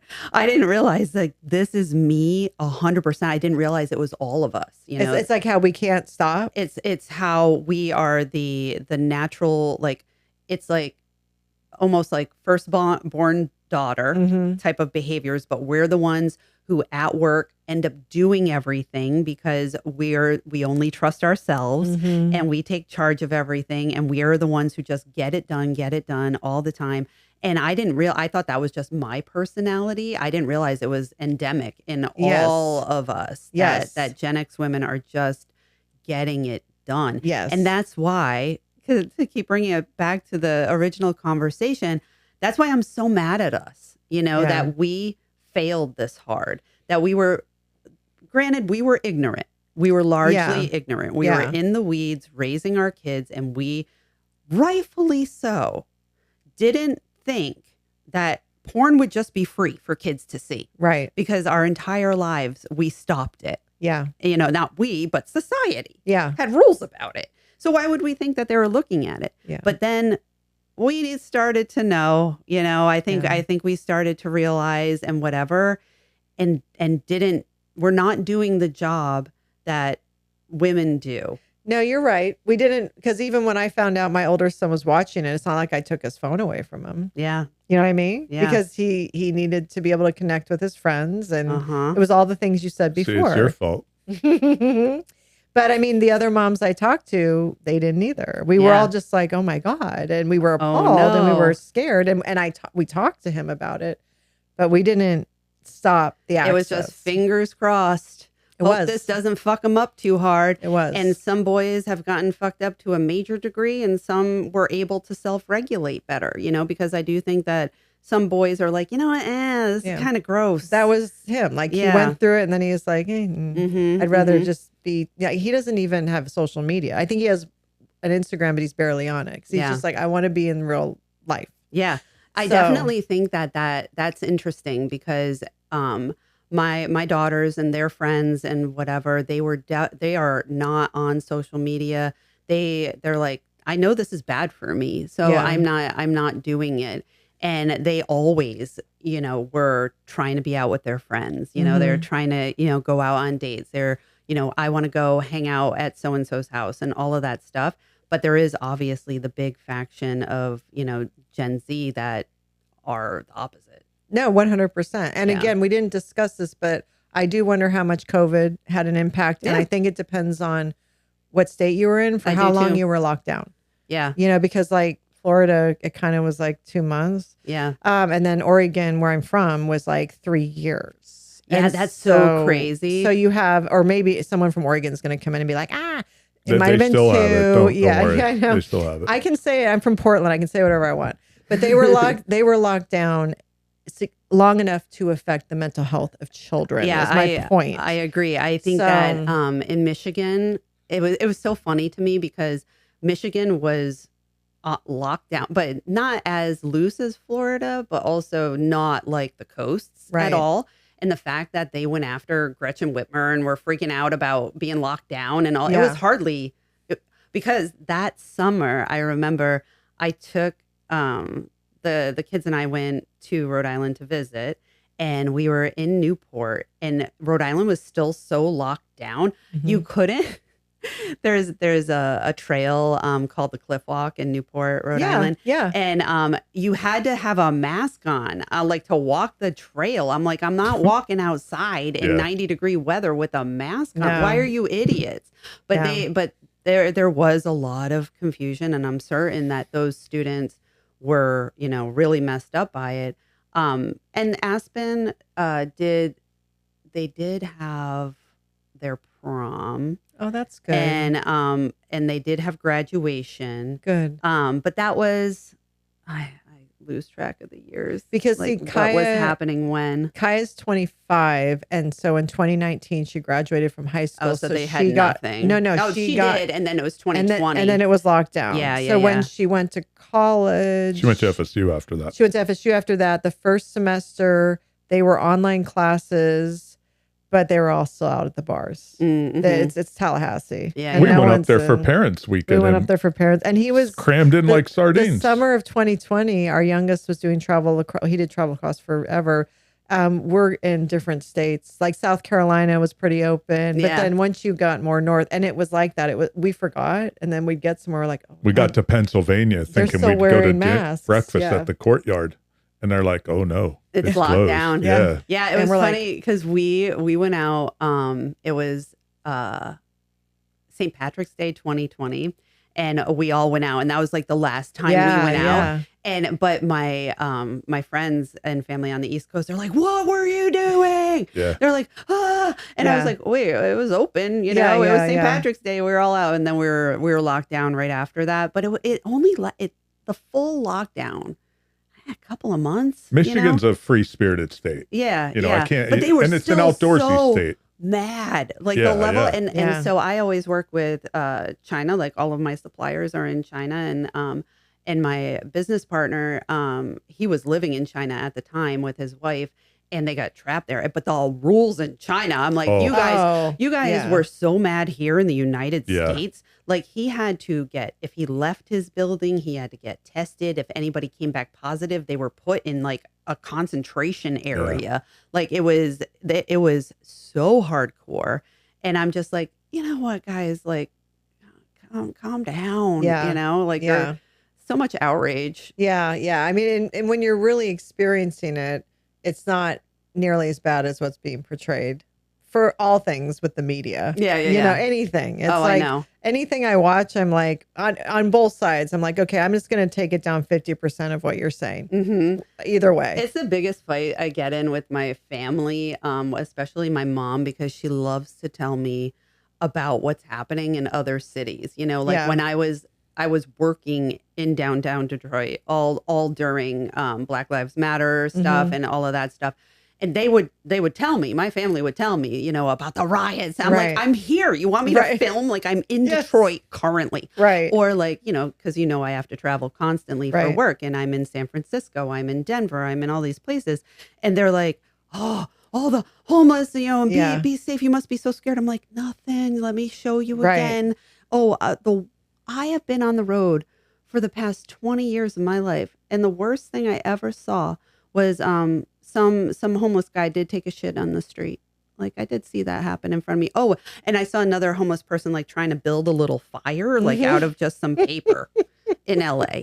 And I'm alone in all these places. Yeah. And I'm like, you guys, I think where the those news things is exist, showing that's you. all they show. It's like, say it's that one. Because I know in Portland, because I have family there, and the things that they would say about Portland existed, but then there's all these other areas where it doesn't exist. Yeah, it was just in Portland. You have to like go to that area, to that thing, but you can go here and not see it. I walked the entire city. It's gotten better. Oh, I know that they've improved it. Last year or the year before, it has one of the nicest airports. Yeah. Yeah, it's beautiful. So has that carpet. The carpet's, if you're Portland you should do it next time. All Portlanders know you take a picture of your shoes with the carpet. Really? Yeah, it's a thing. You It's put like on that social media. greenish. Yeah, it's been the same carpet since I was born. Oh, not the funny. same, but they replace it. But yeah, it's a tradition. You take a picture of your shoes with the carpet underneath. So listen, I grew up in Portland, and it was beautiful and amazing. And I think they are trying to get things. It did get out of control. Like my family stopped going. There were things that if you grew up there, you're like, oh my God. But I think the same thing happened in Providence, Rhode Island. Like it got really scary there for a little while. But I think honestly with the news, and this is why, you know, media literacy is so important.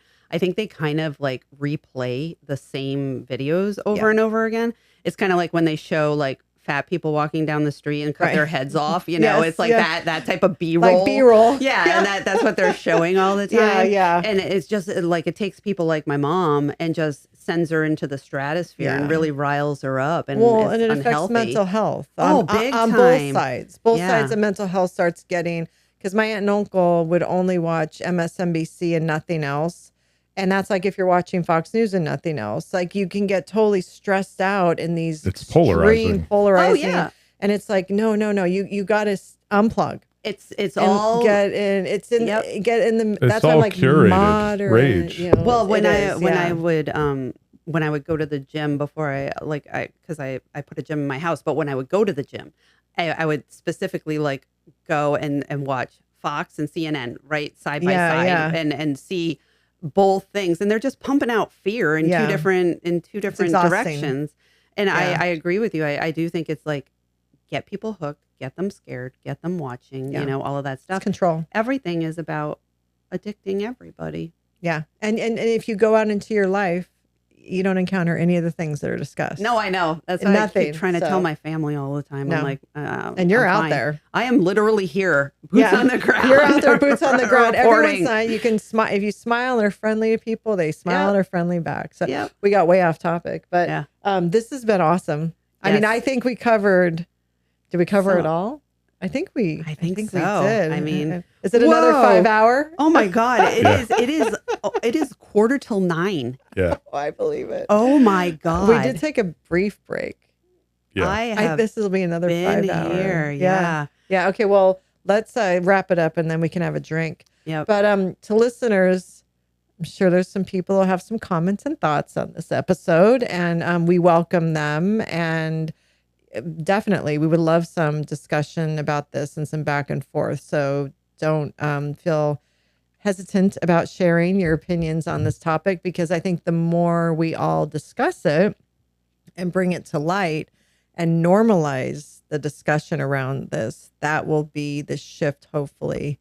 In society. That's what we need to start talking about this. Yep. Let's just start there. Let's just start. We're starting it. So we broke a generation, and I'm sorry. Yeah. Exactly. So we're now trying to bring whatever we did here by ignoring it. We're not going to ignore it any longer. And so in a way, this is a call to Gen X to continue this conversation too. Oh, for sure. And to continue it in their homes. So again, thank you, MJ, for coming You're back welcome. on. And we loved seeing you in person. Oh, I love being here in person. This was so much fun. It's the best. It was awesome. And hopefully we'll have you back on again to talk about something else. Oh, yeah, we'll see. So, this will hopefully, MJ will be a recurring guest on the podcast. But thank you for listening. And again, we'd love to hear from you. And we will put some links that MJ brought in the show notes as well, if you want to delve into this topic further. And we will see you next time. Bye.